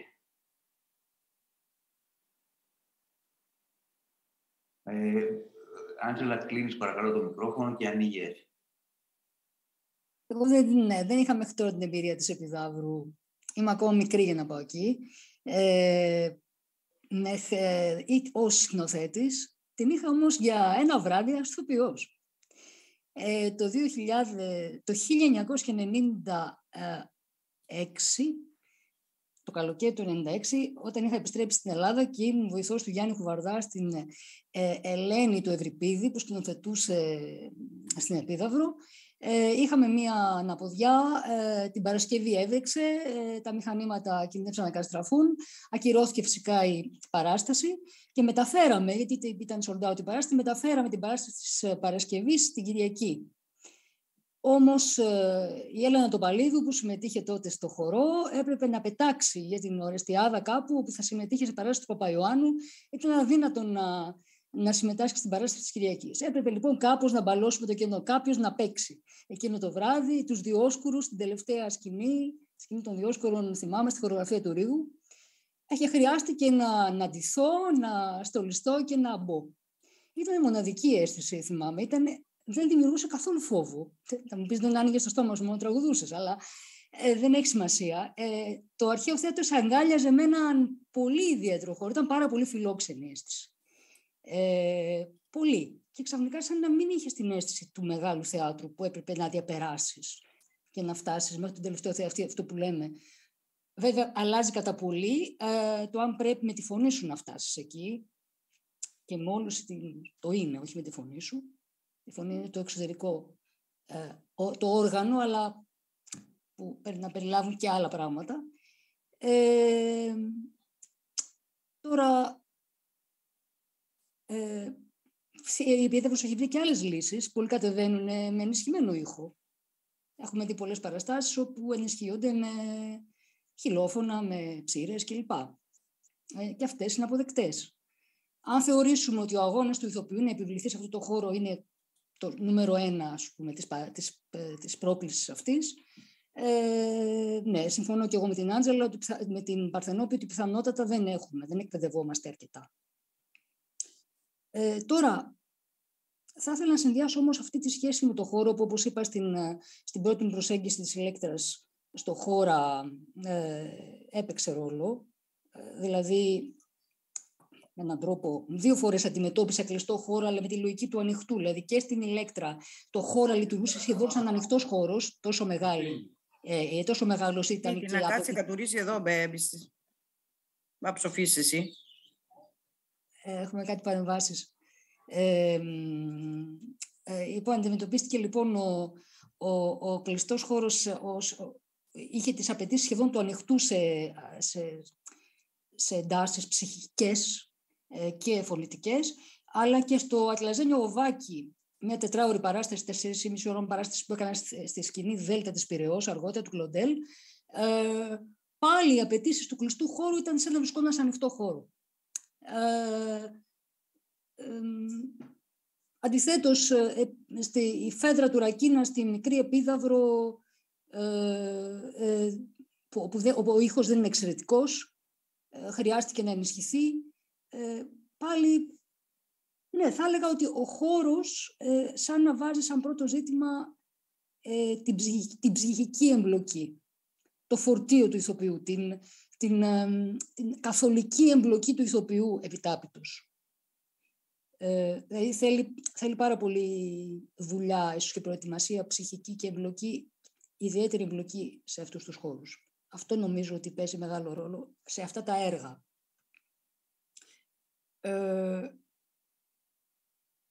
Ναι, ίσως αργότερα θα μιλήσουμε και για τη σημασία του λόγου στην τραγωδία. Δηλαδή κατά πόσο ο λόγος, νομίζω ότι είναι το τρίτο θέμα που έβαλες, Πλάτωνα, ίσως θα επανέλθουμε σε αυτό. Ίσως και ο Ζαμάνης θα θέλει να μιλήσει για τα Ναι, πράγματι. Βέβαια, πρέπει να παρατηρήσω ότι από τη στιγμή που μπαίνει στη συζήτηση ο χώρος του Επιδαύρου, αρχίζει και εκτρέπεται από το πρόβλημα του χώρου και γίνεται το πρόβλημα της Επιδαύρου. Είναι σαν να δώσει ένα βαρύ όνομα σε ένα παιδί. Πρέπει να το διαχειριστεί με κάθε τρόπο. Θα έλεγα να μιλήσει τώρα ο Κωνσταντίνος, που είχε πολύ ώρα να μιλήσει, και μετά ο Θάνος. Ναι, όντως έχουμε πάει στο ζήτημα, παύλα, πρόβλημα ή ξέρω πώς, της Επιδαύρου. Εντάξει, εγώ θέλω να φύγω λίγο από αυτό. Εμένα ο προβληματισμός μου και ο αρχικός προβληματισμός δεν είχε να κάνει μόνο με το ανοιχτό, κλειστό μόνο στην κυριολεξία του, αλλά σε όλο το πακέτο που αυτό σημαίνει αυτό. Δεν ξέρω αν γίνεται κατανοητό. Δηλαδή, το πακέτο Επίδαυρος, για να επιστρέψουμε στην Επίδαυρο, είναι ένα πολύ συγκεκριμένο πακέτο που λίγο περιγράφει και πρόβες. Νομίζω δίκιο έχει η Παρθενόπη σε όχι σπουδαίες συνθήκες, ως επιτοπλίστων, για να πάει κανείς να παίξει την Επίδαυρο 2 φορές. Ο χρόνος προσαρμογής που έχει κανείς στην Επίδαυρο είναι Δευτέρα, Τρίτη, Τετάρτη. Τελεία. Πέμπτη είναι γενική, Παρασκευή, Σάββατο είναι οι παραστάσεις. Και Κυριακή τώρα με τον COVID. Δηλαδή είναι αμεληταίος ούτως ή άλλως. Την ίδια ώρα που αντιμετωπίζουμε την Επίδαυρο και άλλα θέατρα, όπως π.χ. η Δοδόνη, με ένα δέος που απλά αναρωτιέμαι αν μας αφήνουν τελικά να εντός πολλών εισαγωγικών χαλαρώσουμε λίγο, δηλαδή να πούμε τη δική μας αλήθεια χωρίς να φοβόμαστε ακριβώς αυτό τον ιερό τόπο και τα ιερά χώματα που πατήσαν ιερά τέρατα να απαγγείλουν ιερά κείμενα πριν από μας. Και τι σημαίνει όλο αυτό, ειδικά όταν μιλάμε για το θέατρο, όταν μιλάμε δηλαδή για κάτι το οποίο αλλάζει με τον τρόπο που αλλάζει και αλλάζουμε εμείς, αλλάζει το κοινό μας, αλλάζουν όλα. Δηλαδή, υποθέτω κάνουμε το θέατρο για να μιλήσουμε στους ανθρώπους που θα μας απευθυνόμαστε στους ανθρώπους από κάτω, όχι στο κοινό της Παξινού ή οτιδήποτε. Αλλά οπότε το ζήτημα ανοιχτός ή κλειστός για μένα έχει σημασία, αν θέλετε, από την άποψη αφενός των όρων που βάζει ο κάθε χώρος, αυτό είναι το ένα κομμάτι, αλλά από την άλλη του πακέτου που πάει μαζί με αυτό, ειδικά για τους ανοιχτούς. Ούτως ή άλλως, μέσω του ανοιχτού χώρου ένα σοβαρό ζήτημα είναι το ζήτημα του λόγου, που ίσως είναι και καθοριστικό. Δηλαδή, θεωρώ ότι το ζήτημα του λόγου και του πώς ακούγεται ο λόγος, βέβαια, με αφορμή το χώρο, είναι ένα ζήτημα καθοριστικό για την παράσταση του αρχαίου δράματος, το οποίο δεν έχω πάρα πολλά να πω εγώ. Το μόνο που μπορώ να πω με βεβαιότητα, όπως έχει ήδη υποθεί, είναι ότι διαφορετικά ακούγεται σε χώρους μικρότερης κλίμακας και διαφορετικά σε χώρους μεγαλύτερης. Απλά να επισημάνω από τα λόγια της Άντζελας, η Άντζελα μίλησε για 2 στοιχεία που θεωρώ ότι είναι κομβικά. Το ένα είναι το στοιχείο του δημόσιου χώρου και το άλλο είναι το στοιχείο του χορού, το οποίο στην πραγματικότητα η ευρωπαϊκή σκηνοθεσία νομίζω ότι παλεύει τα τελευταία 40 χρόνια να το λύσει ως πρόβλημα. Ίσως και 50, δηλαδή το τι κάνει κανείς με τον χορό, ο οποίος είναι παράγωγο του δημόσιου χώρου αφενός και μιας τελείως διαφορετικής διαδικασίας σε σχέση με το τώρα. Και, δηλαδή ο Βιτές νομίζω το 86, ας πούμε, στην Ηλέκτρα το προβληματίστηκε πάρα πολύ στο τι θα κάνει το χώρο, πώς θα τον συμπυκνώσει αυτό το χώρο. Νομίζω ότι το πιο σοβαρό κομμάτι μετά το χώρο και το λόγο είναι ο χορός στην πραγματικότητα σε σχέση με το αρχαίο δράμα. Και τώρα κάνω πάσα για άλλα πράγματα. Ωραία, ναι. Πάντα υπάρχει ένα θέμα όταν χρησιμοποιούν λέξη, βέβαια, λόγος, γιατί για μένα πάντα να λέμε λόγος στο θέατρο είναι ένα θέμα διευκρίνησης. Τι εννοούμε, εννοούμε σκηνικός λόγος ή κείμενο. Αυτό είναι ένα θέμα. Όχι, δεν ακούγεται. Όχι, συγγνώμη, ήταν ενστικτώδης αντίδραση. Ξέχασα ότι με βλέπετε. Ήταν άλλο άσχετο. Okay. Θάνο, παρακαλώ. Ναι, τώρα Για το χώρο, εντάξει, να πω και εγώ, εντάξει, δεν είναι μακρηγορό, αλλά κάπως προφανώς είναι καταρχήν ότι η δημιουργία δεν πιστεύω, και επειδή ας πούμε, άλλη παράσταση κάνεις εδώ, άλλη εκεί, ανάλογα με το χώρο, αλλάζει τις συνθήκες πρόσληψης. Ναι, οπότε έχει να κάνει με το ποιο είναι το επιδιωκόμενο, ας πούμε, σκηνοθετικά σε κατεύθυνση της παράστασης κάθε φορά. Από εκεί και πέρα, επειδή ακριβώς όλοι μας αυτόματα λέμε αρχιτό χώρο και ζητόμαστε αυτόματα στην επίδαυρο, λες δεν υπάρχει κάτι άλλο, ας πούμε. Έχει να κάνει από την άλλη ότι κάπως και αν θέλουμε, γιατί είναι ένα υπέροχο θέατρο κατά τα άλλα και είναι εξαιρετικός τόπος, προφανώς κουβαλάει τη δικιά του μυθολογία και τη δικιά του ιστορία, ότι κάπως όμως άμα θέλουμε να συνεχίζουμε, γιατί έτσι φαίνεται, να κάνουμε παραστάσεις εκεί, και εγώ δηλαδή θα συμφωνήσω ότι πρέπει να υπάρχει με κάποιο τρόπο μια συμφιλίωση με τον τόπο αυτόν, γιατί αλλιώς είναι πάρα πολύ προβληματικό αυτό το πράγμα. Αναγκαστικά, δηλαδή, ακριβώς επειδή οι συνθήκες είναι παρόμοιες όπως μίλησε η Παρθενόπη και η Άτζελα, δηλαδή συνθήκες προετοιμασίας, κάπως είναι τελείως διαφορετικές. Οπότε στην πραγματικότητα φαίνεται να θέλουμε να συνεχίσουμε να κάνουμε παραστάσεις εκεί. Τώρα, βέβαια, εντάξει, ανακύπτουν πάρα πολλά προβλήματα μπατζετικά, οργάνωσης, αρχαιολογικών επιτροπών, υπηρεσιών κτλ. Αλλά στην πραγματικότητα, άμα θέλουμε, γιατί και εγώ πιστεύω ότι είναι εξαιρετική χώρη, όχι μόνο προφανώς το θέατρο της Επιδαύρου, γενικά το κόνσεπτ θέατρο ανοιχτό, ήδη όπως είπε και η Άντζελα, σε δημόσιο χώρο, είναι πράγμα το οποίο συγγενεύει πάρα πολύ με τον πυρήνα της τραγωδίας. Κάπως όμως πρέπει οι άνθρωποι που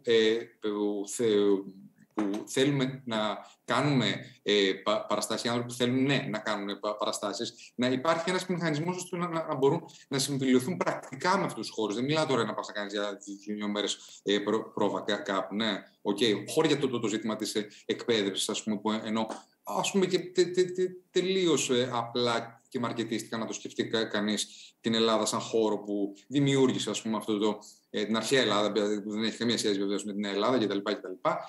Σαν ότι εδώ πέρα κάπως ξεκίνησε αυτή η ιστορία που λέγεται Αττική τραγωδία. Ότι δεν υπάρχει ένας χώρος που είναι αφιερωμένος μόνο σε την μελέτη αυτού του πράγματος. Όχι βέβαια μόνο πώς μπορεί να γίνει στην Επίδαυρο, αλλά πώς μπορεί να συνδιαλλαγείς, ας πούμε, με αυτό το υλικό που ονομάζεται αρχαία τραγωδία. Και δεν μιλάω καθόλου για τα κείμενα πάλι, ναι, εντάξει, γιατί είναι και η μύθη, είναι και πάρα πολύ υλικό το οποίο μπορεί να γεννήσει νέα πράγματα και νέους τρόπους πρόσληψης και αρκεί όμως προφανώς να υπάρχει ένας συνδυασμός και ένα ενδιαφέρον για αυτό. Γιατί κατά τα άλλα η Επίδαυρος είναι υπέροχη, αλλά στην πραγματικότητα πολύ περισσότερο και σε πάρα πολλές περιπτώσεις είναι ένα κοινωνικό γεγονός απλά.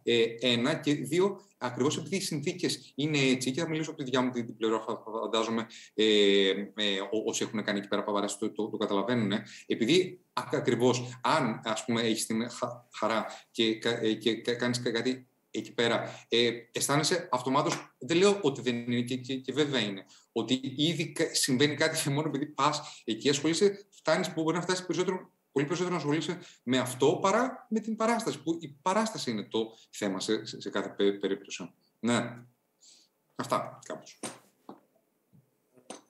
Ευχαριστώ πολύ. Υπάρχει κάποιος από το χώρο των ακροατών θα μπορούσε να προσθέσει κάτι? Υπάρχει κάποια ερώτηση? Ξέρετε πως ρωτάτε, σηκώνετε το χεράκι που είναι κάτω-κάτω δεξιά που λέει αντιδράσεις ή στέλνετε ένα μήνυμα στο chat. Δεν βλέπω κάτι. Ασπασία μου πως εσείς βλέπετε κάτι, κάποιος άλλος.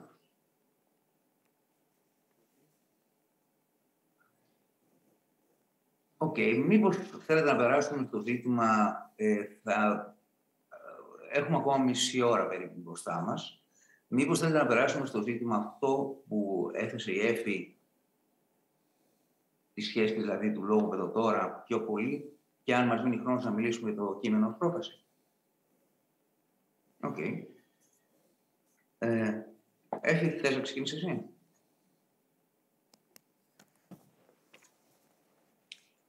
Λοιπόν, αυτό ξεκίνησα να λέω, ότι αυτή η εμπειρία μου από την Ηλέκτρα του 2005, όπου πιστεύω ότι ο κόσμος κάθε άλλο παρά ήταν προετοιμασμένος, τόσο το 5 όσο και το 6, για το οποίο μιλήσαμε με την Άντζελα και την Παρθενόπη, σε ένα αντίστοιχο εγχείρημα.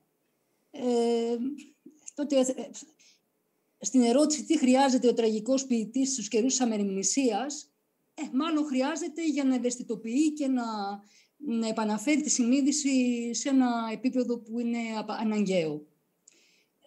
Και φυσικά και ο ρόλος του θεάτρου είναι αυτός. Τώρα, μιλώντας για το σήμερα, σήμερα τα πρωτοσέλιδα των εφημερίδων είναι γεμάτα τραγωδίες, έτσι, συλλογικές τραγωδίες, τις οποίες φυσικά ίσως σήμερα να εισπράττουμε και με πολύ μεγαλύτερη ένταση από ό,τι παλιότερα.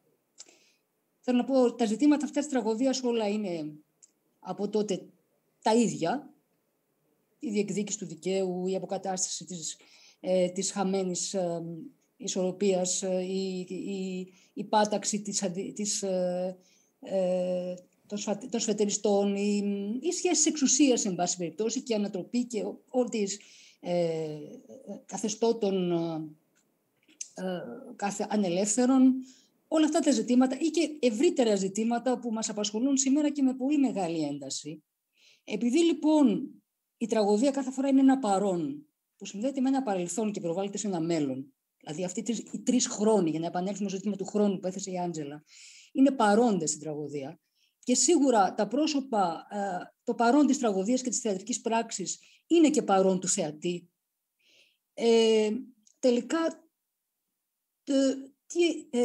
τι είναι η τραγωδία, πόσο έχουμε ανάγκη την τραγωδία σήμερα, τι λέει η τραγωδία σε αυτούς τους καιρούς. Αυτό είναι ένα δικό μου ζήτημα.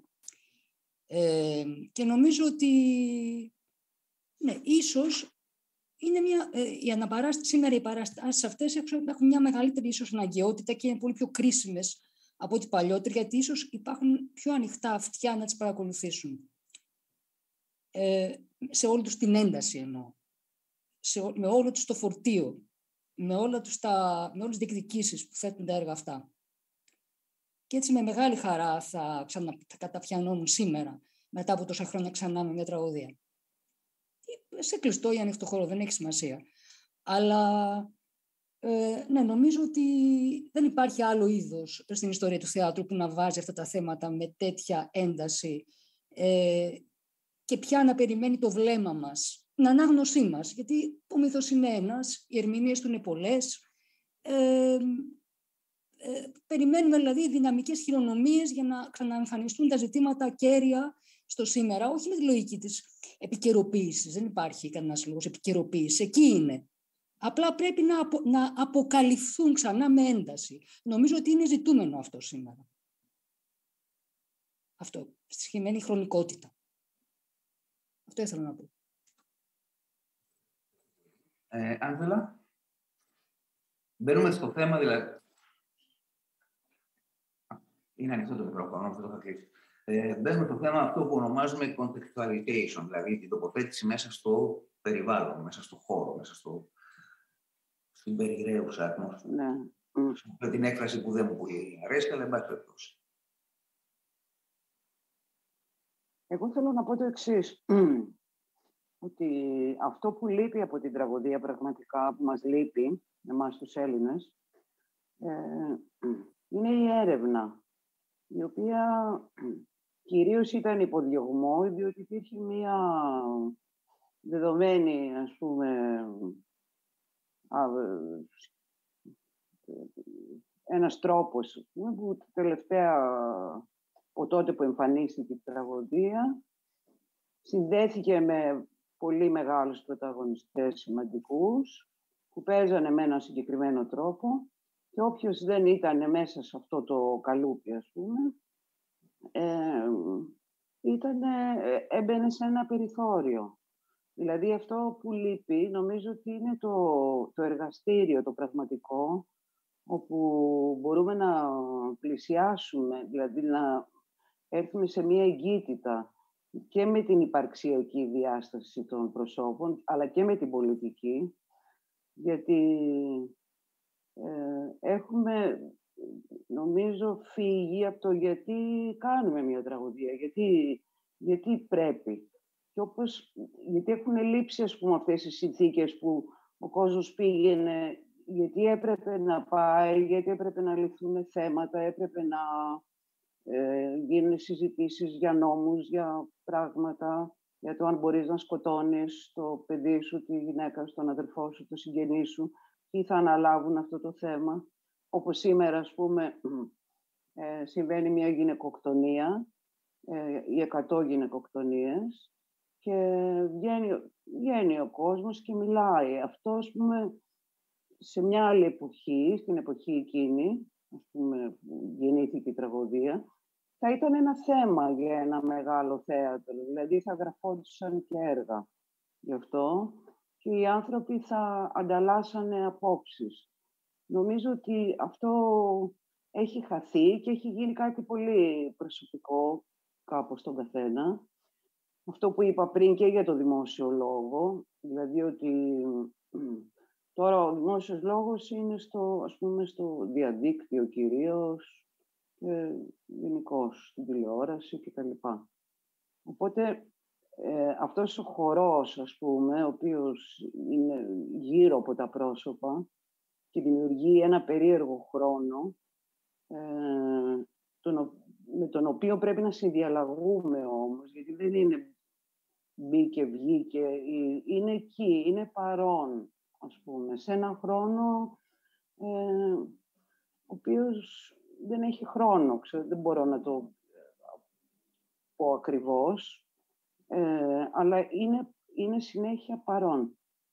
Οπότε όλα αυτά είναι θέματα με τα οποία πρέπει να συνδιαλλαγούμε σήμερα και να μην είναι τραγωδία κάτι απλά που είναι πάρα πολύ σημαντικό και μιλάμε για μέγεθος χωρίς να ξέρουμε τι εννοούμε, δηλαδή την έκταση του έργου, πόσο σπουδαίο είναι, τι συμβαίνει με αυτό.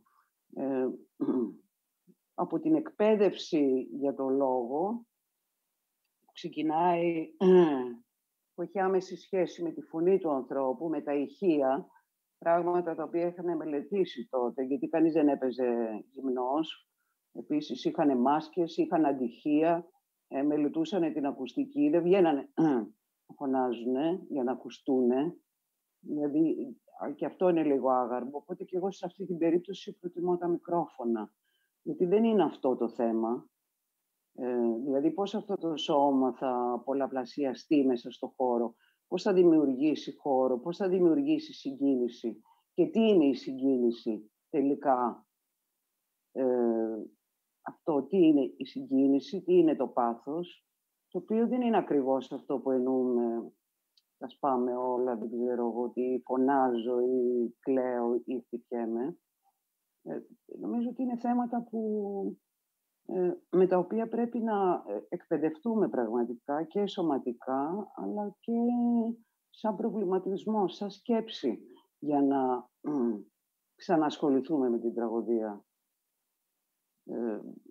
Γιατί βλέπουμε, ας πούμε, ότι εντάξει, δημιουργήθηκε ένα δικαστήριο το οποίο διευθετεί, ας πούμε, όλες τις διαφορές των ανθρώπων κτλ. Όμως σήμερα βλέπουμε ανθρώπους, πάλι η αυτοδικία υπάρχει, οι νόμοι δεν ισχύουν, δεν ικανοποιούμαστε από αυτό που συμβαίνει, από τις αποφάσεις. Τίθενται πολύ σοβαρά θέματα. Αυτά ήταν και τα θέματα τότε της τραγωδίας. Και γι' αυτό ίσως και τοποθετούσαν τους μύθους σε όχι στο τώρα της Αθήνας, αλλά σε κάποιο άλλο, όπως οι Μικίνες, όπως σε κάποιο πιο μακρινό παρελθόν, για να μην θίξει άμεσα, ας πούμε, μια κατάσταση κοινωνική, πολιτική, ας πούμε, που συνέβαινε εκείνη τη στιγμή. Και αυτό πρέπει ίσως να το σκεφτούμε. Και πόσο μας αφορούν όλα αυτά που βλέπουμε τελικά. Πόσο μπορούμε να τα κάνουμε να μας αφορούν, αντί να λέμε τι τρομερό πράγμα που είναι η τραγωδία. Δηλαδή πρέπει να γίνει ένα πραγματικά ζωντανό κύτταρο, το οποίο να μας αφορά να πηγαίνουμε όχι μόνο σαν ψυχαγωγία ή σαν μια εκδρομή στην Επίδαυρο ή πάλι Επίδαυρος γενικώς.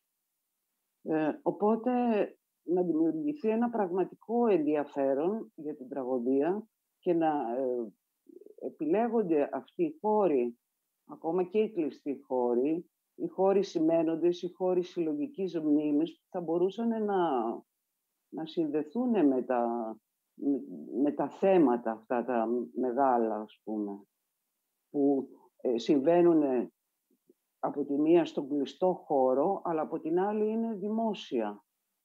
Οπότε αυτό από το ιδιωτικό στο δημόσιο είναι μέρος της τραγωδίας. Πρέπει να μας απασχολήσει, λέω.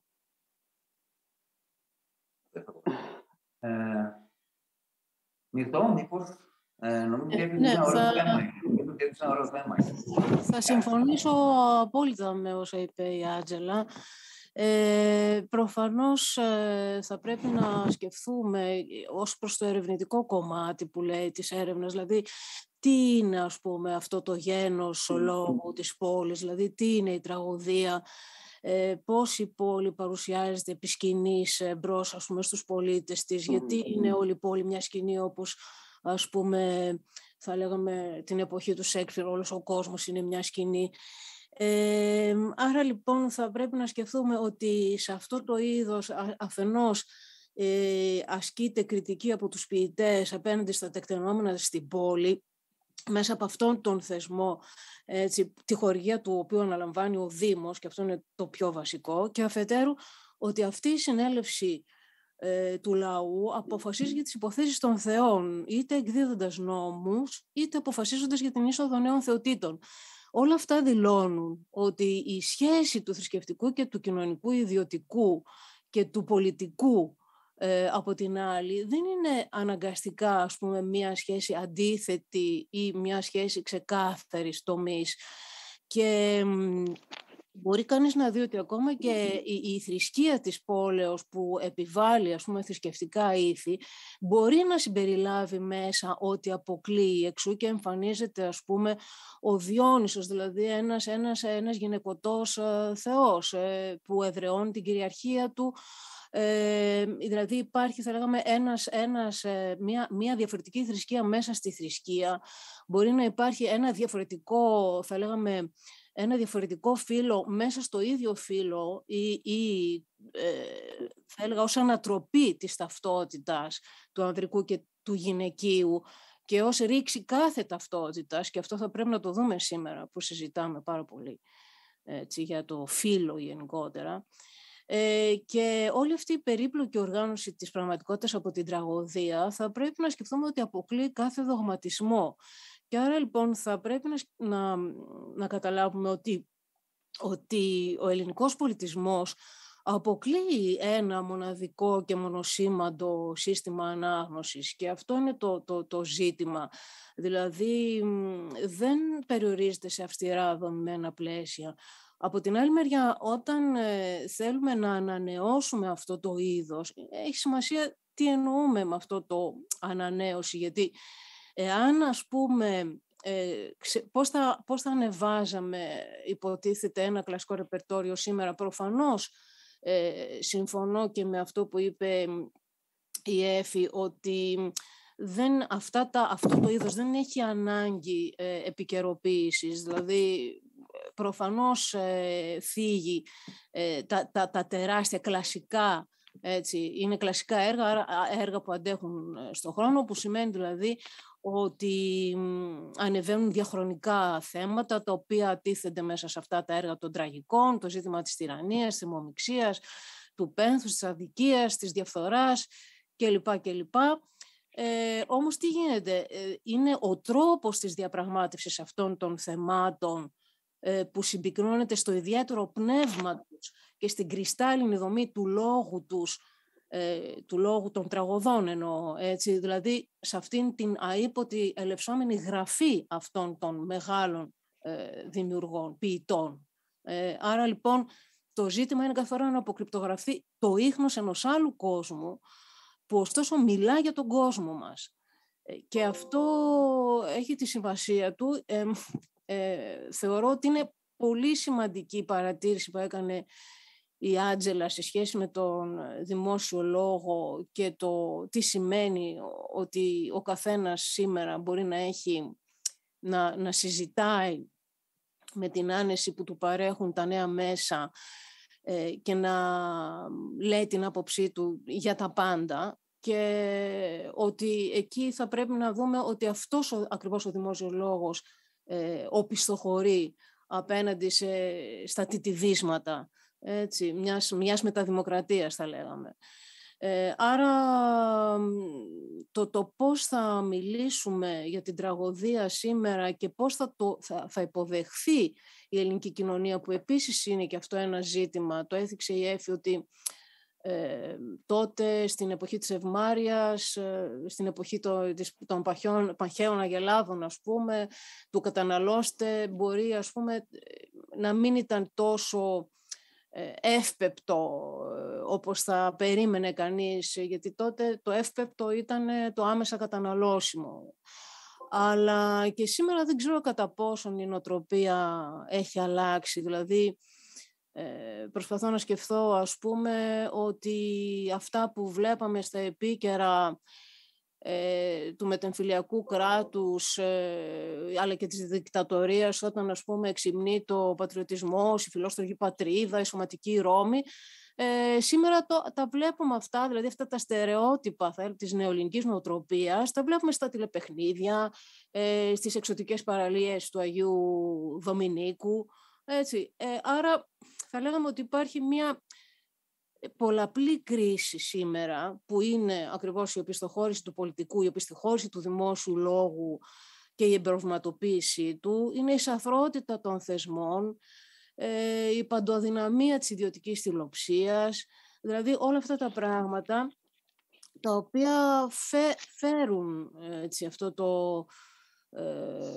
το ελληνικό σύμπτωμα, και θα πρέπει να το σκεφτούμε, δηλαδή κατά πόσο αλλάζει κάτι τελικώς στην νοοτροπία μας. Αυτά ήθελα να πω, και εγώ δεν θέλω να επεκταθώ παραπάνω, αλλά νομίζω πως κανείς δεν μπορεί να αμφισβητεί αυτήν την διάσταση των κλασικών έργων και να μην μετατοπίζεται ενδεχομένως. Έτσι. Δηλαδή το να ξαναγράψει ο Θάνος είπε ότι ναι, έκανε επανεγραφή των μύθων, έτσι, δηλαδή έκανε τελείως κάτι πολύ διαφορετικό, το οποίο έχει πολύ ενδιαφέρον.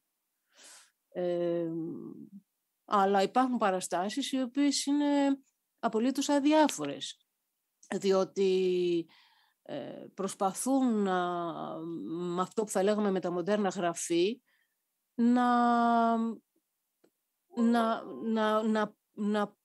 να πει ο σκηνοθέτης τι φαντάζεται για το κείμενο ή τι φαντάζεται για τη σκηνοθεσία, και έτσι να παραμορφώσει το ίδιο το κείμενο.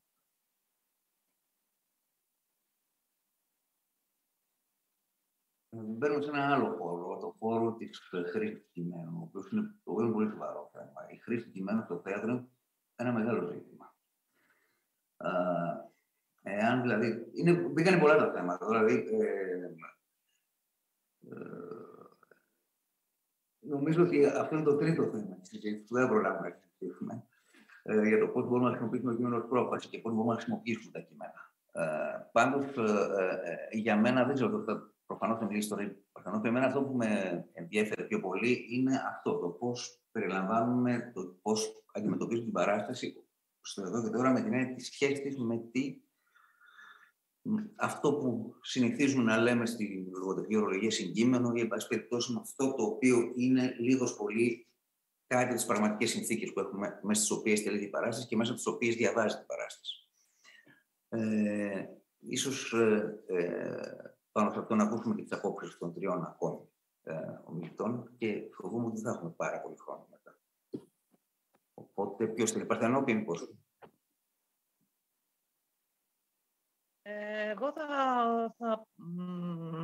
θα ξεκινήσω από τη δική σου την αναφορά στη διαφορά του κειμένου από το λόγο και το πώς αυτό έχει σχέση με την παράσταση κάθε φορά και με αυτό που φτάνει στο θεατή. Απ' τη μια έχουμε λοιπόν τα έργα παύλα κείμενα και είναι ό,τι μας έχει. Είναι ό,τι έχουμε από τον αρχαίο πολιτισμό, γιατί τα έργα αυτά είναι παλιά, είναι πάρα πολύ παλιά.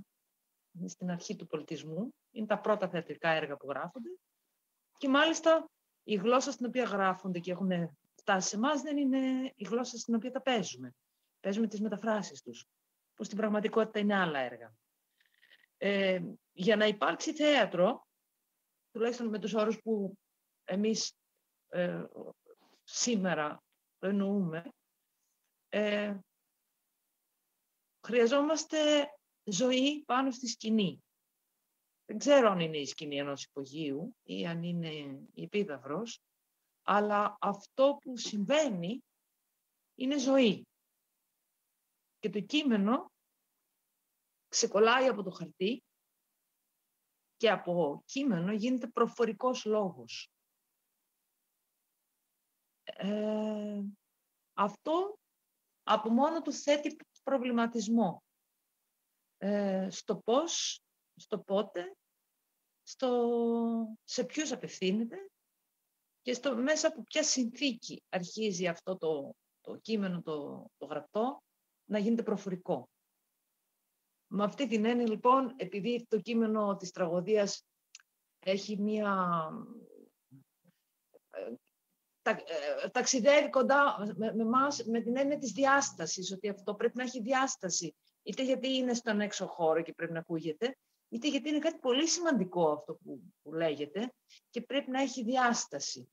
Εμένα όλες αυτές οι έννοιες μου φαινόταν πάντα δεν μπορούσα να τις αντιληφθώ.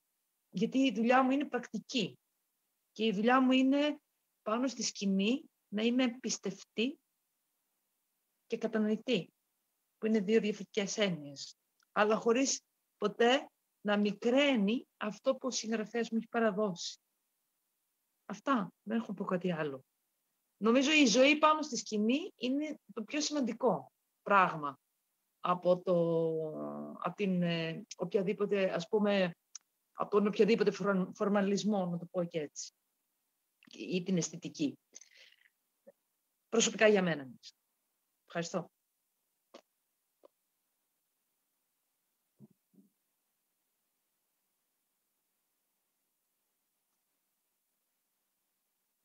Λίγο στο θάνατο τώρα.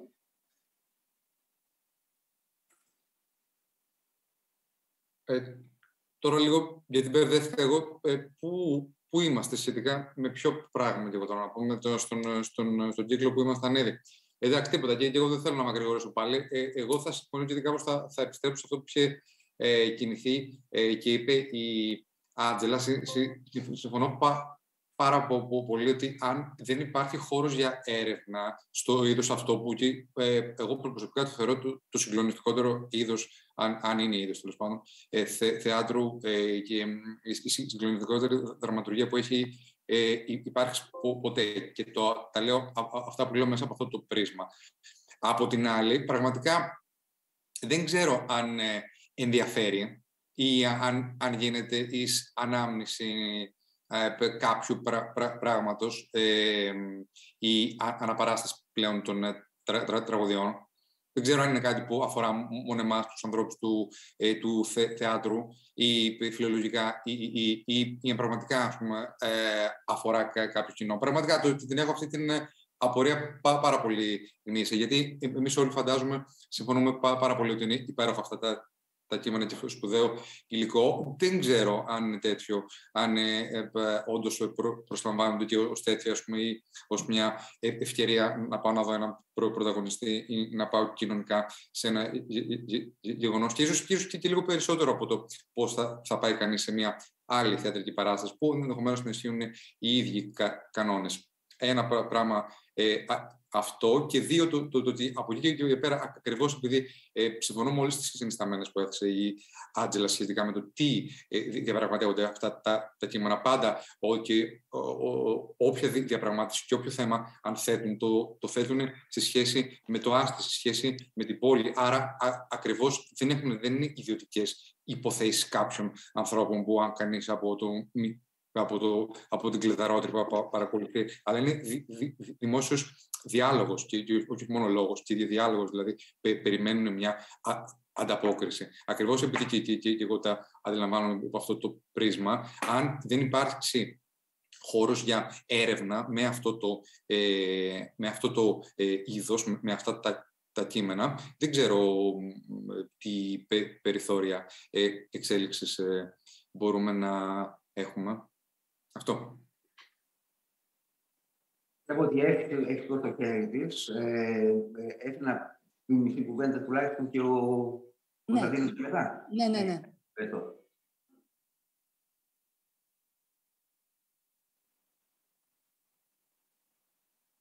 Ναι. Ζήτησε από μένα να μιλήσω. Ναι. Γιατί κάπου παρακολουθούσα αυτά που έλεγε ο Θάνος και συμφωνούσα, γιατί πραγματικά και λίγο με συνεπήρε στη σκέψη μου αυτό. Το θέμα ποιο είναι? Το θέμα είναι ότι αυτό που είπε ο Θάνος, ότι λίγο πώς το κάνουμε από συνήθεια, είναι μια πολύ ειλικρινής ερώτηση. Το λέω με δικά μου λόγια, μήπως το κάνουμε από συνήθεια. Το θέμα είναι όμως ότι επειδή έχει περιεχόμενο αυτό, ακόμα και επειδή έχει και κοινό, και αυτό δεν το λέω εγώ, το λένε τα νούμερα των εισιτηρίων, ακόμα κι αν το κοινό πάει για να δει έναν δημοφιλή ηθοποιό που τον βλέπει στην τηλεόραση, μιλάω για μια τέτοια εκδοχή, αυτό δεν αναιρεί το περιεχόμενο των λόγων. Δηλαδή, αυτό που λέει το έργο, είτε το λέει μια φίρμα της τηλεόρασης, είτε το λέει κάποιος άλλος, εκεί είναι. Από αυτήν την άποψη, σαφώς και το είδος αυτό έχει κάτι να δώσει. Αν τώρα αυτό όλο μπει μέσα σε...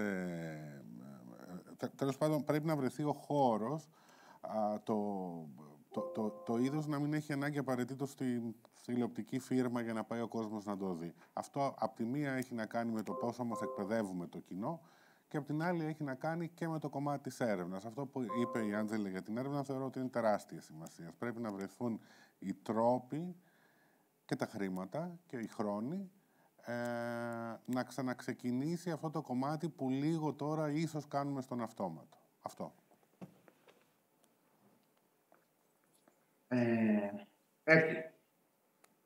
Ναι, θέλω να είμαι λίγο πιο αισιόδοξη και πιστεύω ότι ο κόσμος δεν πάει μόνο για να βλέπει τηλεοπτικούς στάρ στην Επίδαυρο, πάει ακριβώς για να ακούσει αυτό το λόγο που περιέχουν τα κείμενα. Για μένα είναι, όχι μόνο για μένα, νομίζω ότι είναι ένα μοναδικό είδος θεάτρου, όπου εξυψώνει τον άνθρωπο στην τάξη του κόσμου. Δηλαδή, ο άνθρωπος έχει λόγο, ανυψώνεται μάλλον, και έχει λόγο, συντελεί κάποιο ρόλο σε ζητήματα που αφορούν την κοινότητα, ζητήματα δικαιοσύνης, ζητήματα ηθικής ακεραιότητας, ζητήματα καυτά. Με αυτή την έννοια, και συμπληρώνοντας και κάτι άλλο, ναι, δεν είναι η τραγωδία είδος μονοσήμαντο, έχει δυτή φύση, το καθολικό και το ατομικό συνυπάρχουν. Παίζουμε δύο ιστορίες σε μία. Αν θέλουμε να είμαστε συνεπείς, δύο ιστορίες θα παίξουμε σε μία. Δηλαδή θα παίξουμε το δράμα δύο προσώπων, θα παίξουμε και τη σύγκρουση ιδεών παράλληλα. Αυτό λοιπόν το κράμα ιδιωτικού και δημόσιου, καθολικού και ατομικού, είναι ένα μοναδικό στο είδος το θεατρικό κράμα, που με έναν τρόπο ο θεατής, ο άνθρωπος συνολικότερα, έχει ανάγκη να το βάζει απέναντί του και με έναν τρόπο να προκαλείται από αυτό, σχεδόν ουτοπικά να προκαλείται, να διαγείρει τη συνείδησή του και να θεωρεί ότι μπορεί να να συντελέσει πάλι έναν σημαντικό ρόλο, να παίξει ένα σημαντικό ρόλο στην τάξη των πραγμάτων και του κόσμου. Αυτό νομίζω ότι συνεχώς θα ελκύει τους θεατές στα αρχαία θέατρα, ακόμα και σε καιρό πανδημίας και σε κάθε δυσκολία, και πληρώνοντας και το ειστήριο της Επιδαύρου και τα πήγαινε έλα και όλα τα περίεργα και το φαγητό στο Λεωνίδα μετά στο τέλος. Είναι όμως κάτι και πέρα. Αυτή η ανάγκη να επανερχόμαστε στα κείμενα είναι με έναν τρόπο για να θυμόμαστε ότι ανήκουμε στο γένος των ανθρώπων. Αυτό. Ευχαριστούμε για αυτή την όποια μετώπιση. Φοβούμαι ότι η αισιοδοξία πρέπει να σταματήσει εδώ, γιατί ο χρόνος τέλειωσε. Δηλαδή, τελείωσε ο χρόνος που είχαμε στη διάθεσή μας για την κουβέντα. Νομίζω ότι μπορούμε να κουβεντιάσουμε για ώρες ακόμη. Και νομίζω ότι θα μπορούσαμε να συζητήσουμε κάτι το οποίο είπε και πριν από λίγο η Άντζελα. Γιατί ανεβάζουμε αυτά τα έργα. Το γιατί νομίζω ότι δεν μπορεί να απαντηθεί σε μια γενικότητα, αλλά πρέπει να απαντηθεί μέσα σε αυτό που σκέφτεται κανείς για κάθε συγκεκριμένο έργο. Γιατί να ανεβάσω αυτό το έργο, γιατί να ανεβάσω το 2021, ξέρω εγώ, την ηλέκτρα, μια που έχετε όλοι ασχοληθεί με την ηλέκτρα. Τι θα διαφέρει το που ανεβάζω το 2021 από ότι κάποιος άλλος το ανέβασε το 1998. Ως προς το γιατί. Και νομίζω ότι αυτό είναι ένα ερώτημα που το έθεσε η Άντζελα. Εγώ το σκέφτομαι κάθε φορά που πηγαίνω στην Επίδαυρο, γιατί μερικές φορές αναρωτιέμαι τώρα αυτή η παράσταση να η Επίδαυρος πάλι στην Επίδαυρο. Συχνά πηγαίνω στην Επίδαυρο, λέω καλά τώρα αυτό το έργο γιατί να ανέβει σήμερα. Τι έχει να μου πει σήμερα, γιατί. Δεν είναι όλα τα έργα, να πω, δεν είναι όλα τα έργα τα οποία είναι. Επειδή είναι αρχαία αριστουργήματα. Καθένα από αυτά θέλει μια ειδική αιτιολόγηση. Εντάξει, υπάρχουν κάποια αριστουργήματα τα οποία αποτελούν, αν θέλετε, πώς το λένε, δίκτυα, ας πούμε, της στάθμης της κοινοθετικής δυνότητας, ας πούμε, ή της υποκριτικής δυνότητας. Και αυτά τα ανεβάζουμε έτσι κι αλλιώς, γιατί πρέπει, ας πούμε, να έχουμε παίξει ένα τέτοιο έργο μια φορά στη ζωή μας, γιατί θα μας κάνει καλύτερους ηθοποιούς, θα μας κάνει καλύτερους σκηνοθέτες. Αλλά υπάρχουν και άλλα έργα τα οποία δεν έχουν αυτό το χαρακτηριστικό. Επομένως, για αυτά θα υπάρχει αιτιολόγηση. Θα πρέπει να υπάρχει μια αιτιολόγηση γιατί θέλω να ανεβάσω αυτό το έργο τώρα. Άρα και για τα αριστουργήματα πρέπει να υπάρχει αιτιολόγηση. Γιατί εφόσον ισχύει μια κατηγορία, θα πρέπει να ισχύει σε όλες. Νομίζω ότι ήταν μια πολύ ενδιαφέρουσα συζήτηση. Δυστυχώς δεν είχαμε, πώς το λένε, αντιδράσει από το κοινό. Δηλαδή δεν είχαμε ερωτήσεις. Αλλά εγώ τουλάχιστον την απόλαυσα. Ελπίζω και εσείς που συμμετείχατε να τη βρήκατε ενδιαφέρουσα και ελπίζω και όσοι μας ακούνε να τη βρήκαν και εκείνη ενδιαφέρουσα. Επομένως, δεν μένει παρά να σας ευχαριστήσω και για τον χρόνο σας και για την σκέψη και για την προσπάθεια που καταβάλλατε για να κάνουμε αυτή τη συζήτηση όλοι μαζί ενδιαφέρουσα. Και θα σταματήσουμε εδώ. Είμαστε λίγο εκτός χρόνου. Από ό,τι λέει το πρόγραμμα. Ή δεν είμαστε εκτός χρόνου. Ναι. Είμαστε εκτός χρόνου. Γιατί τώρα στις 7 και 4, εγώ είμαι σε άλλο χρονικό ορίζοντα. Είμαι στις 6 και 10 αυτή τη στιγμή. Σε ένα τέταρτο περίπου θα ξεκινήσει η συζήτηση της Κακιάννης Παπαμόσχου με την Αλεξάνδρα Γεωργόπουλου, που νομίζω ότι όλοι την περιμένουμε πολύ ενδιαφέρον. Οπότε, σταματώ εδώ. Σας ευχαριστώ και πάλι και ελπίζω να μας ξαναδοθεί ευκαιρία να ξανακουβεντιάσουμε για όλα αυτά. Είτε κατηδίαν, είτε ελπίζω όχι με τη συνθήκη της ηλεκτρονικής επικοινωνίας και του Zoom, αλλά ίσως διαζώσεις σε ένα χώρο διαλόγου ζωντανό, όπου θα μπορούμε να είμαστε ο ένας πολύ κοντά στον άλλο. Σας χαιρετώ και σας καληνυχτίζω. Ευχαριστώ πολύ. Και εμείς ευχαριστούμε πάρα πολύ, Πλάτωνα.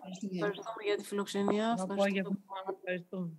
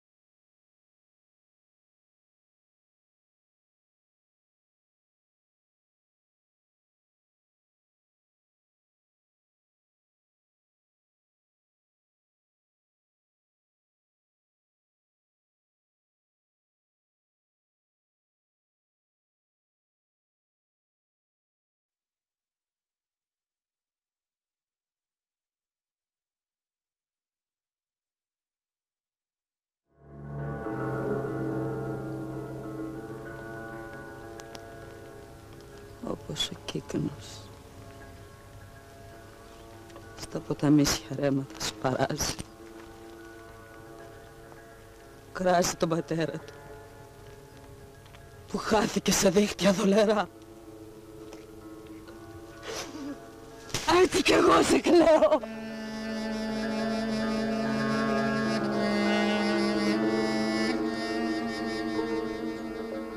Μ' ακούς, πατέρα μου γλυκέ, που είσαι στον κάτω κόσμο. Τα κουρεμένα μου μαλλιά για σένα τα έχω κόψει. Για σένα με τα νύχια μου, τα μάγουλά μου σκίζω.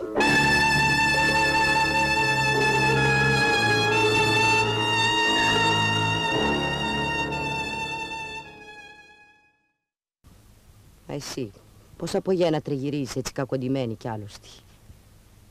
Καημένο μου παιδί. Βλέπω πως παρασύρθηκα. Δεν θέλω τη συμπόνια σου. Ήρθε λιγάκι αργά. Τόσον καιρό τον άντρα σου, γιατί δεν τον σημάζευες? Γιατί τον άφηνες να με παιδεύει? Είναι από φυσικού του άγριος. Μα κι εσύ όλο τον προκαλείς. Γιατί έχω πόνο μέσα μου. Τώρα όμως πια θα ξεθυμώσω. Τότε θα δεις. Κι αυτός θα σου φερθεί πιο μαλακά. Λες να καταδεχτεί. Βλέπεις. Ανάβεις πάλι νέα μαλώματα. Καλά σωπαίνω. Γιατί πάντα τον φοβούμαι.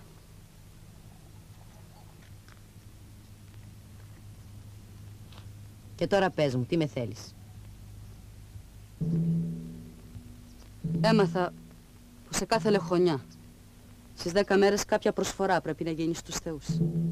Και όπως εγώ από αυτά δεν ξέρω σαν πρωτόγενη, κάλεσα εσένα. Αυτό σίγουρα θα το κάνει εκείνη που σε ξεγέννησε. Γέννησα και λεχόνεψα μονάχη μου. Τόσο μακριά από φίλους είναι το σπίτι σου. Κανείς δεν θέλει φίλους στους φτωχούς. Καλά, έρχομαι. Θα παρακαλέσω τους θεούς να είναι το παιδί σου καλορίζικο. Να μπει σε σπίτι φτωχικό. Δεν σε πειράζει.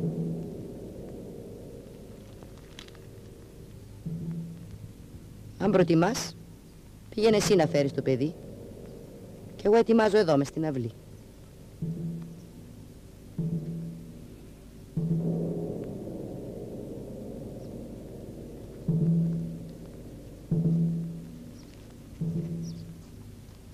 Γιατί χασομεράς!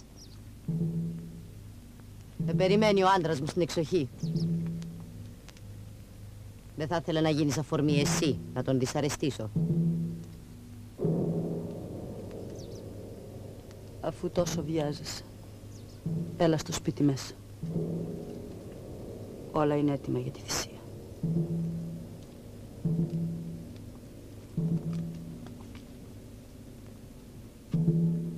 Μάλα!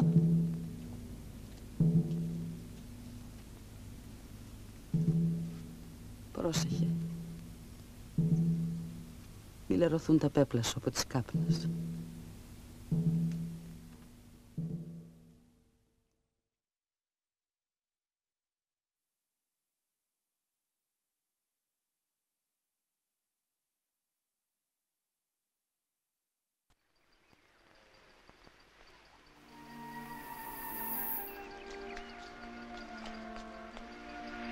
Πατέρα.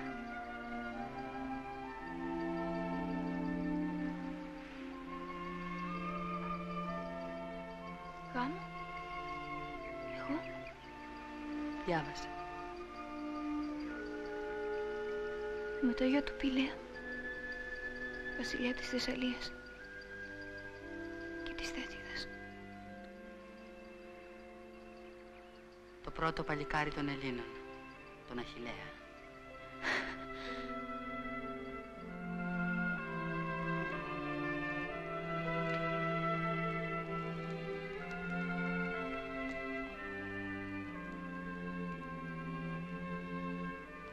Αύριο ξεκινάμε, το πρωί. Ο πατέρας γράφει. Άστο να γράφει. Άντρας είναι, τόσα ξέρει. Άκουσε εκεί να κάνεις το ταξίδι μόνη. Να μη σε ντύσω νύφη. μάνα θα ήμουνα. Έκανες τα δέοντα.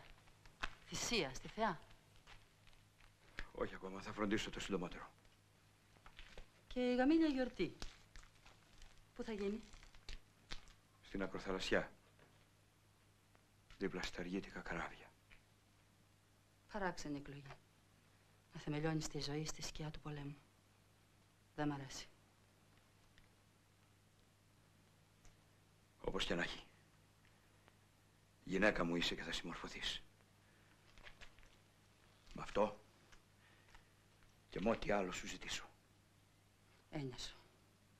Το πικρό ποτήρι της υποταγής το πίνω στα άλλα. Λέγε. Την κόρη μας. Εγώ θα την πάω στην τελετή. Εγώ ο πατέρας της. Και η μάνα της. Πού θα είναι? Στάργος. Με τα παιδιά της. Να φύγω. Τώρα. Παραλογίζεσαι. Την κόρη την παντρεύει η μάνα. Χρέος της είναι. Και έθιμο. Το θέμα έκλεισε. Δεν δέχομαι άλλη λέξη. Εγώ δεν δέχομαι η γυναίκα του Αγαμέμνονα να περιφέρεται με στους στρατώνες. Εγώ τη γέννησα. Εγώ θα την παντρέψω. Έχεις άλλες 2 κόρες πιο μικρές αυτές. Πώς τις αφήνεις μόνες? Έξω από τα τείχη ξαγρυπνούν φρουροί. Και μέσα τις φροντίζουν άξια χέρια. Θα μ' ακούσεις? Ναι ή όχι? Όχι με την ήρα, δεν θα σ' ακούσω. Χωράφι σου ο κόσμος όλος. Να τον εξουσιάσεις. Στο σπιτικό μου κυβερνάω εγώ. Είμαστε σύμφωνοι? Πάω. Έχω πολλά να κάνω.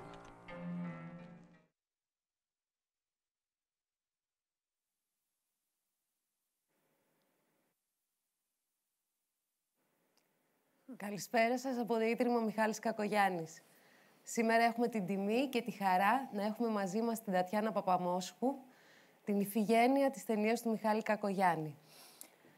Καλησπέρα. Ευχαριστούμε πολύ. Καλησπέρα, καλώς μεγάλη ήρθατε. μου χαρά που βρίσκομαι εδώ.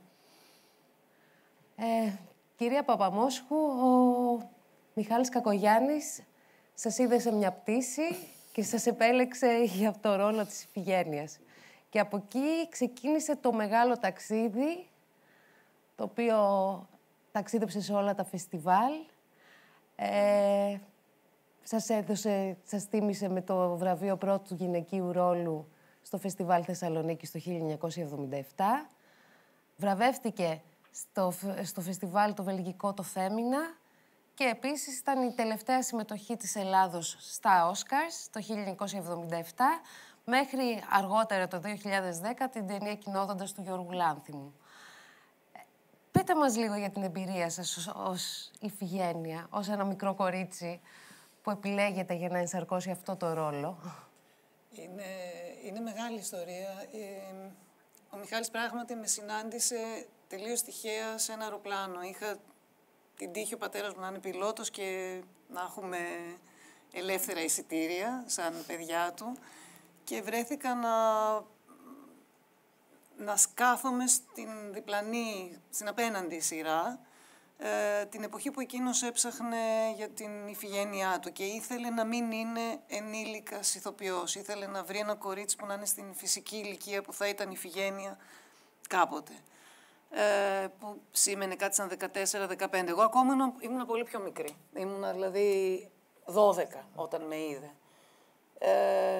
Δεν επέλεξε από εκείνη τη στιγμή, απλώς μίλησε με τη μητέρα μου και ρώτησε αν πράγματι είμαι παιδί της και ζήτησε να κρατήσει κάποια στοιχεία μας για να επικοινωνήσει αργότερα. Το οποίο και έκανε, δηλαδή κάποιους μήνες αργότερα, επιστρέφοντας από Λονδίνο, πήρε τηλέφωνο και ζήτησε να περάσει να με δει, να με γνωρίσει από κοντά, όπου ήρθε με έναν φωτογράφο, βγάλαν κάποιες φωτογραφίες, ξανά φύγε, ξαναεμφανίστηκε, μου φέρε ένα κομμάτι του σεναρίου. Με ρώτησε αν θέλω να αρχίσω να κάνω μαζί του κάποιες πρόβες και να δοκιμάσουμε να δουλέψουμε το κείμενο. Φανταστείτε τώρα ότι εγώ ήμουνα είχα μόλις τελειώσει το δημοτικό και είχα αρχίσει την πρώτη γυμνασίου. Δεν είχα καμία σχέση με το θέατρο, ίσως μόνο σε κάποιες σχολικές παραστάσεις. Και αυτές έτσι ούτε πολλά. Ξεκινήσαμε λοιπόν μια δουλειά που ήταν από το 0. Δηλαδή πραγματικά από το 0. Ήταν σαν να μαθαίνω από την αρχή να μιλάω. Ο Μιχάλης είχε αυτό το γνώρισμα, το ξέρουν και όσοι ηθοποιοί έχουν δουλέψει μαζί του, ότι θα έπιανε το κείμενο και θα το δούλευε σχεδόν λέξη-λέξη. Προφανώς όχι σε έναν επαγγελματία ηθοποιό με τον τρόπο που δούλεψε με μένα. Με μένα όμως ξεκίνησε μια διαδικασία προβών που ήταν από αυτοσχεδιασμούς, από παιχνίδια μες στο σπίτι του, για να αρχίσει να με βάζει λίγο σε ένα κλίμα. Δεν ήταν απλώς να μάθω να μιλάω, ήταν να μάθω γενικώς. Δηλαδή να μπω λίγο μέσα σε αυτό το κομμάτι που ήθελε εκείνος να μου ανοίξει, τον κόσμο αυτό. Και η διάρκεια των προβών αυτών, που πήγαινα σπίτι του κάθε Σαββατοκύριακο ή κάποιες μέρες μετά το σχολείο, με πηγαίναν οι δικοί μου δηλαδή, κράτησε όλο το χειμώνα. Δηλαδή από Οκτώβρη μέχρι Μάιο. Τον Μάιο πια, που είχαμε προχωρήσει πια αρκετά στη δουλειά μας, έκανε ένα πρώτο δοκιμαστικό γύρισμα, κανονικά, με την Ειρήνη Παπά, με τον Καζάκο, με τον Πάνο του Μιχαλόπουλο. Και μετά από αυτό είπε, «ΟΚ, θέλω να παίξεις εσύ». Βεβαίως, την ίδια διαδικασία προφανώς έκανε και με άλλες υποψήφιες. Προκριθήκατε εσείς τελικά. Και ξέρω ότι ήμουνα η μικρότερη.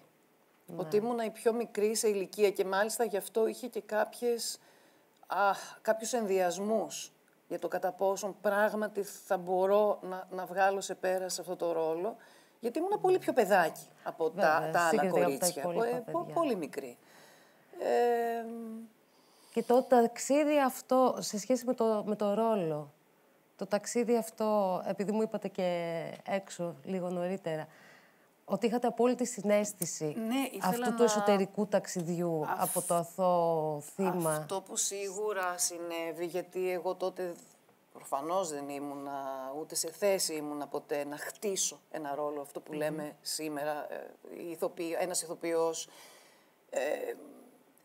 βάζει και ο ίδιος πια τη δική του συμμετοχή στο πώς θα προχωρήσει και ποια άποψη έχει και πώς νιώθει και τι... Έχει και τα εργαλεία ανάκλησης και αυτά που ξέρει να κάνει. Υπήρχε πλήρης άγνοια, αλλά σίγουρα θυμάμαι πολύ καλά ότι όταν πια έφτασα στα γυρίσματα είχα σίγουρα ξεκάθαρη την πορεία, την εσωτερική πορεία, ας πούμε, αυτού του κοριτσιού, από την αθωότητα, στη συνείδηση του τι συμβαίνει, στην απελπισία και μετά στην επιλογή του να διαλέξει, να θυσιαστεί και να επιλέξει έναν θάνατο με αξιοπρέπεια.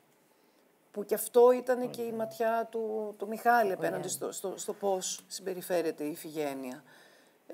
Και αυτό είχε σίγουρα χτιστεί μέσα μου και είχε και σε επαφή με αυτά που έλεγα. Δεν ήταν απλώς μια εικόνα έτσι κάπου έξω από μένα. Ήταν συνδεδεμένα απόλυτα με την ροή και με τον τρόπο του κειμένου. Ομολογώ ότι βλέποντας την ταινία πολύ... Όχι τότε, γιατί τότε δεν κατάλαβα τίποτα όταν είδα την ταινία. Ήταν σοκ που έβλεπα τον εαυτό μου. Αλλά αργότερα και τώρα τελευταία που ξαναβλέπω ή τώρα που βλέπαμε σκηνές, μου έκανε εντύπωση ο τρόπος που και εγώ και όλοι οι ήρωες, ο τρόπος που ο ίδιος κατάφερε να φέρει σε μια ρεαλιστική, ας πούμε, απεικόνηση, γιατί η Ιφηγένεια σαν ταινία από μόνη της είναι μια ταινία που έχει έναν απόλυτο ρεαλισμό. Σε σύγκριση, ας πούμε, με την Ηλέκτρα είχε μια ποιητικότητα και στη γραφή της και στην αφήγησή της και στον τρόπο που ακόμα και η επιλογή του ασπρόμαυρου, του τρόπου που η μουσική μπαίνει μέσα στις σκηνές, του χορού που είναι... Χορού που είναι εντελώς διαφορετική. Είναι πολύ πιο ποιητική η αντιμετώπιση. Ενώ στην Ιφηγένεια έχουμε ένα πολύ πιο ρεαλιστικό αποτέλεσμα, που βέβαια δεν χάνει καθόλου την επαφή του με το κείμενο. Όντως. Και σε σχέση και με το χορό, ναι, ήταν ο χορός που ήταν η αυλή, η βασιλική αυλή, αλλά χρησιμοποιήθηκε και ο ελληνικός στρατός για τις ανάγκες της ταινίας. Στην Ιφηγένεια υπήρχε... Μα η παρουσία του στρατού έπαιζε τεράστιο ρόλο. Τεράστιος ρόλος. Στην πίεση και ο χειρισμός. Ναι, και στον εγκλωβισμό. Αυτή η αυλή που τη θυμάμαι ακόμα, έβλεπα τώρα τις σκηνές αυτές και λέω «Αχ, κοίταξε πώς θυμάμαι ακόμα τις μυρωδιές από το χώρο και από τα σκηνικά». Πραγματικά. Και αυτός το αδιέξοδο αυτό που βρίσκονται όλοι όταν πια αυτός ο στρατός έχει περικυκλώσει και δεν υπάρχει άλλη επιλογή, ήταν αναγκαστικό να υπάρχει και ένας στρατός πραγματικός. Ναι, πραγματικά, ναι. Στην ταινία είναι απίστευτος ο τρόπος που βλέπεις αυτές τις μάζες, το χειρισμό αυτών των μαζών, οι οποίες έπαιξαν και καθοριστικό ρόλο στην τελική επιλογή του Αγαμέμνονα, ο οποίος διχάζονταν ανάμεσα στο ρόλο του ως πατέρα και στο θεσμικό του ρόλο, όπου έπρεπε να ηγηθεί ενός στρατού, να εναντιωθεί στην Τρία. Και της φιλοδοξίας του. Της εξουσίας του. Απεριόριστης φιλοδοξίας. Αλλά είναι αυτό, και επειδή είχε ερωτηθεί και ο Κακογιάννης αν αυτή είναι μια τραγωδία δημόσιου συμφέροντος, είχε πει ναι, ότι απολύτως είναι και η θυσία της Ιφηγένειας και η επιλογή του πατέρα της να την θυσιάσει. Όμως σε κάθε περίπτωση αυτό που ήθελε ο ίδιος να δείξει ήταν η ανθρώπινη κατάσταση. Ήθελε να δείξει για όλους, για τη μητέρα, για τον πατέρα, ο οποίος οδηγείται στο να θυσιάσει τελικά την κόρη του ύστερα από πιέσεις, αλλά και τις προσωπικές του αυτές φιλοδοξίες που είπατε εσείς. Την Ιφηγένεια, η οποία περνάει από όλα αυτά τα στάδια μέχρι να αποδεχτεί τη δική της τη θυσία. Πάντως όμως είχε ξεκάθαρη άποψη ότι μιλάμε για μια θυσία ενός αθώου, του νέου ανθρώπου, που σίγουρα αντικατοπτρίζει και τη θυσία μιας χώρας και το άδικο χαμό νέων ανθρώπων για πράγματα τα οποία είναι απλώς συμφέροντα, άλλα συμφέροντα. Ήταν και η χρονική συγκυρία η τρέχουσα, αντίστοιχη. Ήταν ένα σχόλιο και για την τρέχουσα κοινωνική συγκυρία τότε. Και μια πραγματικά αντιπολεμική άποψη για τα πράγματα. Μην ξεχνάμε ότι ο Μιχάλης δεν άφησε περιθώριο να φανεί ότι η Ιφηγένεια μετατράπηκε σε συννεφάκι που το πήρε η θεά. Δηλαδή, χωρίς να το δείξει ποτέ, είχε σαφή τον υπενιγμό ότι... Θυσιάστηκε όντως. Η Ιφηγένεια χάθηκε και απλώς είπαν ένα παραμύθι μετά για να είναι όλοι ευχαριστημένοι. Και εξού και η εκδίκηση της... Δικαιολογεί απόλυτα την εκδίκηση της Κλειτανίστρας αργότερα. Σε σχέση με την επιλογή του Ευρυπίδη, που ήταν ο αγαπημένος και η μοναδική επιλογή του Μιχάλη Κακογιάννη σε σχέση με την προσέγγιση του αρχαίου δράματος, τι πιστεύετε ότι τον οδήγησε στο να θέλει να κάνει τις ταινίες? Ναι, χωρίς να είμαι ειδικός, αλλά έχω την εντύπωση ότι ο Ευρυπίδης είχε φτάσει να έχει μια πολύ πιο... Ανθρώπινη και ας πούμε υπήρχαν πιο καλά ανεπτυγμένες οι ψυχολογικές μεταπτώσεις των ηρώων του. Οι ήρωές του ήταν πιο γήινοι και πιο κοντά σε ένα πιο ψυχολογικό θέατρο τώρα, μια πιο ψυχολογική προσέγγιση. Αντίθετα από τους άλλους αρχαίους, όπως είναι ο Αισχύλος, ας πούμε, πολύ παραπάνω, ή ο Σοφοκλής, που οι ήρωες είναι λίγο σύμβολα, δεν είναι χαρακτήρες τόσο πολύ. Ενώ ο Ευρυπίδης έχει φτάσει πια να έχει πολλές λεπτομέρειες της ψυχοσύνθεσης ενός πραγματικού ανθρώπου, πράγμα το οποίο δεν θα το δεις τόσο εύκολα στους άλλους ήρωες των άλλων συγγραφέων. Αυτό τουλάχιστον νομίζω ότι ήταν... Αυτό τον οδήγησε σε αυτή την επιλογή. Νομίζω, δεν ξέρω.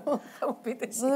Νομίζω ότι και ο ίδιος κάπως έτσι το εξηγούσε. Ένιωθε πολύ πιο οικία και κοντά στον Ευρυπίδη και κάνοντας και αντιπαραβολές, γράφοντας ο ίδιος το κείμενο, τηρώντας βέβαια τη μετάφραση, κάνοντας τις αντιπαραβολές με τη μετάφραση, έβλεπε ότι είναι απολύτως συντονισμένος, πιστότατη μετάφορα. Πολύ απίστη μεταφορά, δηλαδή δεν είχε χάσει στο παραμικρό το κείμενο, απλώς εντάξει, υπήρχε η κινηματογραφική αφήγηση. Ναι. Πέραν αυτού όμως δεν υπήρχε τίποτα που να έχει αλλάξει ή να έχει μεταβληθεί, να έχει αλλάξει το νόημά του. Κανένα απολύτως. Όχι καθόλου. Γιατί ήταν σε απόλυτο συντονισμό οι δυο τους. Βέβαια, ναι. Όχι, πολλές χιλιάδες χρόνια μετά. Με απόλυτο σεβασμό για το πραγματικό έργο.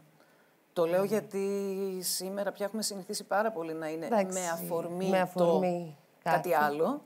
Ναι, όχι, ο ίδιος υπήρξε απολύτως πιστός και νομίζω τονίζοντας και αυτά που ο ίδιος ο Ευρυπίδης ήθελε να κατακρίνει και να...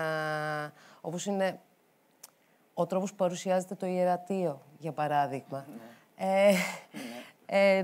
Αντίστοιχα και ο Κακογιάννης στη δική του μεταφορά της Ιφηγένειας κάνει τους δικούς του υπενιγμούς και τη δική του κριτική, αντίστοιχα φυσικά, σε όλο... και στο ιερατείο και στην εξουσία. Και στην εξουσία εν γέννη. Και οι στιγμές του όλες, γιατί η γραφή του η κινηματογραφική ήταν και πολύ μπροστά πάντα. Από παλιά δηλαδή ήταν πολύ μπροστά. Και με πάρα πολύ ξεκάθαρη την άποψή του. Και βλέπεις πόσο πολύ δουλεύει με τα κοντινά πλάνα και πόσο πολύ... Δηλαδή θα φανερώσει. Είναι καταπληκτική η στιγμή που ο Αγαμέμνονας μεθάει από την χαρά της εξουσίας και ξελογιάζεται κυριολεκτικά από τα πλήθη που φωνάζουν μπροστά του και ξαφνικά αλλάζει. Και από εκεί που είναι ένας πατέρας που υποφέρει, γίνεται ένας στρατηγός που ανακαλύπτει το πόση δύναμη μπορεί να έχει στα χέρια του. Και θυμάμαι αυτό, το θυμάμαι γιατί το έβλεπα και το γύρισμα, αλλά θυμάμαι και τη σκηνή αυτή που πηγαίνει στα μάτια του συνεχώς. Δηλαδή ο φακός πλησιάζει και από εκεί και πέρα αρχίζει και γίνεται... Και ήταν και σαφής η επιλογή των συνεργατών του συντελεστών. Ο κύριος Αρβανίτης. Ναι, προφανώς. Εξαιρετικός, δηλαδή είχε κάνει μια τρομερή απόδοση ως διευθυντής φωτογραφίας όλων των σκηνών που του ζητήθηκαν από τον Μιχάλη Κακογιάννη, καθώς επίσης και τα ίδια τα σκηνικά και ο χώρος, ο περιβάλλον χώρος που είναι ελληνική ύπαιθρος, δεν υπάρχουν αυτά τα στοιχεία τα βασιλικά, αντιθέτως είναι πέτρα, είναι αφαιρετικά όλα αφαιρετικά, μόνο η ουσία φαίνεται. Ναι, αφαιρετικά, ενδεικτικότατα. Βέβαια, ναι, θυμάμαι τώρα όταν πρωτοπαίχτηκε η ταινία που υπήρξαν διάφορα σχόλια ότι «Μα τι είναι, τι βασιλής είναι αυτή που κυκλοφορούν με αυτά τα...» Κοστούμια του Διονύση του Φωτόπουλου. Συγκλονιστικά. Ναι. Έχω ακόμα. Ναι. Το φόρεμα της Ιφηγένειας το έχω ακόμα. Ναι. Εμείς έχουμε το σχέδιο, νομίζω. Πρέπει να έχετε κι άλλα εσείς. Εγώ είχα το ένα από τα ρούχα της Ιφηγένειας, γιατί είχα 2-3, αν δεν κάνω λάθος. Ναι. Ήταν πραγματικά μια ταινία που σφραγίζει μια ολόκληρη εποχή, ομολογουμένως.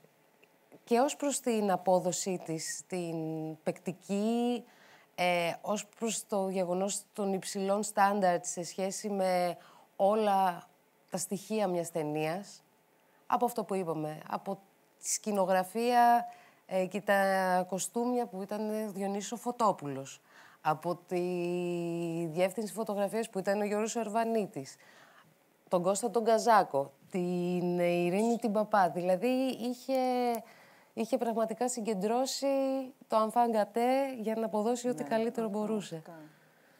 Και δεν είναι, νομίζω ότι η ταινία στέκει ακόμα, όχι στέκει ακόμα, θα στέκει σύγχρονη, ακόμα. Απολύτως σύγχρονη. Δεν έχει τίποτα που να λες, γιατί βλέπουμε ταινίες παλιότερες που όταν είχαν φτιαχτεί ήταν... Την αχλή της παλιότερης εποχής και ως τέτοιες αντιμετωπίζονται. Τώρα συνεχίζεις, τη βλέπεις ακόμη και τώρα, που είναι μια τραγωδία που πραγματεύεται γεγονότα που θεωρητικά συνέβησαν χιλιάδες χρόνια πριν, αλλά είναι σαν να τη βλέπεις σήμερα. Και αυτό νομίζω είναι και το χαρακτηριστικό στοιχείο που συνοδεύει τις ταινίες της τριλογίας, που παίζονται ακόμη και τώρα, σαν να είναι που δεν έχουν σημερινές. Γυριστεί και άλλες πολλές, εννοώ τραγωδίες. Όχι, τραγωδίες. Ο Κακογιάννης ήταν ο πρώτος που παρουσίασε. Μετά βέβαια είναι, εντάξει, είναι και οι ταινίες του Παζολίνη, είναι και όλα αυτά, αλλά ήταν ο πρώτος ο οποίος έδειξε το αρχαίο δράμα στην οθόνη. Με τους κινηματογραφικούς όρους, γυρίζοντας μια αμιγώς, τρεις μάλλον, αμιγώς κινηματογραφικές ταινίες. Ο Μιχάλης πάντως στα γυρίσματα ήταν τόσο πάσχων ο ίδιος. Εντάξει, με μένα τουλάχιστον σίγουρα παραπάνω πάσχων, γιατί φράση με τη φράση, λέξη με τη λέξη ήταν πίσω από την κάμερα, δίπλα από την κάμερα και βέβαια είχα μάθει τότε, είχα συνηθίσει ότι χωρίς να τον κοιτάζω είχα την άβρα του κάπου και ένιωθα τα χέρια του, την έκφρασή του.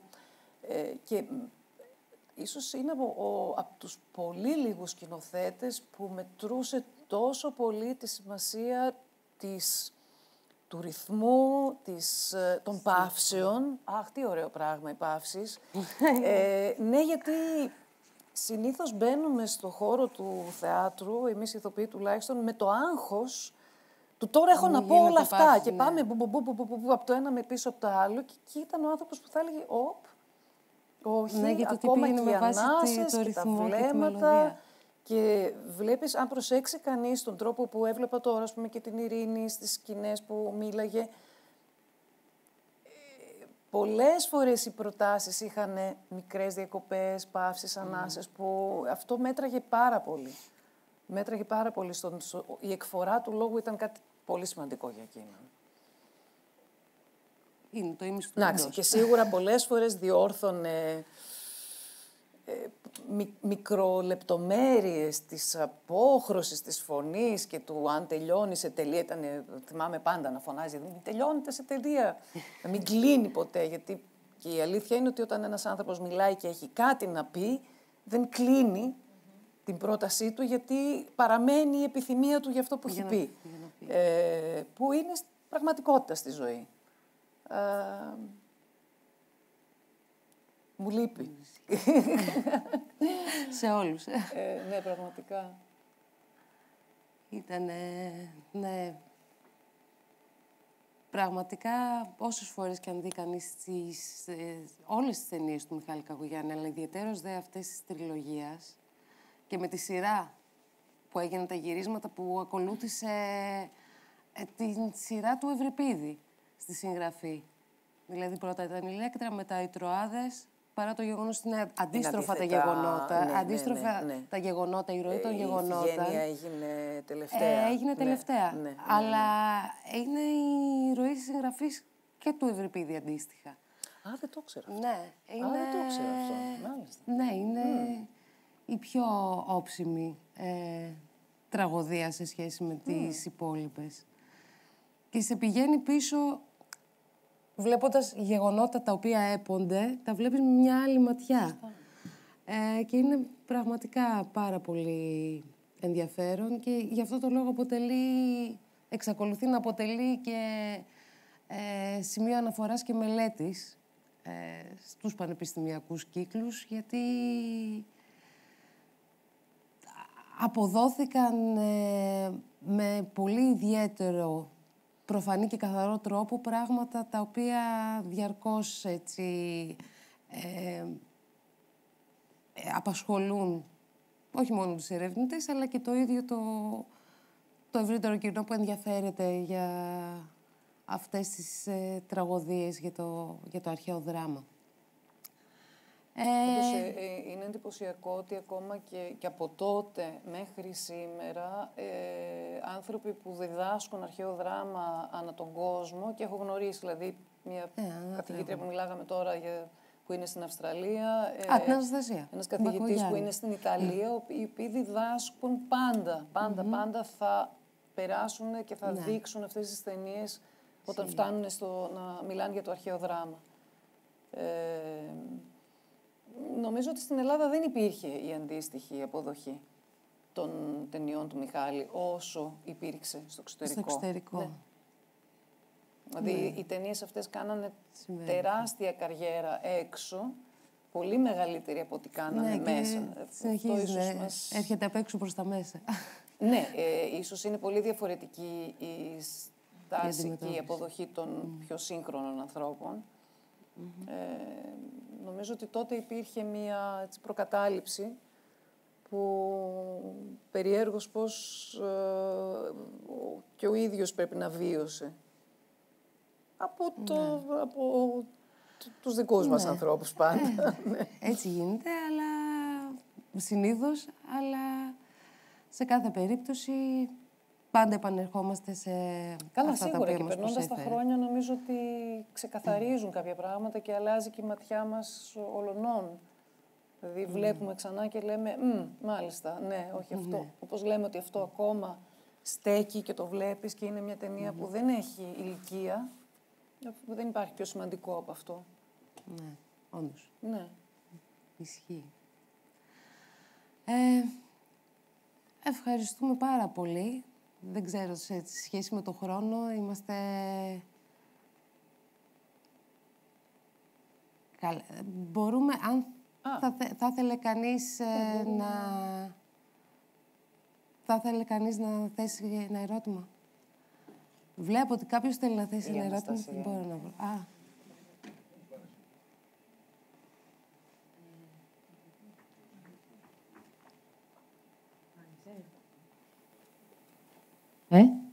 Τώρα ναι.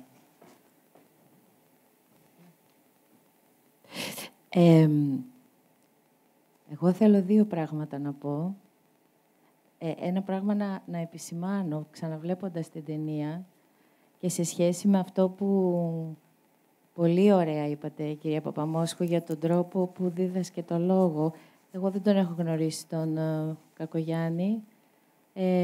Αγαπώ πολύ τις ταινίες του. Είναι ο μόνος που έκανε την τραγωδία διαβατήριο για το εξωτερικό. Αυτό είναι διαβατήριο, δεν είναι απλώς. Κανείς άλλος δεν έκανε τραγωδίες στο σινεμά. Αυτό ήταν ένα διαβατήριο, γιατί το σινεμά είναι ένας τρόπος να δει πολλοί κόσμος, να είναι available, που λέμε, στο κάθε σπίτι και στο κάθε σχολείο, η τραγωδία με έναν εύκολο τρόπο ειδωμένη. Έτσι. Δηλαδή είναι πολύ πιο πέρα από το κανείς άλλος δεν έκανε. Καταλάβατε τι λέω. Εκεί που θα ήθελα να επικεντρωθώ, ξαναβλέποντας αυτή τη σκηνή και τη δική σας με την Ειρήνη Παπά και της Ειρήνης Παπά με τον Κώστα Καζάκο. Και τώρα με τη γνώση, ας πούμε, την τωρινή, είναι ότι εμένα μου φαίνεται πως χρησιμοποίησε σε εξπυρικό τρόπο διδασκαλίας του λόγου, αυτό που είπατε δηλαδή, ότι η φράση τελειώνει στην άρση, ότι η φράση είναι ανοιχτή, ενώ εκείνη την εποχή οι τραγωδίες στην Ελλάδα, δηλαδή πριν το σήμερα, ήταν ακριβώς αυτή η υπερβολή που λέμε, ήταν ο ελληνικός τρόπος όπου η φράση κλείνει, η φράση τελειώνει. Χρησιμοποιήστε δηλαδή μια εγγλέζικη αισθητική στον τρόπο ομιλίας ο Κακογιάννης. Εγώ αυτό άκουσα, γιατί οι φράσεις υπόθηκαν έτσι, με τέτοιο τρόπο που ήταν σαν ένα απαλό αεράκι, ασχέτως το πόσο βαριά είναι η φράση, το πόσο βαρύ είναι αυτό που λέμε, το τυφών, ας πούμε, η φωνή, ο θυμός κτλ. Αλλά είναι όλα σαν αυτά που έλεγε ο δικός μου ο δάσκαλος, ο Μήνος Βαλονάκης, χωρίς κόπο. Να μην καταλάβει κανείς τον κόπο που βάζεις, έτσι. Πόσο εντυπωσιακό είναι αυτό, γιατί, εντάξει, βεβαίως... Αυτό, αν θέλετε λίγο να μας πείτε γι' αυτό. Μιλάτε για την εκφορά του λόγου, του θεατρικού λόγου, γιατί αυτός υπήρχε μέχρι τότε, που σίγουρα είχε άλλη φόρμα και ήταν υπομένος πάντα με έναν άλλο τρόπο, ακόμα και, ότι όχι μόνο τότε και ακόμα και πιο μετά από αυτό. Ο θεατρικός λόγος έχει τον κίνδυνο να είναι υπομένος. Εδώ μιλάμε για μια ταινία. Μια μικρή παρένθεση παρόλα αυτά να πω ότι ο Μιχάλης πιστεύω ότι όταν επέλεξε να κάνει τις τραγωδίες αυτές ταινία, δεν νομίζω ότι η ματιά του ήταν απλώς και μόνο να μεταφέρει το αρχαίο δράμα σε ένα μέσο που θα μπορεί να προβάλλεται παντού στον κόσμο, αλλά είχε άποψη ότι θέλει να τις κάνει ταινία. Δηλαδή να μεταφέρει τη μία τέχνη από την μορφή που είναι για θέατρο, να τη μεταφέρει σε μια άλλη μορφή που είναι κινηματογράφος, γιατί κινηματογράφο έχει κάνει. Δεν έχει κάνει μια, ας πούμε, απεικόνιση ενός θεατρικού τρόπου και απλώς πήρε μια κάμερα το θέατρο και το μετέφερε και το έκανε σινεμά. Είναι 100% κινηματογράφος και πολύ καλός κινηματογράφος αυτός που έκανε.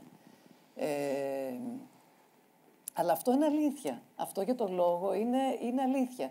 Βέβαια μην ξεχνάμε ότι ο Μιχάλης είχε μια καλλιέργεια που ερχόταν από την Αγγλία. Έτσι, οι γνώσεις του και η εκπαίδευσή του ήταν από μια χώρα που είχε ήδη περάσει σε αυτό το πράγμα, ενώ εμείς ήμασταν λίγο ακόμα κολλημένοι στο ότι τι σημαίνει θεατρικός λόγος, σημαίνει, ξέρω εγώ, αν ήταν στόμφος ή αν ήταν κάτι άλλο και τα πράγματα είναι μπουφ, μπουμ, μπουμ, έτσι. Λέω κάτι, το είπα. Ειδικά τώρα σε μια ταινία, αυτό θα κλώτσαγε πάρα πολύ άσχημα. Βέβαια, ο Μιχάλης είχε αυτή την, θα πω, αιμονή, παρόλο που ήταν άποψη. Και εγώταν για αυτή την άποψη και είχε δίκιο. Την είχε σε κάθε περίπτωση. Δηλαδή, και όταν δούλεψε μαζί του, είχα δουλέψει, ας πούμε, σε κείμενο του Σέξπιρ, πάλι, με όλο το μέτρο, με όλο το κείμενο πάλι μεταφρασμένο και ήταν η ζωντάνια του λόγου αυτό το κομμάτι που τον ενδιέφερε. Αλλά ότι εδώ υπήρχε αυτή η αίσθηση ότι είναι απαλό σαν αεράκι, το οποίο είναι καταπληκτικό πράγμα. Ναι, είναι σαν να περνάει η αισθητική του William Shakespeare, εννοώ σαν να περνάει η αισθητική του William Shakespeare πάνω στη δουλειά, πώς δουλεύουμε δηλαδή το λόγο στο Shakespeare, που είναι ακριβώς αυτό, με την αρχαία τραγωδία. Αυτό ήταν πάρα πολύ εμφανές. Δηλαδή, πρώτη φορά έτσι το είδα τόσο καθαρά. Ναι. Το δεύτερο πράγμα που ήθελα, αν θέλετε να μας πείτε δύο λόγια γι' αυτό, είναι πριν από μερικά χρόνια και βρεθήκαμε και εκεί μαζί σκηνικά, στο Φεστιβάλ Αθηνών. Είχατε ξαναπαίξει την Ιφηγένεια σε μία performance στο Ιφηγένεια EN, στην ναυπηγοεπισκευαστική, έτσι δεν είναι? Εκεί ήταν που συναντηθήκαμε ακριβώς, στη χορογραφία του Κωνσταντίνου Μίχου, με το Γεράσιμο Γενατά στο ρόλο του Αγαμέμνονα και του Μενέλαου πάνω σε μία βάρκα, με εμάς καμιά δεκαριά άνθρωποι από το χώρο του θεάτρου για χορό και την Πέτρα Μαυρίδη στο ρόλο της νεαρής Ιφηγένειας. Θα ήθελα πάρα πολύ να μας πείτε δύο λόγια για το πώς ξανασυναντηθήκατε με το ρόλο της Ιφηγένειας, αλλά σε ένα τόσο συγκεκριμένο και πολιτικά μαρκαρισμένο από το χορογράφο έργο. Ναι. Καταλάβατε τι εννοώ, έτσι? Νομίζω είναι καθαρή ερώτηση.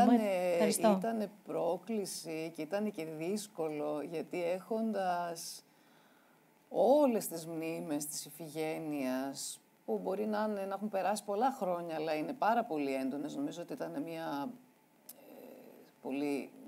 εμπειρία που, όπως και να είναι, με σημάδεψε με πολλούς τρόπους.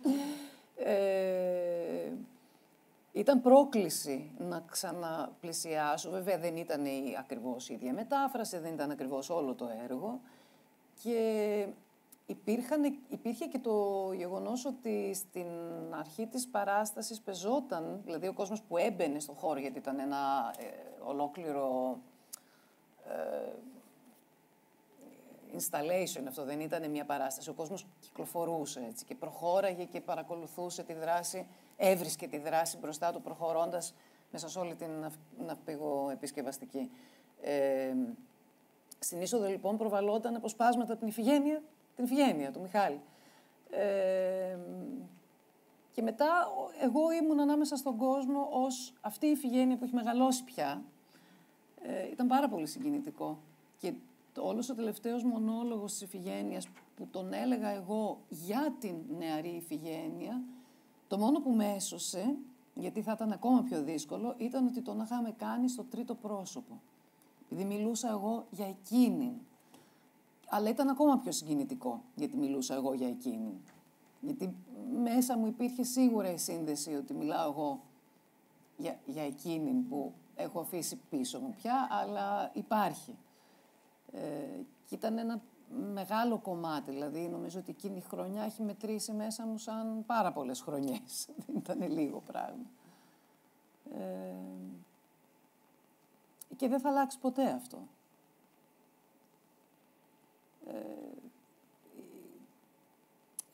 Οι μήνες εκείνοι καλοκαιρινοί που γυρίστηκε η ταινία, νομίζω ότι έχουν κρατήσει ένα κομμάτι μέσα μου αχανές. Βέβαια, εντάξει, είχε και πολύ δύσκολες στιγμές αυτό το ταξίδι.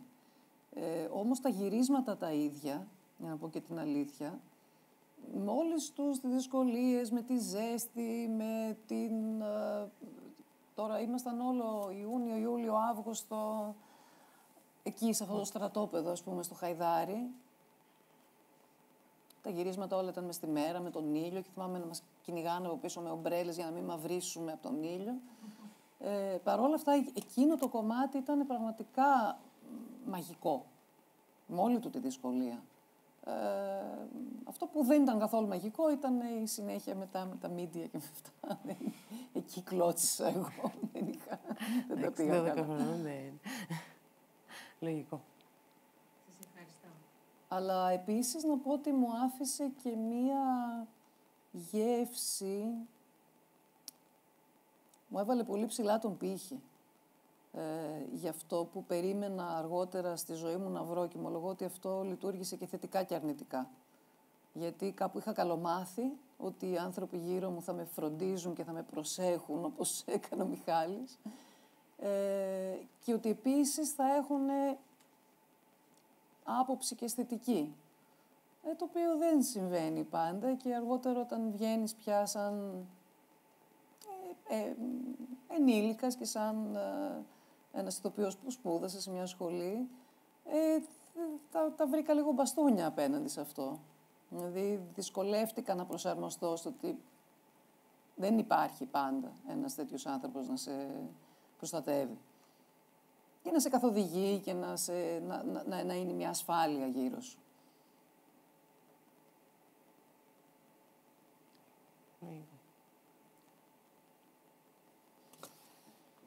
Κάποιος άλλος θα ενδιαφερόταν να κάνει κάποια ερώτηση στην κυρία Παπαμόσχου?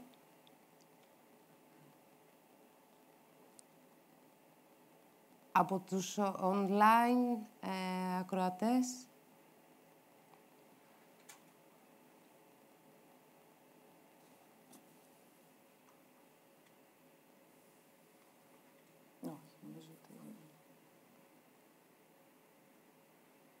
Έχουν καλυφθεί όλοι.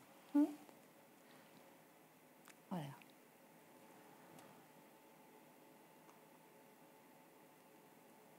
Οπότε... Δεν είμαστε καλά. Ναι. Να ευχαριστήσω. Δεν ξέρω, αν θέλετε.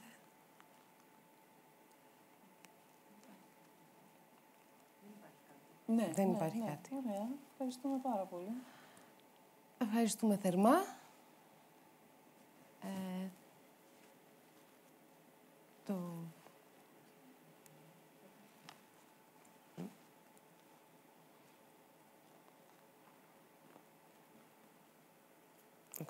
Εντάξει. Μισό λεπτάκι πάω να ρωτήσω κάτι. Ναι. Μισό λεπτό πάω να ρωτήσω.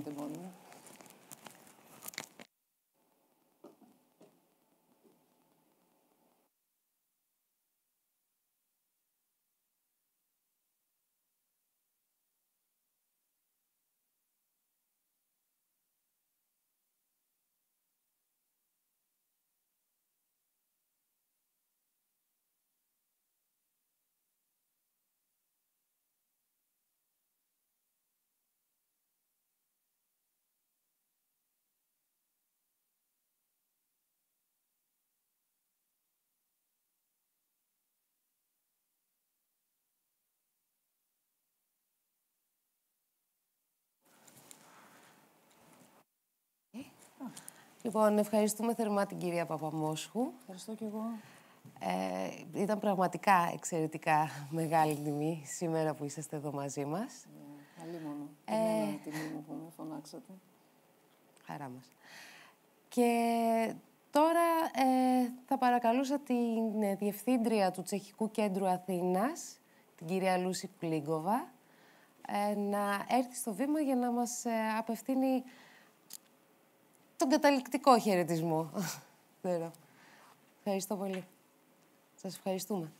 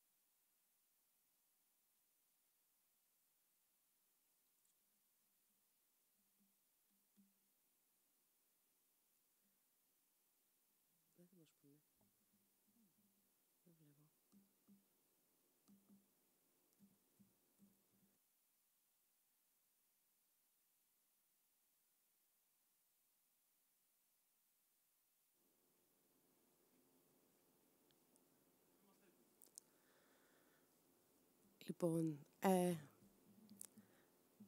μαζί μας στο πάνελ είναι η κυρία Λούση Κουλίκοβα, Διευθύντρια του Τσεχικού Κέντρου Αθήνας, όπως προείπα, σε συνεργασία με το οποίο υλοποιούμε αυτό το ΕΣΠΑ, καθώς επίσης και με την σημαντικότατη συμβολή και συνεργασία του Εργαστηρίου Θεατρολογικής Έρευνας του Πανεπιστημίου Αθηνών και το δίκτυο ArcNet. Και πραγματικά χωρίς αυτούς τους συνεργάτες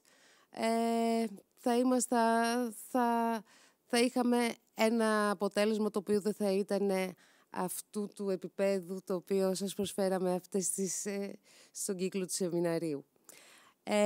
Μαζί μας από το ArcNet η αναπληρώτρια καθηγήτρια του Τμήματος Θεατρικών Σπουδών, η κυρία Γογό Βαρζελιώτη, η οποία επίσης θα απευθύνει έναν καταληκτικό χαιρετισμό και θα συζητήσει τα συμπεράσματα του συγκεκριμένου webinar. Σας ευχαριστώ πολύ. Κυρία Πλίγκοβα, σας ευχαριστώ. Καλησπέρα σας. Το δεύτερο τετραήμερο υβριδικό webinar με θέμα το ελληνικό αρχαίο δράμα έχει φτάσει στο τέλος του.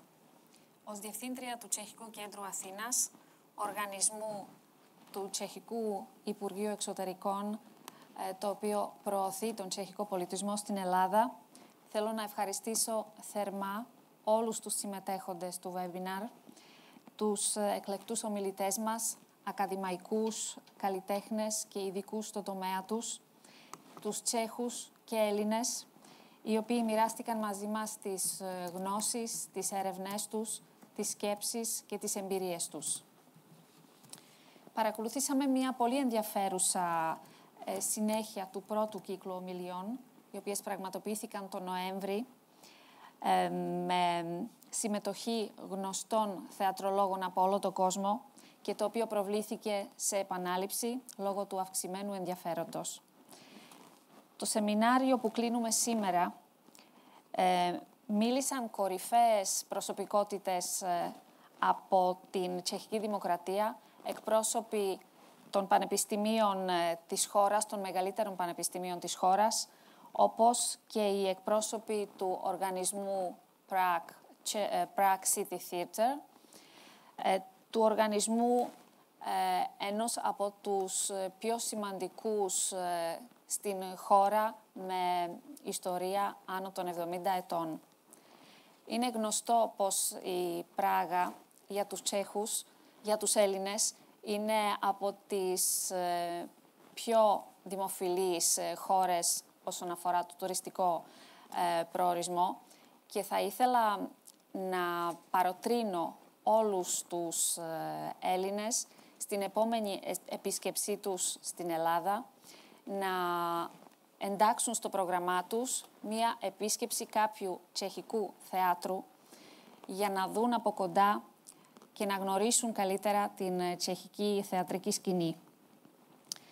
Παρόλο που το πεδίο του αρχαίου ελληνικού θεάτρου, η σχέση του με τη Τσεχία και οι επιρροές οι οποίες έχει στο τσεχικό θέατρο δεν είναι για το ευρύ κοινό πάρα πολύ γνωστό, για το μη θεατρικό κοινό πάρα πολύ γνωστό θέμα, αποτελεί από την άλλη πολύ σημαντικό κομμάτι των θεατρικών και φιλοσοφικών ανώτερων σπουδών της Τσεχίας και είμαστε ιδιαίτερα χαρούμενοι που αυτό το webinar ανέλυσε πολύ περισσότερο και ανέδειξε αυτό το θέμα.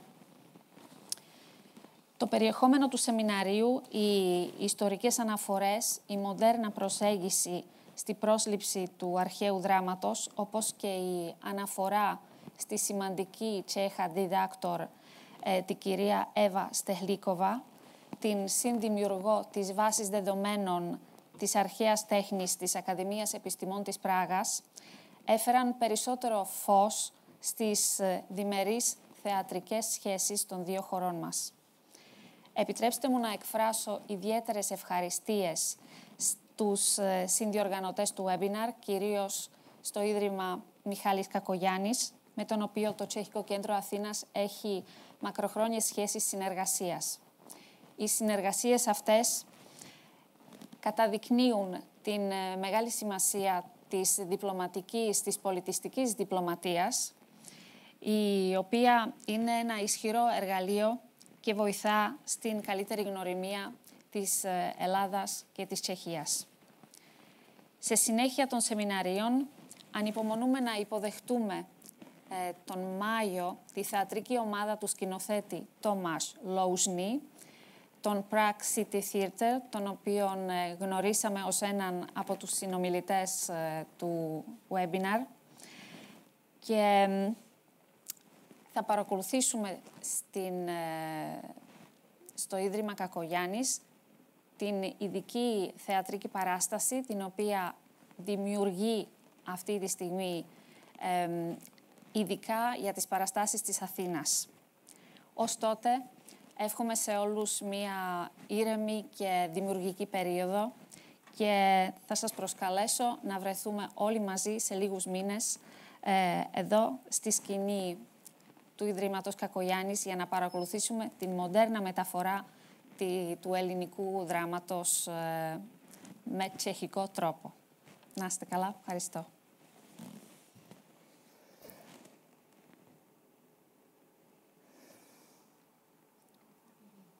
Εγώ.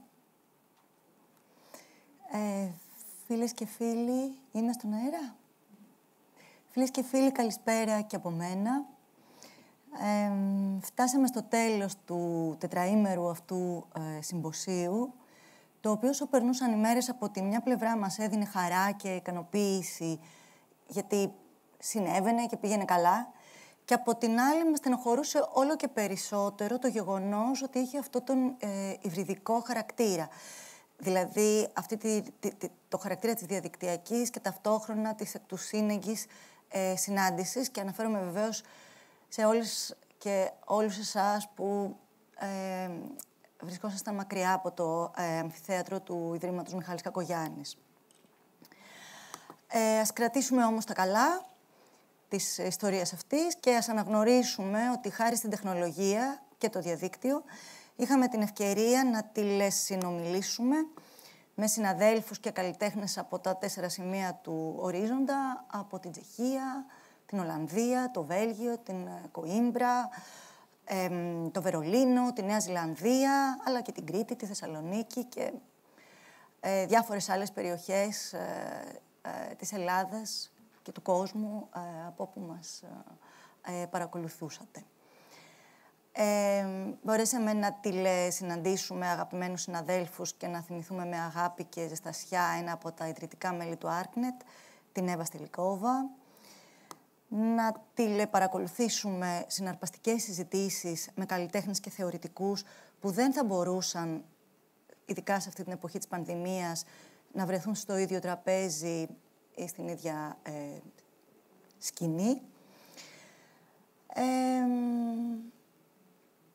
Όταν ξεκινήσαμε να οργανώνουμε αυτό το webinar και το φόρουμ, στην αρχή σκεφτόμαστε, αναρωτιόμαστε, ανησυχούσαμε για το πώς θα γεμίσουμε αυτές τις 4 μέρες.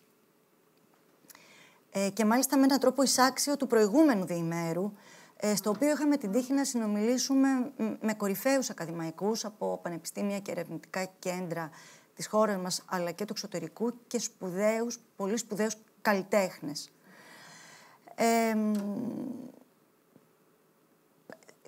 Ώρες είχαμε σχεδόν προβληματιστεί. Θυμάστε, κυρία Κουμίδου, Ασπασία, Αλεξάνδρα, σκεφτόμαστε μήπως τελικά οι 4 μέρες είναι πολλές και πώς θα γίνει, 2 μέρες στο φόρουμ.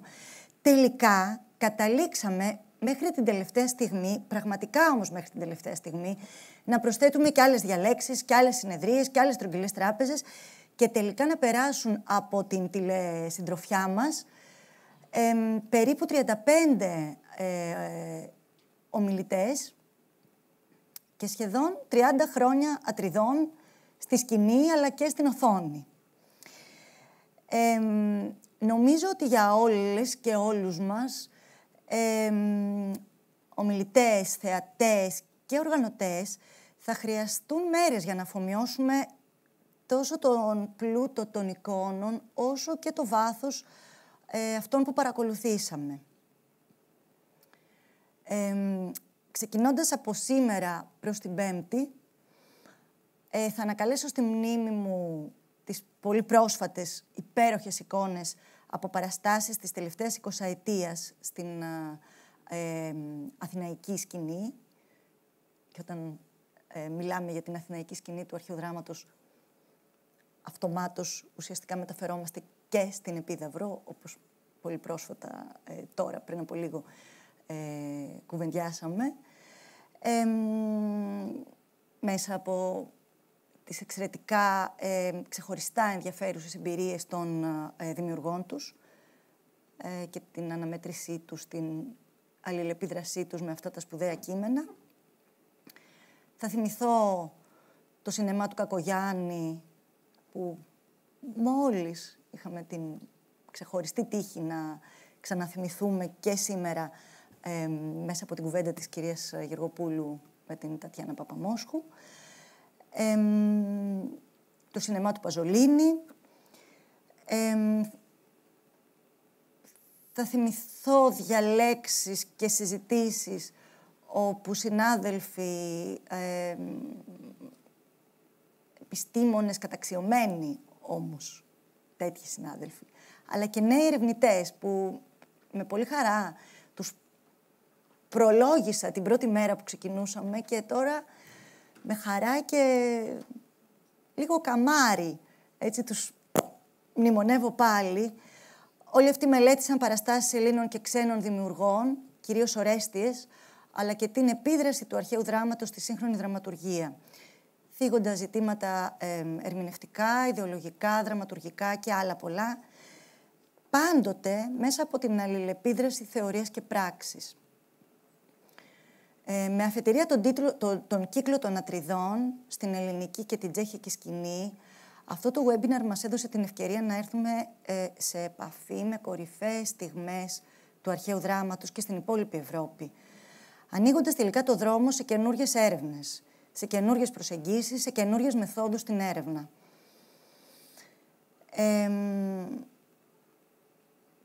Μιλώ εδώ τώρα εκ μέρους πολλών που δουλέψαμε μαζί όλους αυτούς τους μήνες. Σήμερα θα αποχωριστούμε κουρασμένοι, αλλά με χαμόγελα, νομίζω, και με χαρά. Με χαμόγελα γιατί ασχοληθήκαμε με κάτι αρχαίο, που δεν είναι όμως καθόλου παλιό. Μόλις πριν λίγο αναφέρθηκε σε αυτό η κυρία Παπαμόσχου, με αφορμή την Ιφηγένεια του Μιχάλη Κακογιάννη. Γιατί πράγματι, βλέποντας σκηνές από την ταινία, πραγματικά όλοι συνειδητοποίησαμε ότι είναι πάντα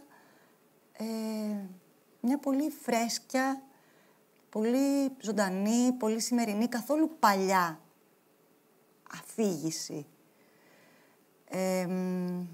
Και μιλώντας για τον εαυτό μου, χαρούμενη, θα αποχαιρετήσω χωρίς να επιτρέπετε να αγκαλιάσω, δυστυχώς, ευχαριστώντας όμως από την καρδιά μου τις πολύ αγαπητές μου πια Ξένια Καλδάρα, Αλεξάνδρα Γεωργοπούλου και Αναστασία Κουμίδου από το Ίδρυμα Μιχάλης Κακογιάννης, την Ασπασία Μαρία Αλεξίου, χωρίς την οποία τίποτα δεν θα ήταν το ίδιο. Το λέω μέσα από την καρδιά μου και αυτό. Την κυρία Λούση Γουλίγκοβα, τις διερμηνείς μας, τον Λέανδρο, τον Παναγιώτη, τον Ανδρέα, την Νικολέτα, την Πηγή, την Έλενα, τον Γιάννη. Ελπίζω να μην ξεχνώ κανέναν. Θα στείλω ένα φιλί από μακριά στον Πλάτωνα Μαυρομούστακο, που ήταν στο πλάι μας από το χιονισμένο Βερολίνο. Και θα ανανεώσω το ραντεβού μας για το εργαστήριο του Μαΐου, στο οποίο ελπίζω από κοντά πια νέα παιδιά θα δουλέψουν πλέον στην πράξη με σώματα και φωνές πάνω σε αυτά τα πάντοτε επίκαιρα κείμενα, με τη βοήθεια Ελλήνων και ξένων καλλιτεχνών και την παρουσία του Τσέχου σκηνοθέτη Τομάς Λόουσνη, τον οποίο γνωρίσαμε ήδη κατά τη διάρκεια αυτών των συναντήσεων, αυτών των ημερών. Ξεχωριστά δεν γίνεται να μην ευχαριστήσω και πάλι και από εδώ τους ομιλητές, τους συναδέλφους μας, τους φίλους μας, τους συνεργάτες μας από το Arcnet, τους φοιτητές μας, τους φίλους όλους που ήσασταν μαζί μας όλες αυτές τις μέρες, είτε διαδικτυακά είτε από κοντά, εδώ, στο Ίδρυμα Μιχάλης Κακογιάννης. Σας ευχαριστώ λοιπόν όλους πολύ και σας χαιρετώ. Μέχρι την επόμενη φορά. Ευχαριστώ πολύ.